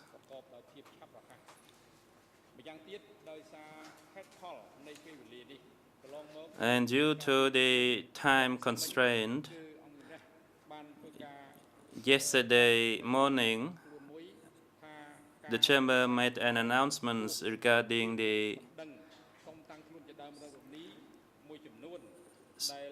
regarding certain applications to become civil parties which have been objected by the Defense Council, and we do not yet have a fixed time allocated for such debate. And the chamber has a view that if the hearing of the testimonies of the civil parties as scheduled is more expeditious than we expect, then the chamber will inform the parties the proceedings tomorrow or after tomorrow. The amended scheduling and the debate on the contested civil parties by the Defense Council. so that we would not waste time in our proceedings. And the Chamber is hopeful that the Civil Party Council understand the situation and can coordinate with their clients to have them participated in the proceedings. The Chamber believes this is the opportunity the civil parties have been waiting for so long to appear before this Chamber to express their sorrow, their sufferings, which have been hidden for so many years. And the Chamber is still hopeful that the Civil Party Council can facilitate with those civil parties so that they are able to appear in persons before this Chamber as scheduled due to the aforementioned reasons.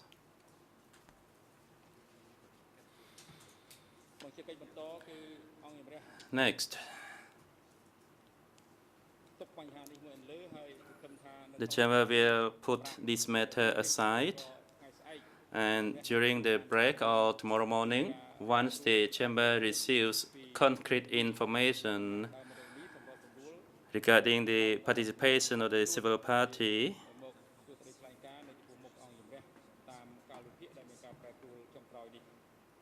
then we will inform you accordingly.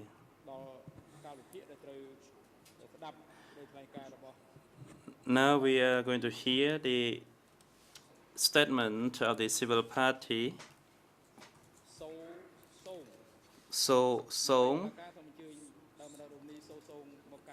court officer, you are instructed to bring this civil party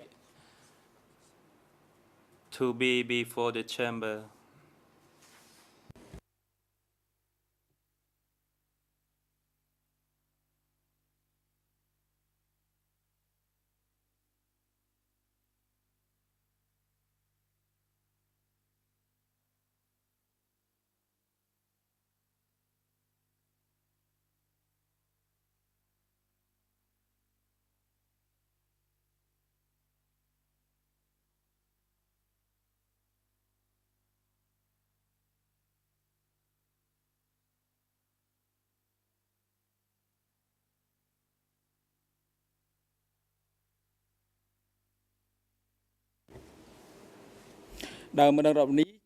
The President, Madam Civil Party, is your name So Song or So Suong?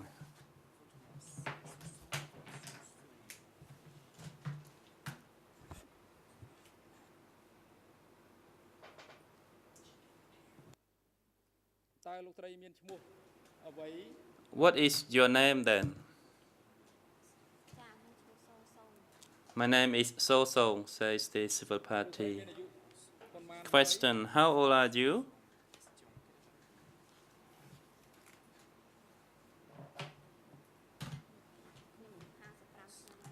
Response, I am 55 years old. Question, what is your nationality? Response, I am Khmer.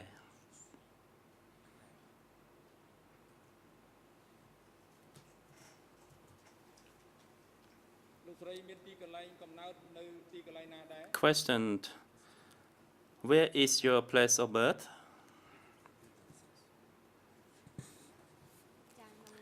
Response, I was born at Chang Cha, Chak Krai Ting, Kampot province. Question, what is your current address? Response, at present, I lived at Phom Pi, Songkat Mui, Mataphiep, Sihanu. Question, what is your occupation? Response, my husband was a construction worker and I stay at home. Question, what is your father's name? And is he alive or not? Response. Both my parents are deceased. Question. How many siblings do you have? And what are their names? Can you describe to the chamber? Response. I have 2 siblings, my elder sister and myself.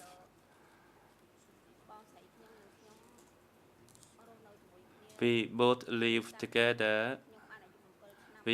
Since I was 7 years old, my parents separated, and I started to live with my uncle. Then my elder sister got married in 1967, so I came to live with her. And in 1970, during the time of the fighting between the Lone Nol and the Khmer Rouge soldiers, then my brother-in-law asked me to live with my mother at the liberated zone. Question. What is the name of your elder sister? Response. Her name is Aim Soon.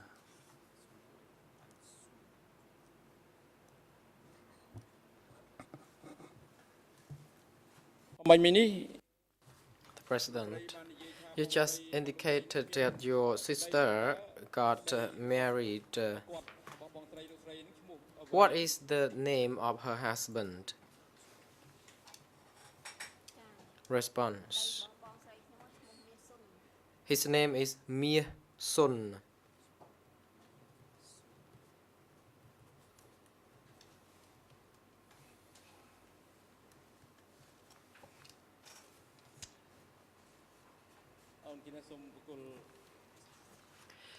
Next, we would like to give the floor to the Civil Party Lawyer Group 3 to briefly tell the court the identity of the civil party and the grounds and the reason why the civil party has joined as the civil party, and also the damages that the civil party has suffered from the alleged crimes. You take the floor.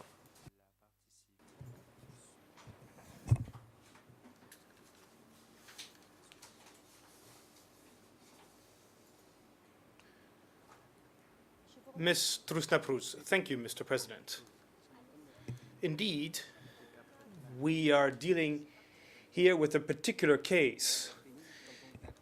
It is case E234 involving Ms. Susung, who joined as a civil party because of the disappearance of her brother-in-law.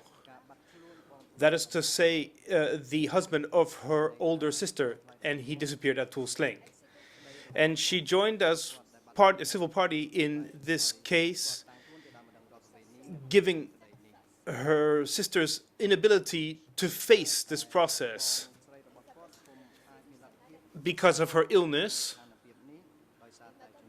And Ms. Susung is perfectly legitimate in joining as a civil party, as she's going to explain in her testimony, since she lived with her sister from the age of 7.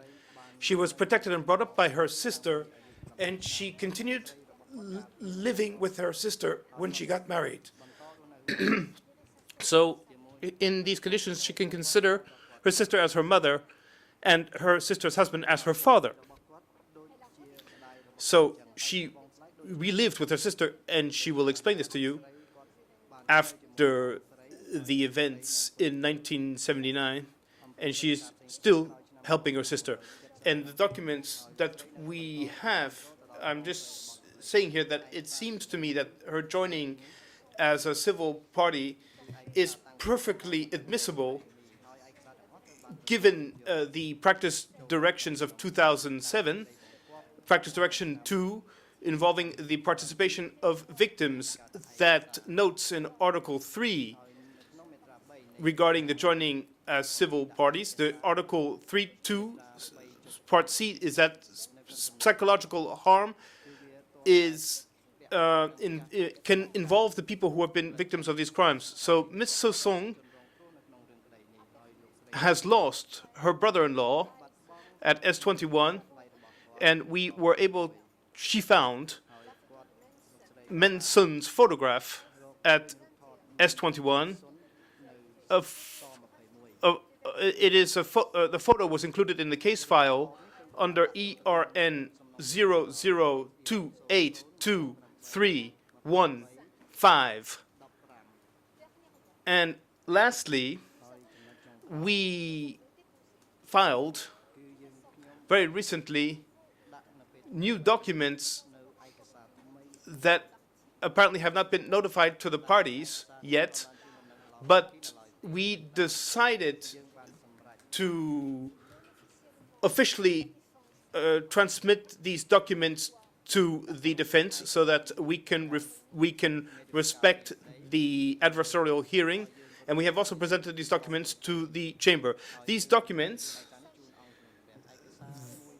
it is the certificate of the mayor of the commune where her older sister lives, which certifies and which proves the kinship between Miss Sosong and her sister, and the kinship between Miss Sosong and her brother-in-law, Mia Sun. And in the same way, the mayor of this commune has, with different witnesses, stated officially his acknowledgement of Mia Sun's photo at S21 that was given to him, and he stamped this photograph, and therefore he gave it to us. So this case allows me to speak about an important difficulty here. That is to say, the cases of the people who have the least amount of means and who do not have the possibility of providing registration documents because they do not exist or because they no longer exist. We no longer have her sister's marriage certificate with her marriage with Mia Sung. We do not have any registration documents from her. Therefore, only the mayor of this commune, who knows the family well, for years, in fact, was able to officialize this testimony and stamped the documents. So if you give me the leave, Mr. President, because you have not yet received notification of this document that was filed, we can eventually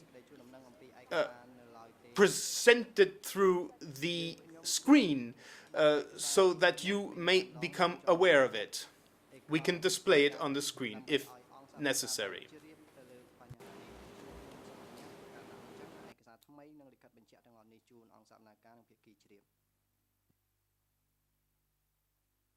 The President, the court official is now instructed to take the documents from the civil party lawyer and put them on the projector to be on display so that the defense counsel is able to look at them and share their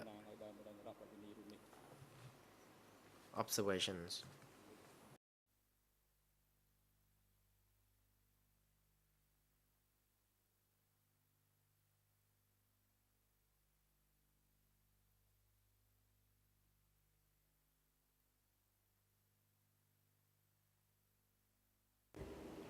The President, the defense counsel, could you please look at this document, which is new before the chamber, and the civil party lawyer of So Song has requested that the document be put on display the court official is now instructed to take another available copy of that document to be given to the defense counsel so that they can see a better view of the document.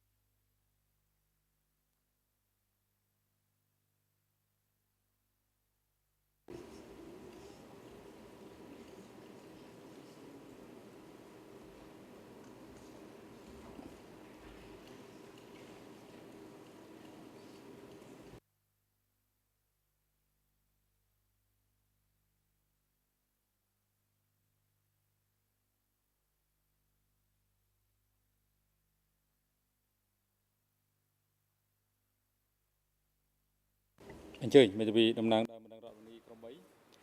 President, the Civil Party Lawyer Group 3, you may proceed. Ms. Fabienne Trust-Naprus, these are the documents that I gave yesterday morning in 2 languages.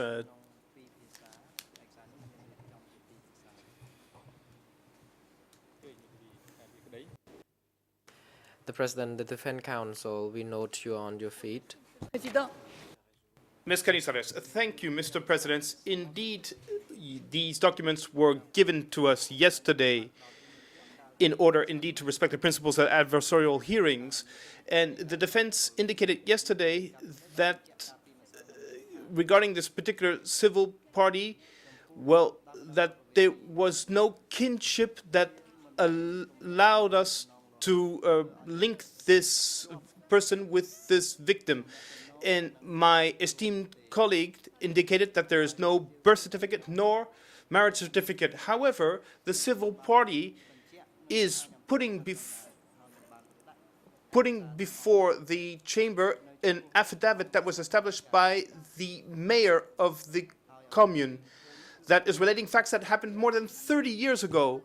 So the defense has no specific observations to formulate regarding the probatory value of such a document.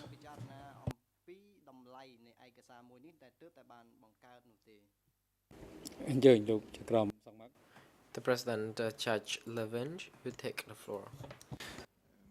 Judge Levin, thank you, Mr. President. I must confess that I don't really understand Cambodian legislations in terms of registration papers, but I know that in France, a mayor is considered as being an official civil servant, or in any case, he is in charge of registering and he is able to provide copies of registration papers. So can the defense tell us if they verified these documents, or if they're able to tell us what the mayor's power is in this regard?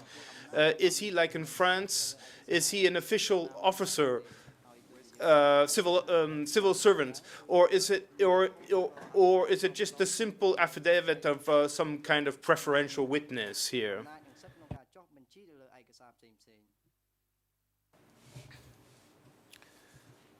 Ms. Trust-Naprus, we have not considered this as the certificate of simple witness, because indeed it is an act that has an official value, because he is a state officer.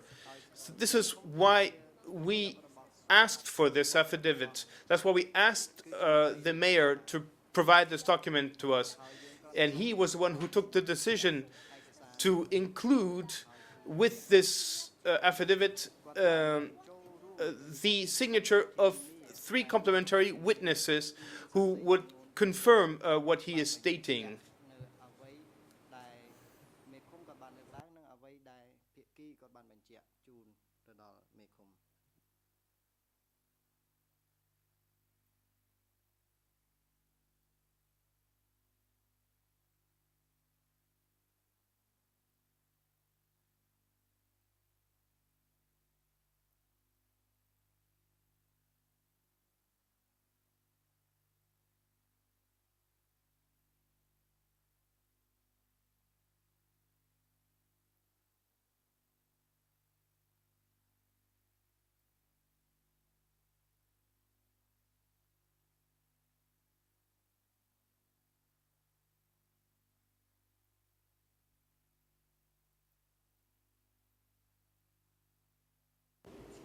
The President, the Civil Party Lawyer Group 3, you may proceed further.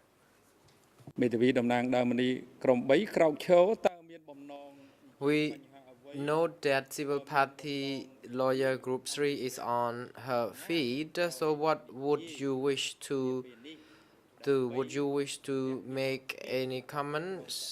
So if you wish to do so, the floor is yours. And we would like to make sure that this matter is settled now as scheduled. And we don't want this problem to be left unresolved. Mr. Rusnapus, yes, Mr. President. Yes, indeed.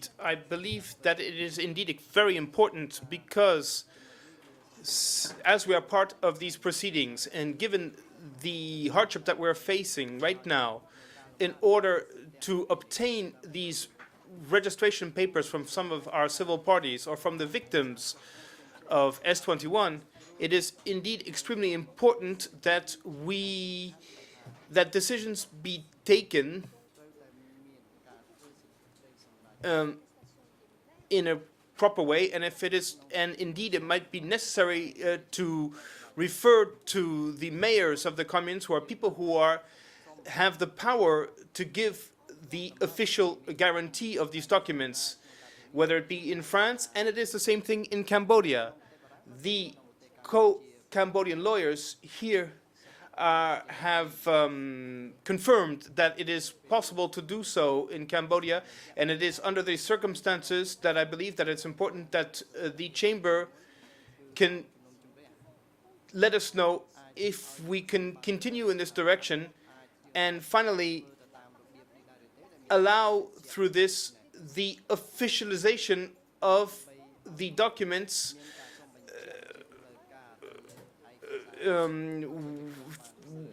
which would certify the kinship link between the civil party and the victim.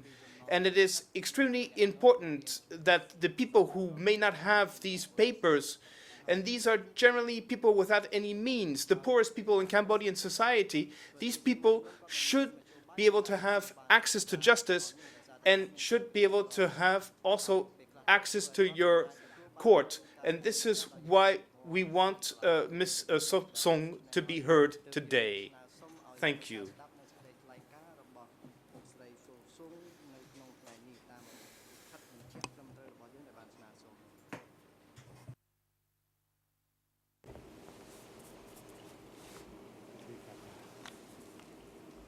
The President, we note that Mr. Kasabut is on his feet. You take the floor. Mr. Kasabut, thank you, Mr. President. Your Honors.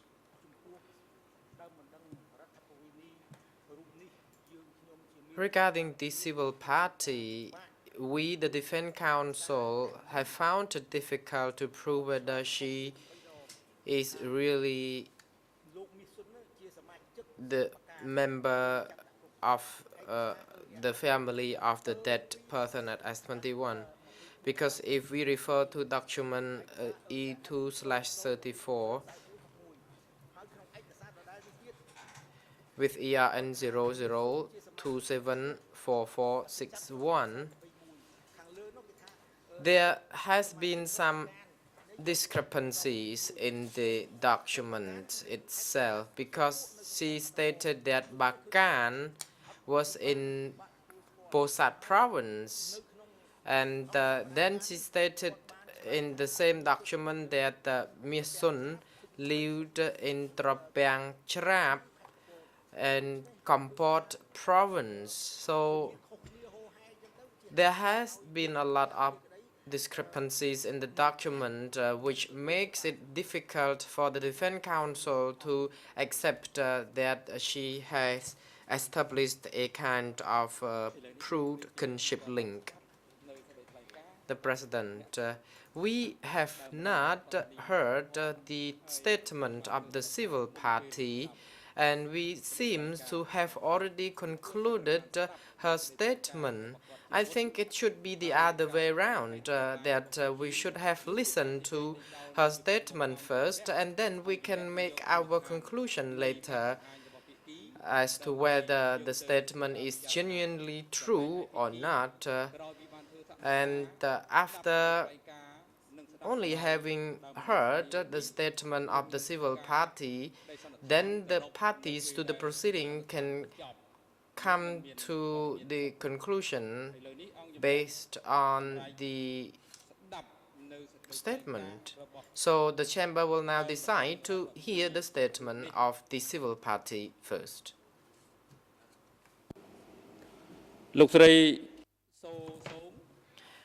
Mrs. So Song, could you please briefly tell the court the relationship of your story as opposed to the accused, the reason that makes you join as a civil party to seek civil claims for reparation? So you may be now given the floor to tell the court those damages and the effects of such damages, physically, emotionally,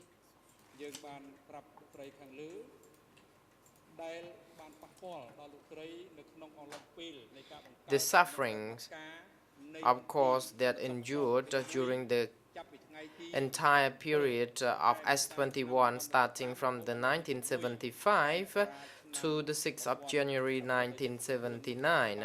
So please, if you are able to tell the court about this, you now take the floor.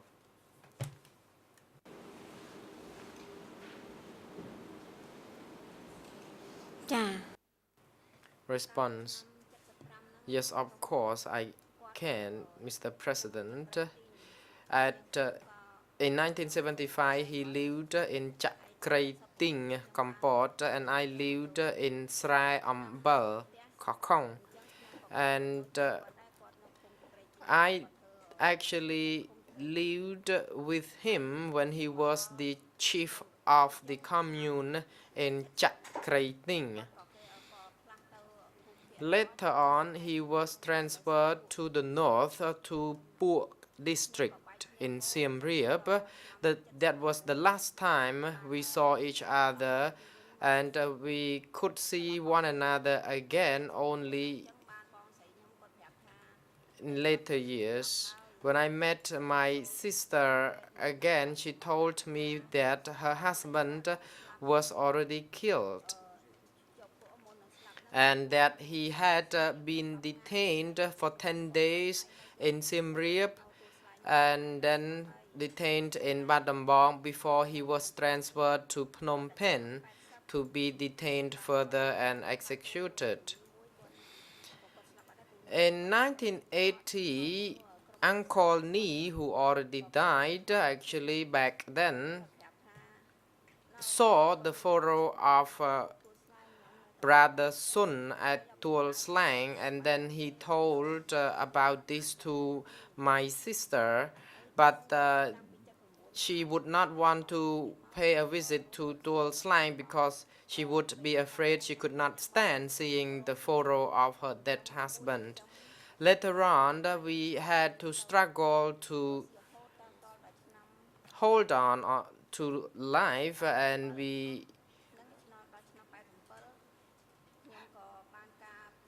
in 1987, I got married and I departed from her, and I live in Kampong Saum, and I could manage to set aside some of the income I earn from my business to support her. And after 1979, because of the poverty ridden in the family itself, brother Sun's family and the kids could not manage to go to school, and they had no one to support their education, so there were no school for them. And when she was encouraged to file an application to join at a civil party at the court, she was reluctant to do so because she was afraid she too would die. But I was strong enough to act on her behalf to file an application to join a civil party. I dare no death. I was afraid of no death. The President, the Civil Party Lawyer Group 3, would you wish to put questions to the Civil Party to support her Civil Party application?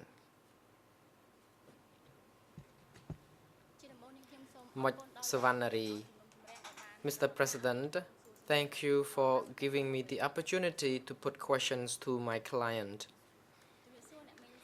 Good afternoon, Auntie So Song. I have some questions to be put to you on top of what you have already stated before the chamber in relation to the death of your brother-in-law at S21. In the case file, there appear to be two names used by your brother-in-law. Did he have two names or did he only use one name? Response.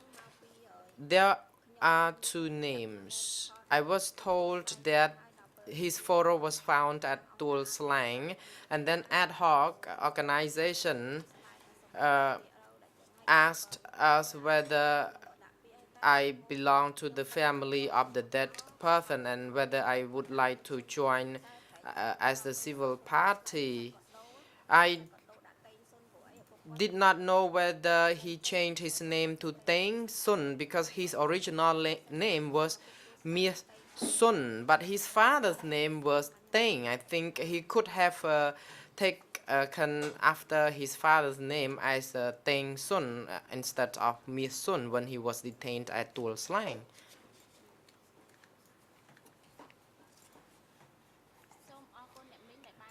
Counsel, thank you, Auntie, for giving the clarification in relation to this matter. Just now, when the President asked you in relation to your account when you were 7 years old and that you had lived with your sister until the day you got married, could you please tell us more about the situation in the family that, back in the early days when you started living with the family until your sister got married to your brother-in-law?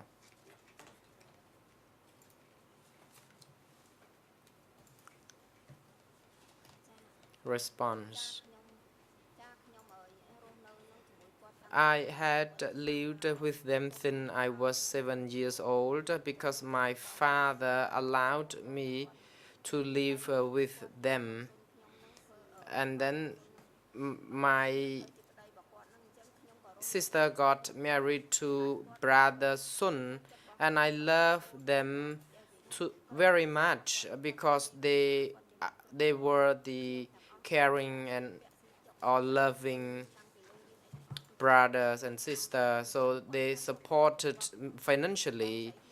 They supported me for education and for everything, and I treated them as my real brother, my blood brother, although he was my brother-in-law.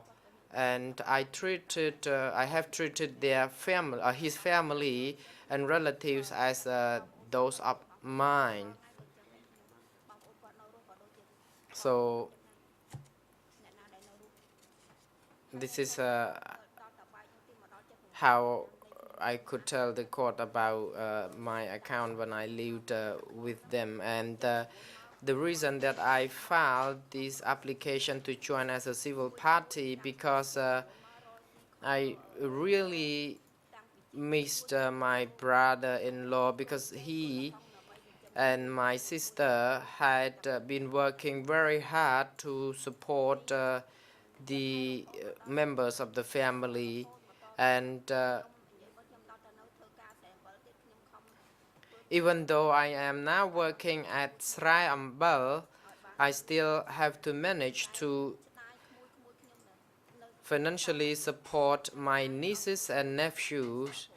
However, with the absence of my brother-in-law, my nephews and nieces cannot go far at school because the family is very poor and desperate.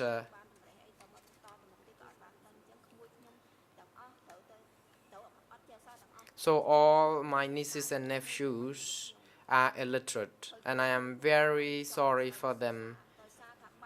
And it has been the cause of the loss of their father. That's why they have had suffered such a phenomenon.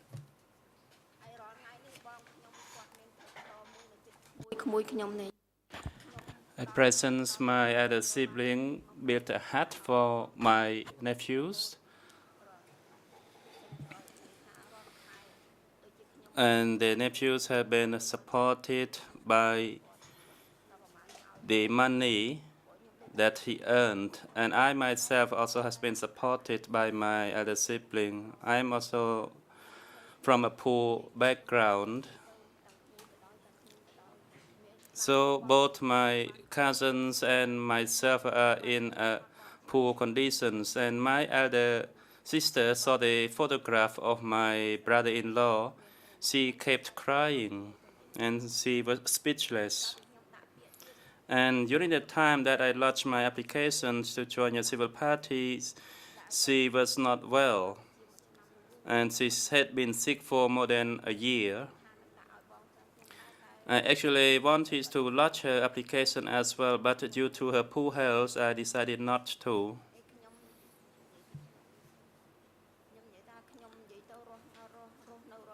My current situation, as well as the situation of my cousin and my other sister, is very poor. We regard ourselves as living under one roof. We share what we have, and we take care of each other. Thank you, Auntie, for providing the information to the chamber, says the council. Let me go back a little bit. During the time that you had lived with your elder sister and your brother-in-law, you would have the image of the close relationship between you and them. And you were a part of their family. As you have described to the chamber, you had your parents, but at the age of 7, they were separated, and you and your elder sister were sent to live with your uncle and auntie. So you did not have the comfort of the parents. And later on, when you started living with your sister and your sister got married, and they provided good treatments to you, it provided you with the comfort, and they were treated as parents to you. Is this a fair assumption of your regards towards them?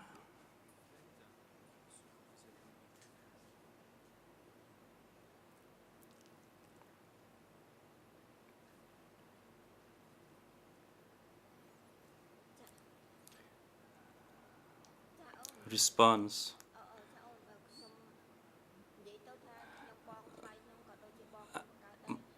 My sister, as well as my brother-in-law. I loved them and treated them as my real blood brother, or I regarded them as my parents.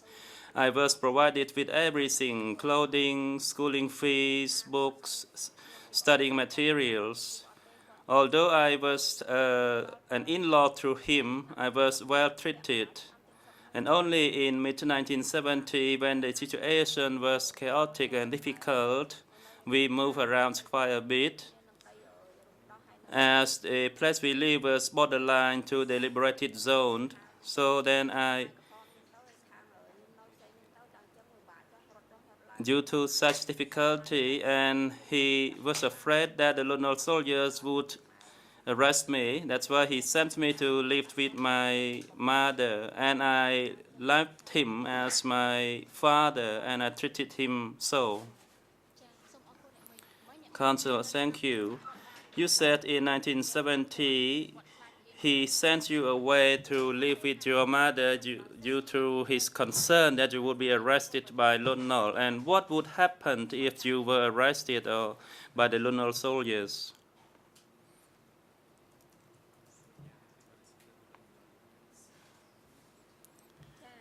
Response. In 1970, there were examples of what happened, but they all dead. On one side, there was a liberated zone. On the other side, there was a zone controlled by the Lone soldiers. So during those times, when the Lone soldiers saw any girl or woman, regardless of their status, they would rape that girl or woman. And my brother-in-law was very concerned regarding this matter. That's why he sent me. He was afraid that the soldiers would come up and arrest me, and he sent me to live with my mother so that I do not have to run here and there, because the Lone soldiers, they are not to go into the liberated zone. Thank you, says the council. After you left his family in 1970, what happened to you? What was your living condition upon your departure until the Liberation Day of 7 January 1979?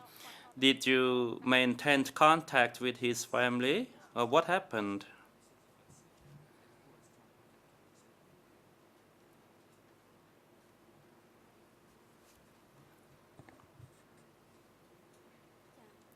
Response. After I went to live with my mother in 1970, I still kept my contact with my brother-in-law. I kept coming to visit him. He was still involved with the Lone soldiers. I still kept coming to visit him.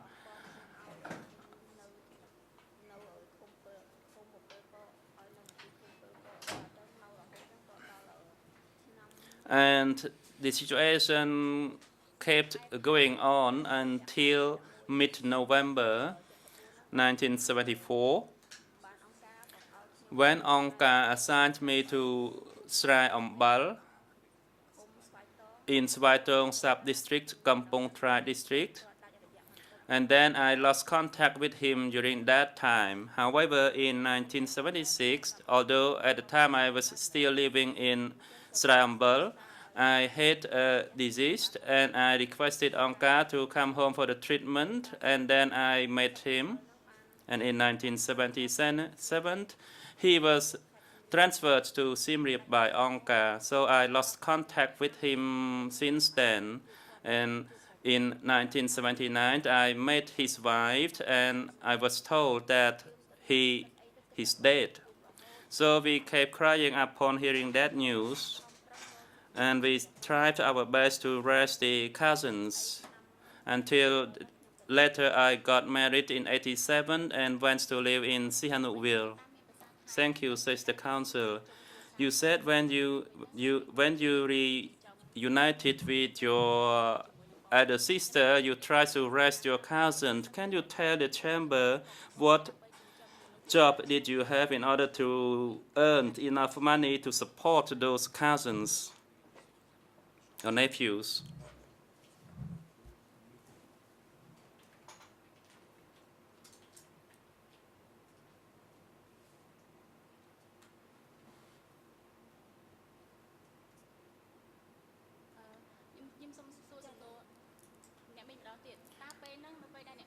Council, let me ask you again, during the time that you tried to earn money to feed that family, what did you do? Can you tell the chamber? Response. At that time, after we left the forest, I went to dig the potato or manioc in order to earn the money to feed them. Sometimes I dug the banana stem to sell them. And we tried very hard. And sometimes we could not find anything, so I had to grind the trunk of the banana in order to feed my nephews. And once there was an opportunity for me to work in the salt field, I wrote my biography and I lodged my application. And in the village at the time, there was an announcement for people to work in the salt fields. So I and my elder sister applied for that job. First, once we started the job, we were not given any money yet. We were given rice, and with those rice, we fed the nephews. Although my parents did not live with us, we supported them financially and materially. The President, the Civil Party Council, you only have 2 more minutes, and please try to put questions to the exact facts of the reason for her to be a civil party to this case. As you are well aware of the facts alleged on the accused, and if your questions do not point directly to the facts, then it's a waste of time for you. Thank you, Mr. President, and I would use these 2 minutes to ask my last questions. Question. After your brother-in-law died, and now, what is the situation of your elder sister and your situation? Is the suffering gone or is still living inside your heart and your mind?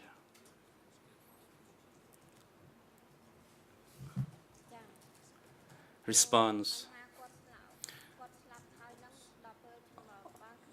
After he died and after we learned of his death and when we saw the photos, let's put it this way, after 1979, her living situation was deteriorating and the children could not go to school because there was no breadwinner in the family, and I tried my best to support the family. And the suffering inflicted upon my elder sister, the nephews, and myself are still ongoing. And everybody just hoped if he was still alive, then the situation would be different. And now in a situation, in a family where there is no father to support the family, the situation is just hopeless.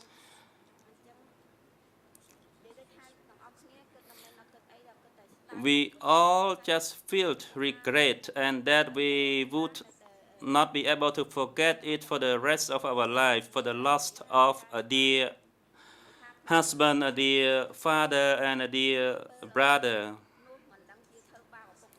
During that time, we just could not imagine the suffering inflicted upon him before he was executed. Before we saw the photo, we did not cry much, but after we saw the photos, every one of us just kept crying, weeping. Even the neighbors, they all kept weeping, feeling sorry for him and the suffering he received. And that Choi, who was the village chief, also cried for the loss of this dear person. He was a very humble and docile person, and he never mistreated anybody or said any strong words to anyone. Everyone was just missing him and felt sorry for the loss. Although we were living in a suffering stage, our mind is still with him. And even at present, we do not have a house to live in. We are living in a hut. Thank you, That is the end of my questions, the President. It is now appropriate for a break, and the chamber will take 20 minutes break until 3 o'clock, when we will continue to hear this civil party. The civil party, you may now have a break for refreshment, and please return to the seat by 3 p.m. All rise, says the graphier.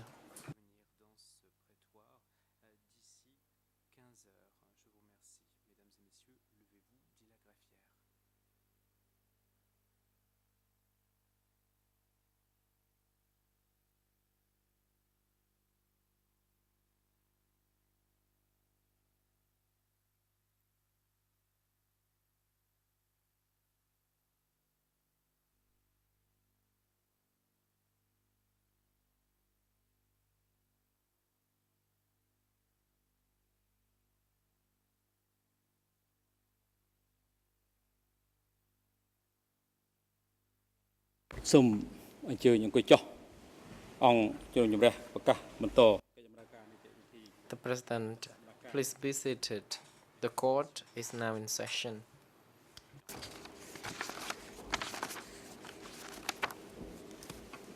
Chia mình to đi. Ông ra bậc. Next, we would like to give the floor to the co-prosecutors to put questions to the civil party if they would wish to do so.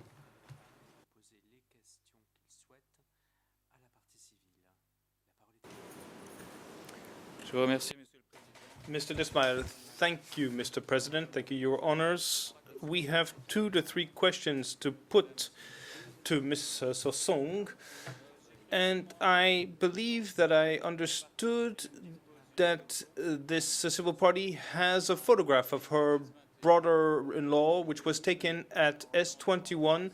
So I would like to ask for the leave to display this photograph so that we may form an idea of who her brother-in-law was.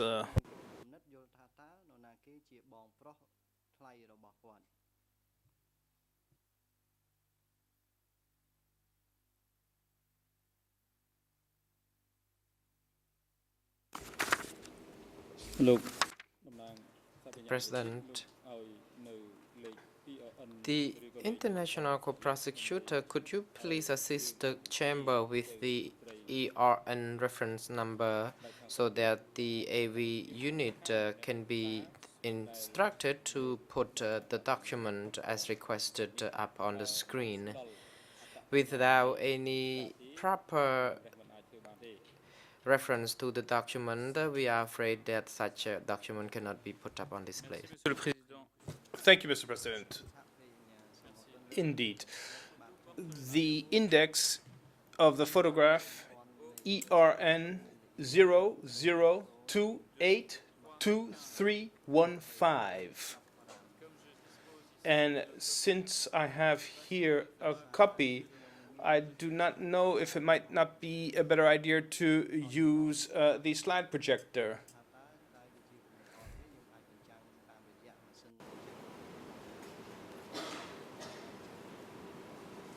The President, the court official is now instructed to put this document on the projector so that it can be put on display.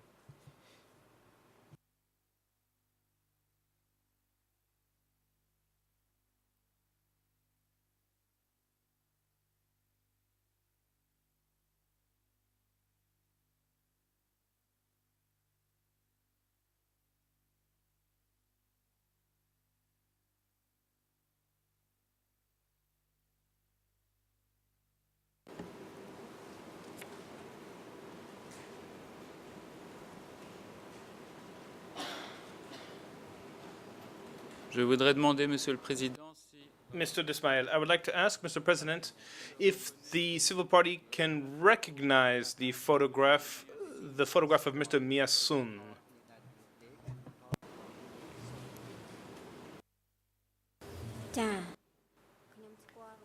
Civil party, yes, I of course recognize his photo, the photo of my brother-in-law.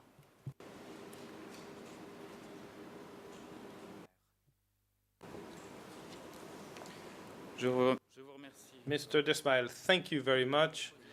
I would like to put two questions to you, two other questions, which are not linked to this photograph, so I think now it is possible to remove it. With your leave, of course. Ms. Sosong, did you obtain in any way information on why your brother-in-law was arrested, on the reasons why he was arrested? You said that he was a member of the Duch district, and in any case, you mentioned this in your application. Were you able to gather any information regarding the reason why he was arrested?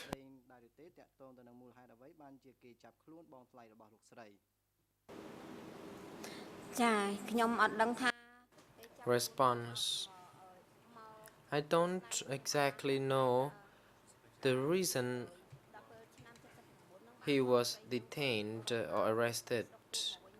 Only after when we came back from Duch district and we met at our hometown, and my sister told me that my brother-in-law died at S21,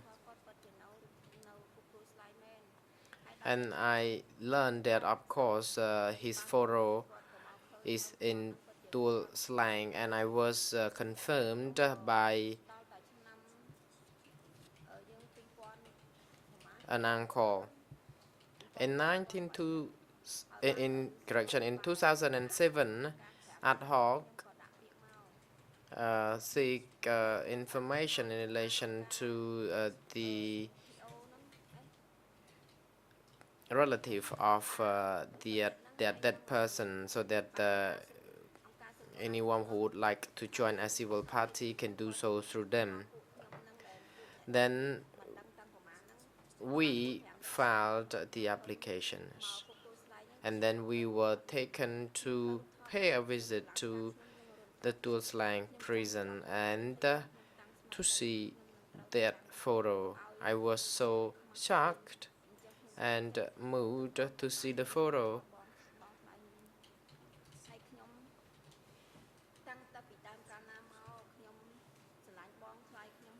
I actually loved and treated my brother-in-law like my father, and wherever he lived or whether he perished already, I could still feel that he be close to us because he was the very loving person.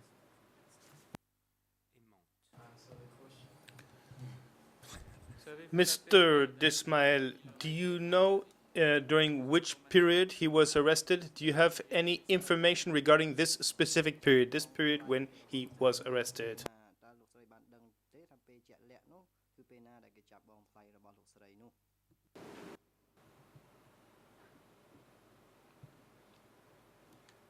Response.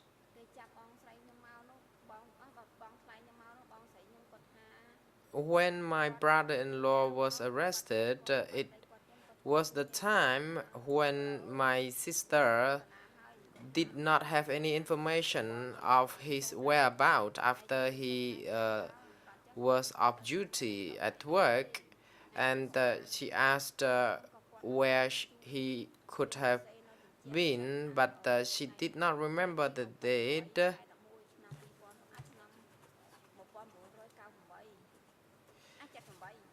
But she actually wrote with a charcoal that moment, the moment that she did not see him come home, which was on the 28th of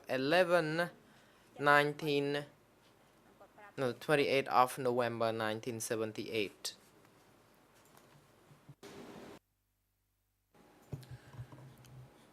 Question. Ms. Sosong, I have a last question for you. After the announcement of the death of her husband, did your sister, was she still the same? was she able to confront life, or did she completely fall into deep depression? Basically speaking, how did her suffering and how did her sadness manifest itself on a daily basis? Thank you.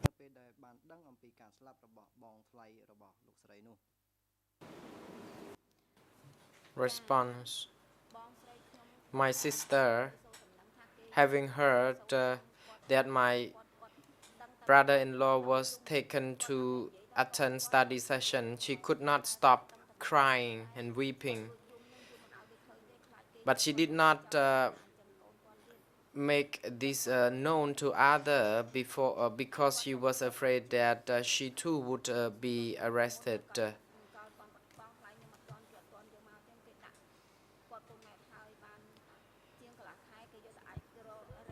After she gave birth to her child for a few months, then she was made to carry the pig's waste until the 1979.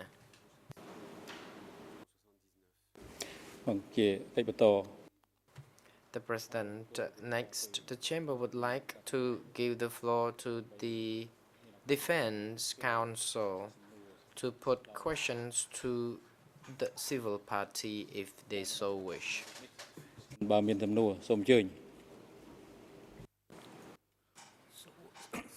Mr. Kasawut, Mr. President, thank you.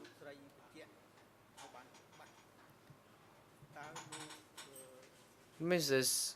So, could you please clarify for us whether your brother was the member of Bakan district, and if he was so, when was he the member, and when he became the member of Pua district committee? Response. He worked in Pua district, Siem Reap. Bakan district was the location when we were evacuated to. So I was the one who went to Bakan district, and my brother-in-law did not go there. He actually worked in Phuoc district. I am sorry if I made a mistake by making this unclear. Mr. Kaswood, thank you. Because in your application, you said Ms. Sun was the member of Bakan District Committee, and later on you stated that he was the member of Thma Phuoc of Siem Reap province. That's why I would like to ask for further information. Thank you for your clarification. And I would like to share the floor with the international co-colleague. Mr. President, the Defense Council, international colleague, you can take the floor. Thank you, Mr. President. Ma'am, a few moments ago, at the request of the co-prosecutor, we saw a picture of the person that you have stated as being your brother-in-law. Could you tell us under what conditions and circumstances you obtained this picture?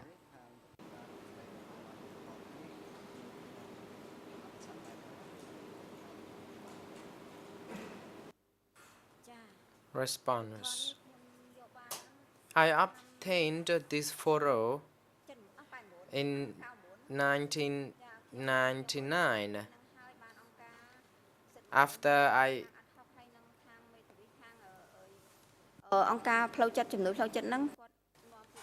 because after I have lodged my applications, then I was taken by the TPO to Tuol Slang, and then I saw the photo then.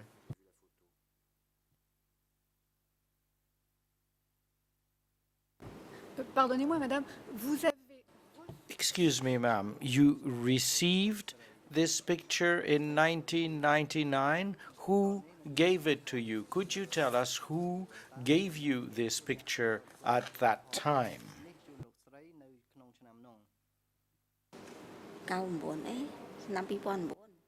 Response: No, I didn't want to say 1999. I could have said 2009. I'm sorry for making this mistake. I saw the picture in 2009, and that's the date when I found the photo, not 1999. Thank you. But you tell us that this picture is a picture from S21. That is a statement that is challenged by the accused. Did you undertake other research in S21 in order to find the name of your brother-in-law?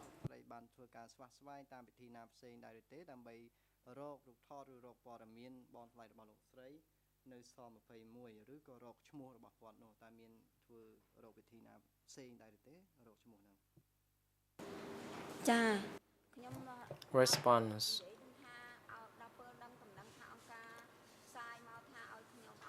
Having heard that we could file our application to join as civil party and that we would be able to find our lost relatives, of course, I asked the human rights organization in Phnom Penh, including the ad hoc organization, to assist me with the searching of this photo, because I heard that my brother-in-law died at S21, and I asked them to do me a favor by searching for the photo, because I could not afford to come to Phnom Penh to see the photo or to search any information. But with the assistance of the people and my lawyers, then I could locate the picture and then gave it to my sister and my nieces and nephews.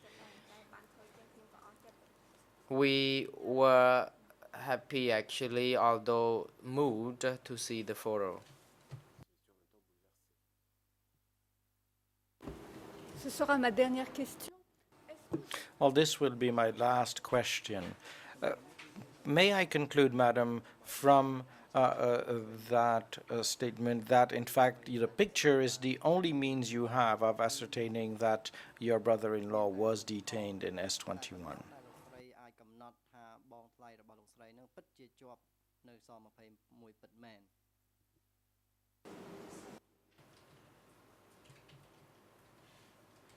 Response: Yes, that is the only evidence to prove that my brother-in-law did perish at S21.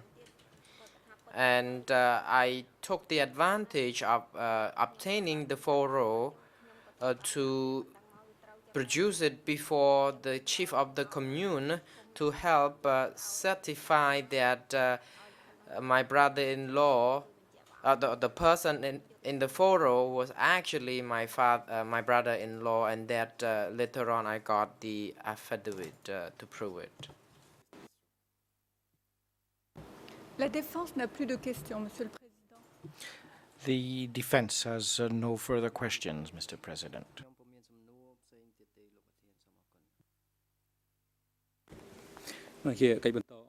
The President, next we would like to give the opportunity to the accused to make his observation in relation to the statement by the civil party.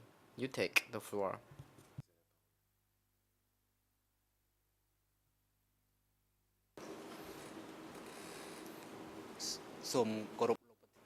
The accused, Mr. President. First, I would like to talk a little bit about the historical event. In 1977, there was a purge of the central cadres and at the special zone in Siem Reap, Angkor Wat. At that time, the Central Committee ordered Tamok to do that, and this is a very convincing historical event. Number two, I would like to make comment in relation to the photo. my position is still the same. I never accepted the photo before having seen the document before me. Otherwise, the photo cannot be used as a proof. For example, in the case of E2/8T, in relation to the person named Chin Maid. And I also would like to ask the permission from the chamber to put document ERN 00329 839 be put on the screen, please. The President, the court official is now instructed to put the document under ERN 00329839 up on the screen or on the projector. On the screen? Not on the projector.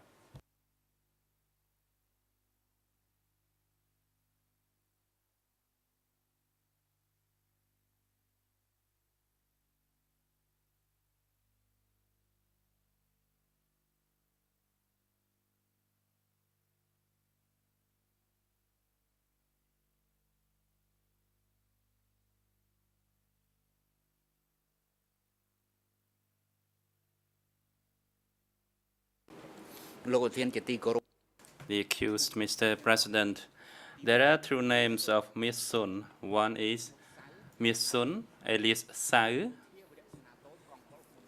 a soldier of Battalion 150, and number two, Miss Sun, Deputy Secretary of Kruo in Svai Rieng, East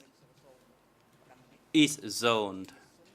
So the complaint by this madam is the Miss Sun, who was a deputy secretary of the Phu district. And there are two Miss Suns received by S21 as they were arrested per order of the upper echelon of Angkar and that they were smashed.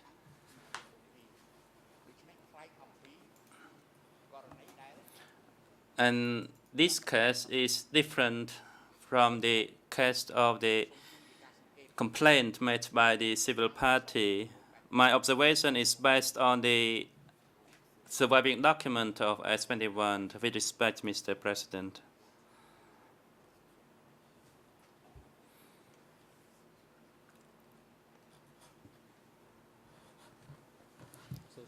The President, Madam So Song, the hearing of your statement has come to an end.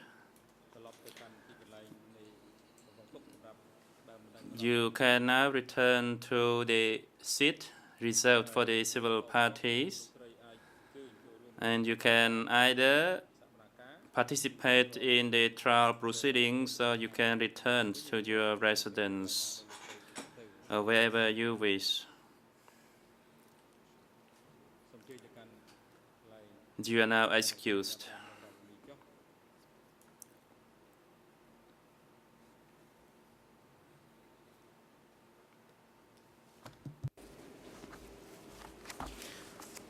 The President.